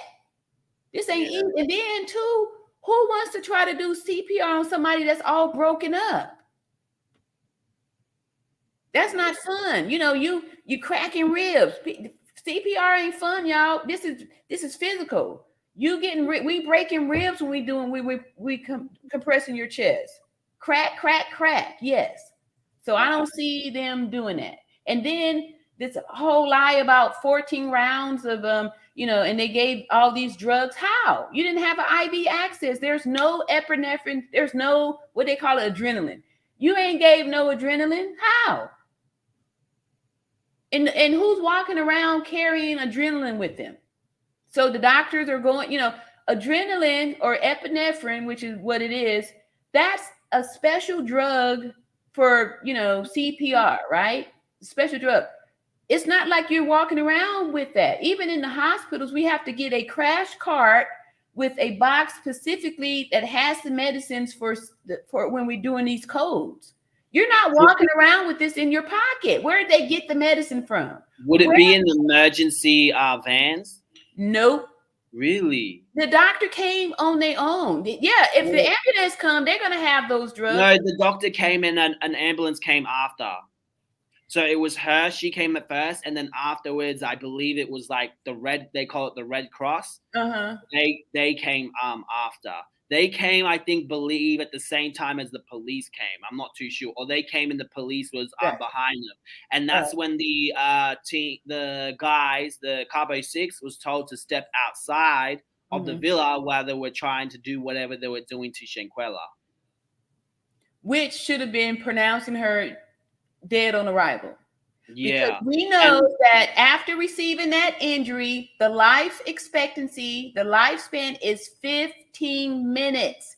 15 minutes. We saw the injury 15 minutes after the Dejanay person slung her over by her neck and snapped her neck and then continued to brutalize her.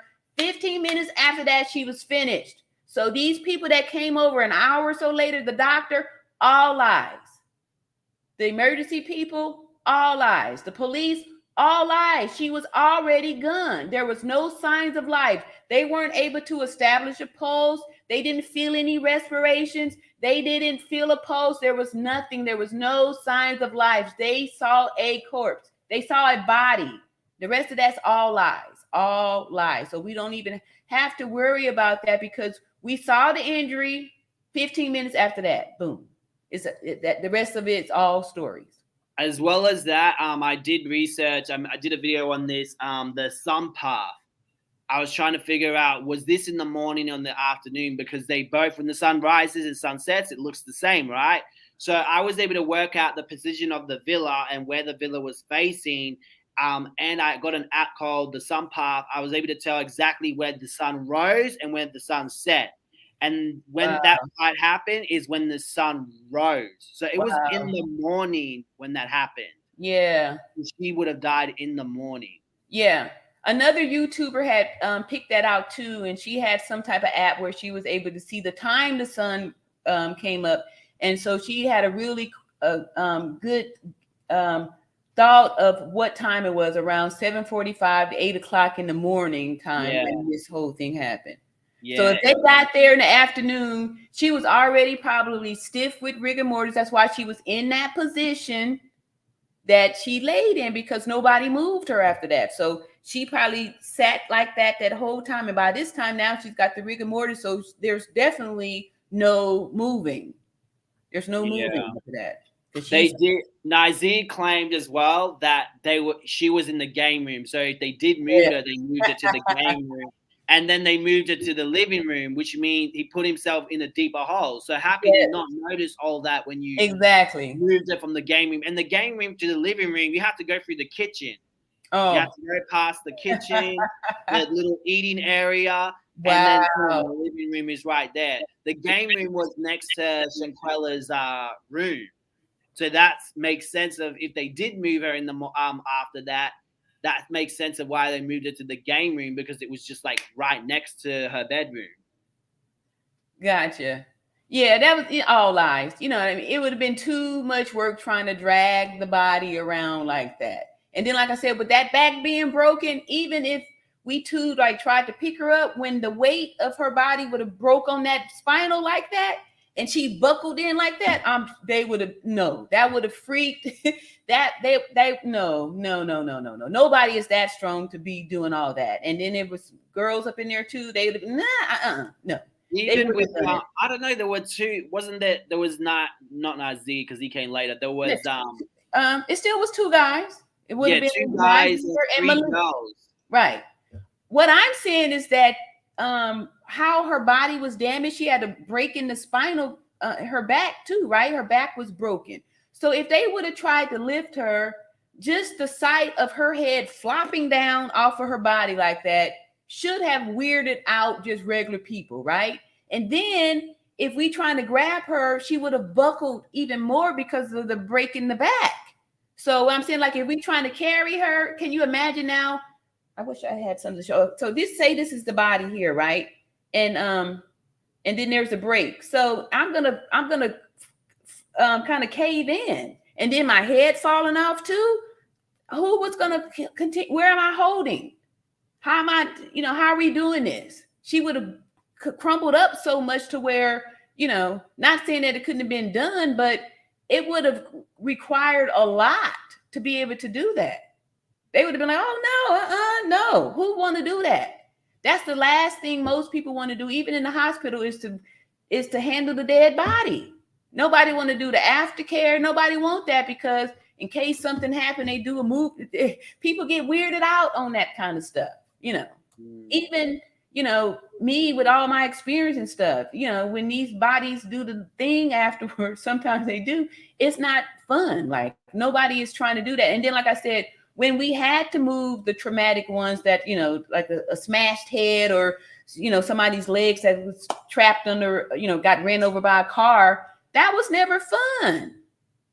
Never fun. And then you have to have something to keep the parts that's broken up together so they don't just flop off. My arm can be straight because my bones are intact. But if this is broken in half, this arm is gonna look like this, but it's not gonna be my wrist. That this break is gonna be here. So if somebody try to grab me and I'm broken up here, you can't. Yeah. So because I think they probably didn't want to go to Mexican jail, and they were probably like, you know what?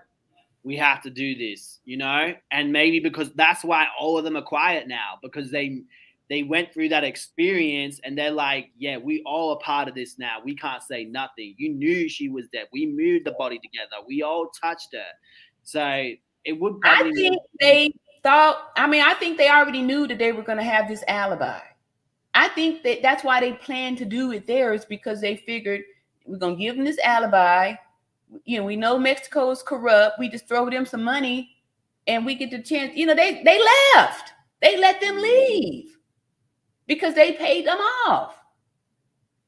Yeah. So if we already paying for our alibi, why am I bumbling around with a body? Why am I trying to do all this other stuff? I already paid the alibi. I already called the people and told them, hey, yeah, oh yeah, Quilla died of the alcohol. I'm good. I'm feeling good. Why am I going through all this extra stuff? Yeah. When it's going to be difficult, ain't nan one of us didn't dress nobody before, you know, and then it's all broken up like that too. Oh no, I believe that the maid is saying the truth when she says she found the body in the room sitting up on the floor. Yeah. They didn't touch her. They didn't touch her. And then once they didn't pay for their alibi, their excuse, why we got to try to cover up anything? We already did the cover up. Let somebody else handle it. They gonna take care of the body. Yeah. Handling the body is nothing like people just you know, unless you just some sick, morbid person. But then you thinking about the time, right? Because like I said, it used to take me an hour to get the guy ready, you know, putting on clothes. Do you know how hard it is to put shoes on a paralyzed person? I still want to feel like, look, ain't like you walk here. Why we got to put these shoes on? But, you know, they want the bodies to be dressed. I used to feel like, let's just put a sheet over you and then make it, call it a day. But, you know, so I'm just saying, like, I don't think they was sitting around trying to put the clothes on because they wouldn't have had, you know, to know what to do with it. And then by the body, there were two nurses there, though, isn't nursing assistant, a CNA, a certified nursing assistant. They have 3 months of training. 3 months of training. 3 months of training.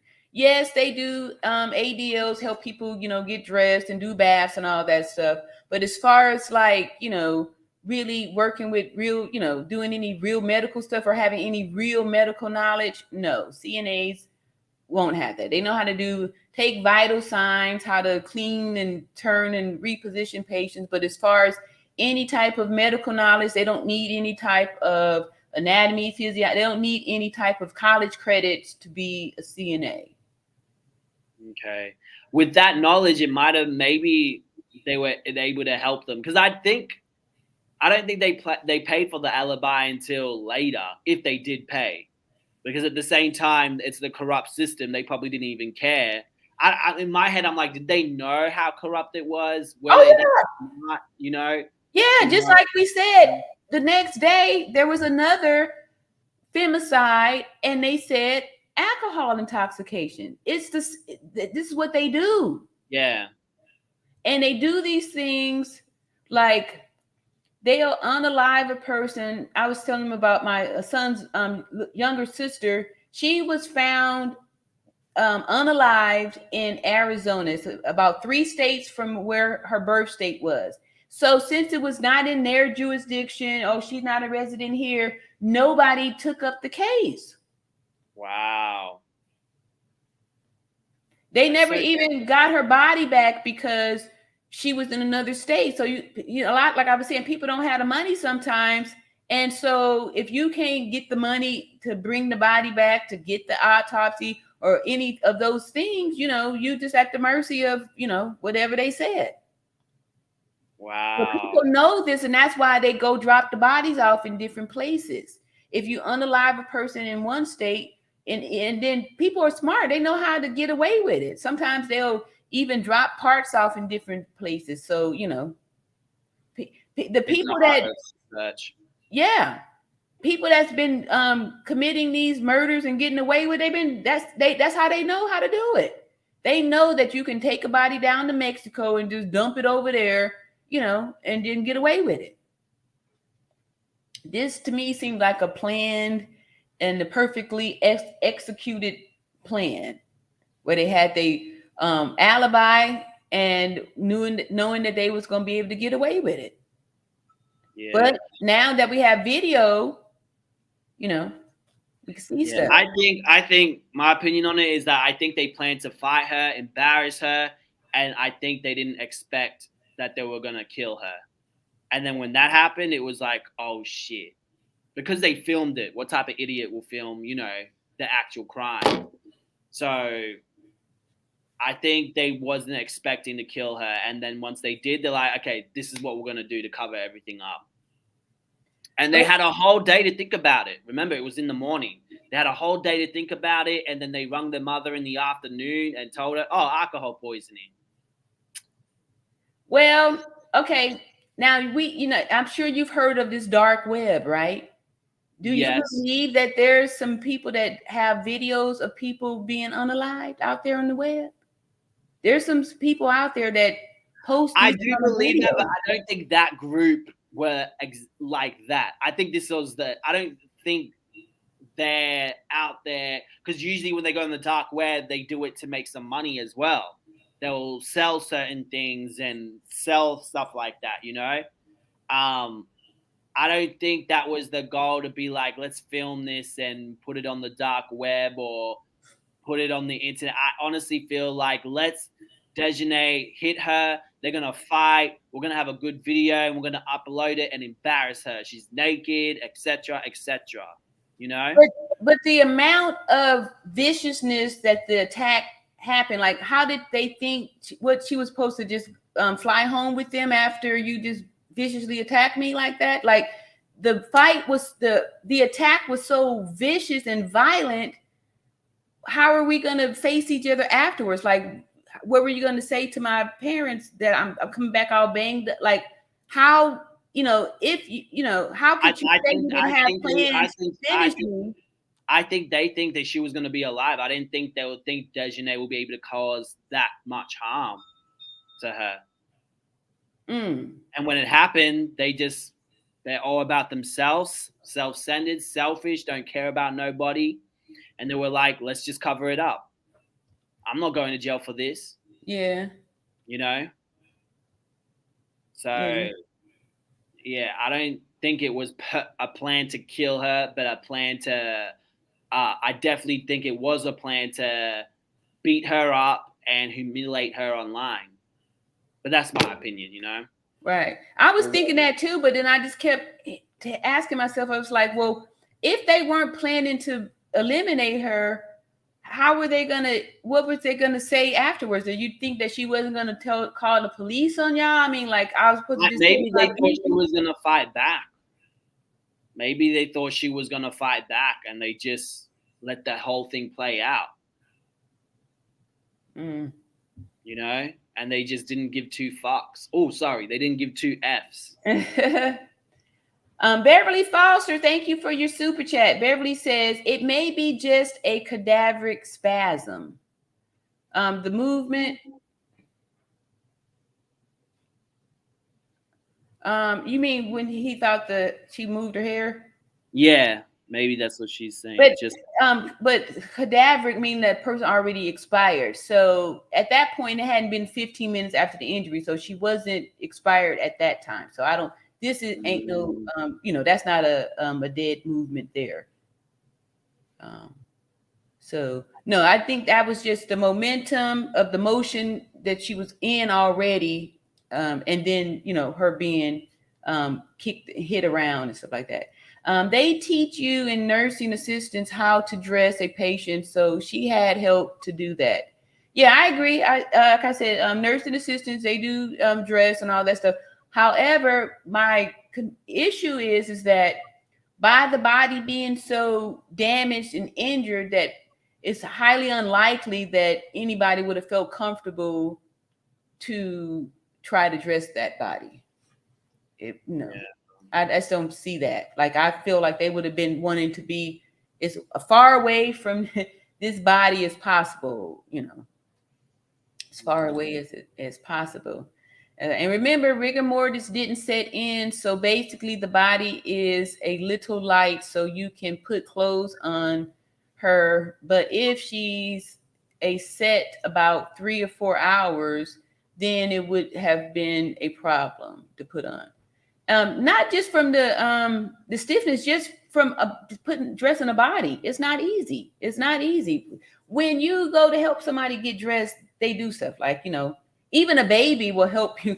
He's helping putting on the clothes with his limited, movement and stuff. There's still certain conscious move or even subconscious movements that you will go through because you are alive. So those things are not there when a person is deceased. So, but yeah, I understand, how everybody's feeling on these things. Okay, a new name here. Tatiana says it's hard to believe that with them causing damage to her while she was alive would have gone any extent to make it seem like she was just drunk, especially if they weren't expecting her to die. That's what I'm saying too. Like, if you weren't expecting this to be my demise, how are you going to explain, this brutish beating that I've received, these injuries? Like, how am I going to explain it? How are you guys going to explain, or how, I feel it's because they expected her at that time to fight back. So they probably thought it was just going to be hair pulling. Who knows, I don't know. But I can't wait until they take her to court. And then once that happens, then hopefully we'll get the answers. I'm hoping around that time I might be back in Mexico as well. And if so, I'll try to see if I can enter. I'm not sure. Because I think you might have to have a certain license, like a journalist license, to be able to enter those type of courts. But if I am around there at that time, which hopefully not, because I want it to be way earlier. But if I am, I'm going to see if I could enter and take some notes.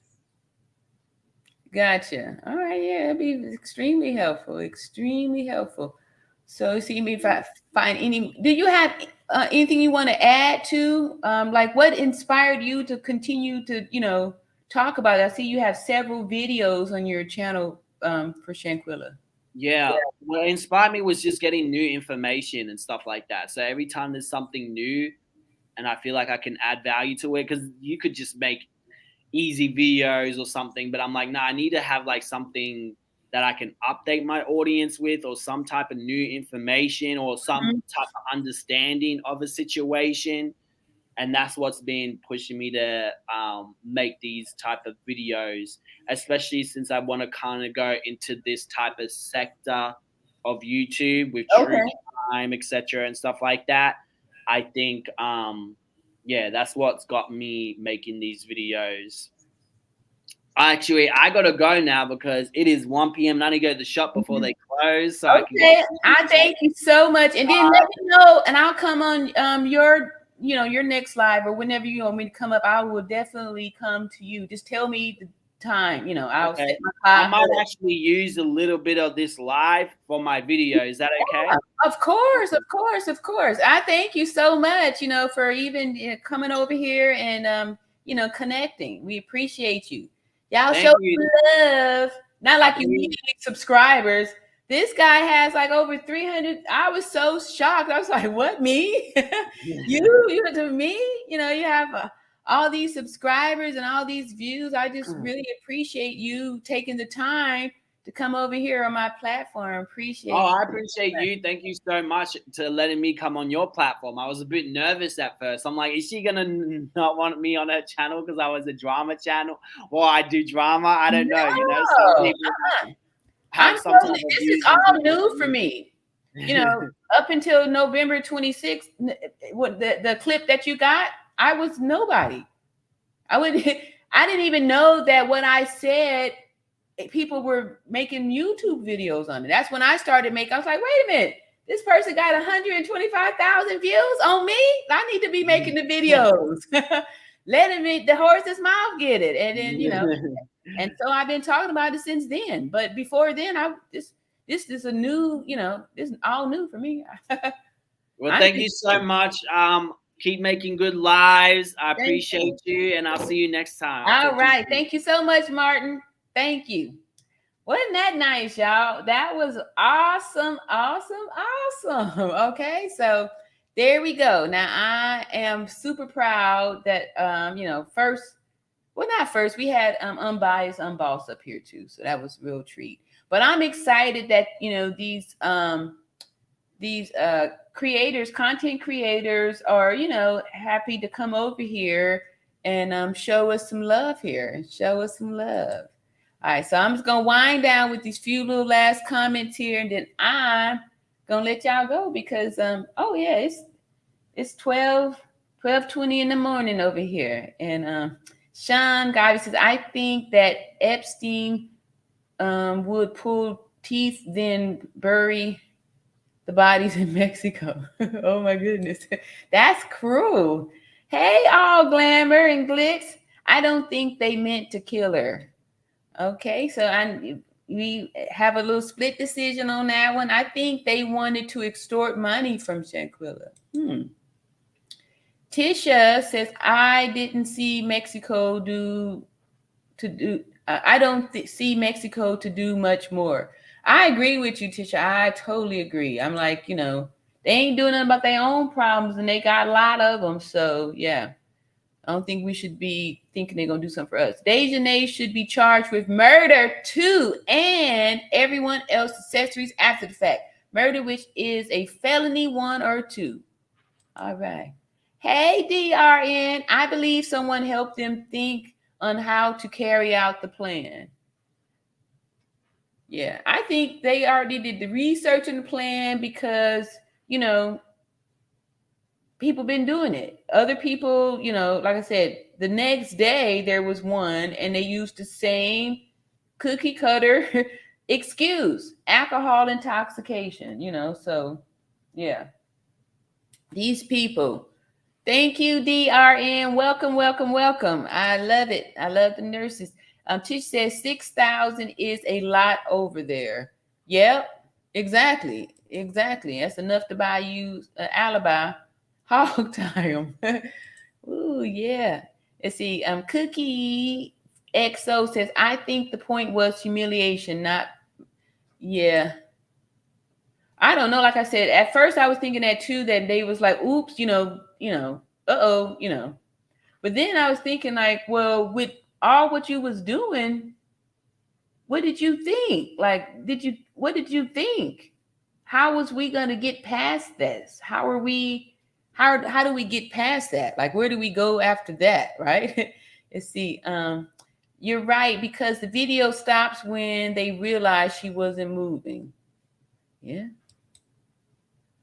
Let's see. Gay Nail says, the world we live in, people are videotaping all kinds of things. So if no one put that video out, then what?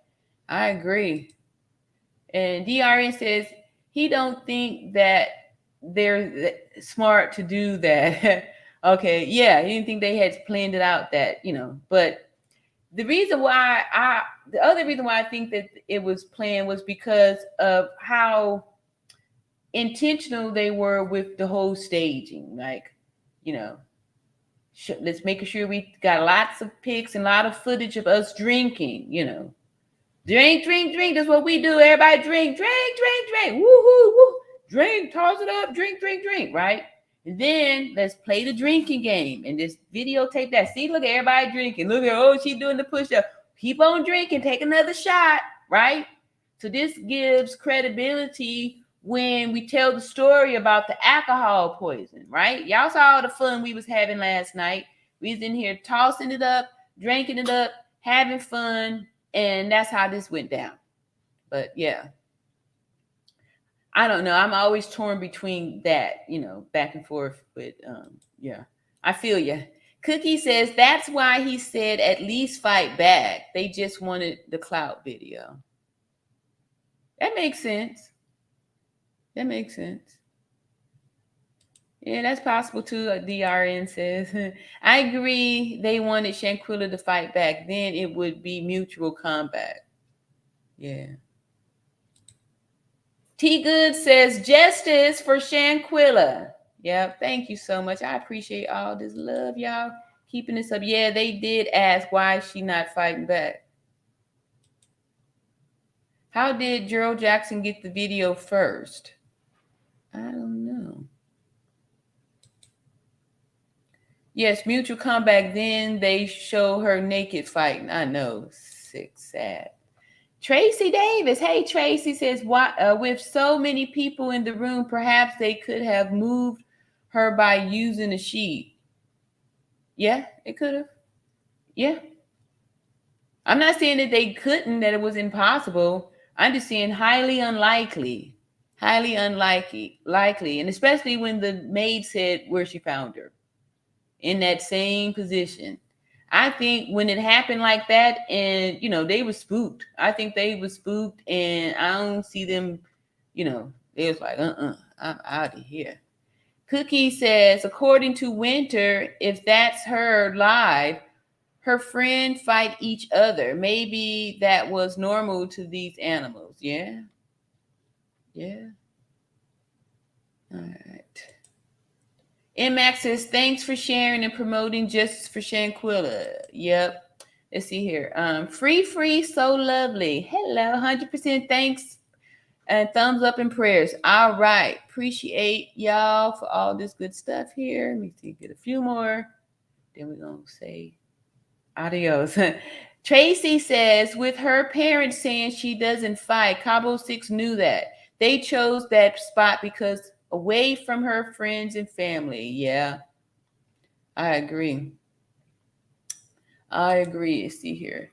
Hey, Betsy says, jealous is a disease. Prayers to the family. Yes.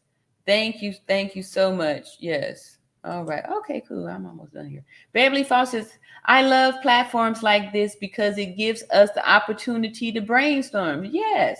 And that's what I'm saying too. This is what it's all about. So I'm just grateful that it's more of us here doing good, nice things than, being mischievous and, causing problems. Yes. Brainstorm. Yep. All right. Hey. Okay. Yes, clearly it was choreographed. Okay. I feel you on that one. And our last comment, Andre says, remember Nazir said that he had went through a whole lot of stuff he never had to go through. He knew she was dead. He rubbing on her head. What more could you think? Exactly. All right. Then here's our last one here. They expected to get away with murder, given the reputation of Mexico. Exactly. Like she wasn't the first one. And like they already had it all planned out. You think that was the first time that the police and all the other people out there did this? No, they've been selling these little alibis for forever. This ain't their first rodeo. They did this before. And so on that note, I'm so grateful for all of the guests that's been coming over here, all of y'all love and support. And thank y'all so much. And I will see y'all in another video. And thanks for all the new subscribers and all that good stuff. Love y'all and see y'all later. Peace and love.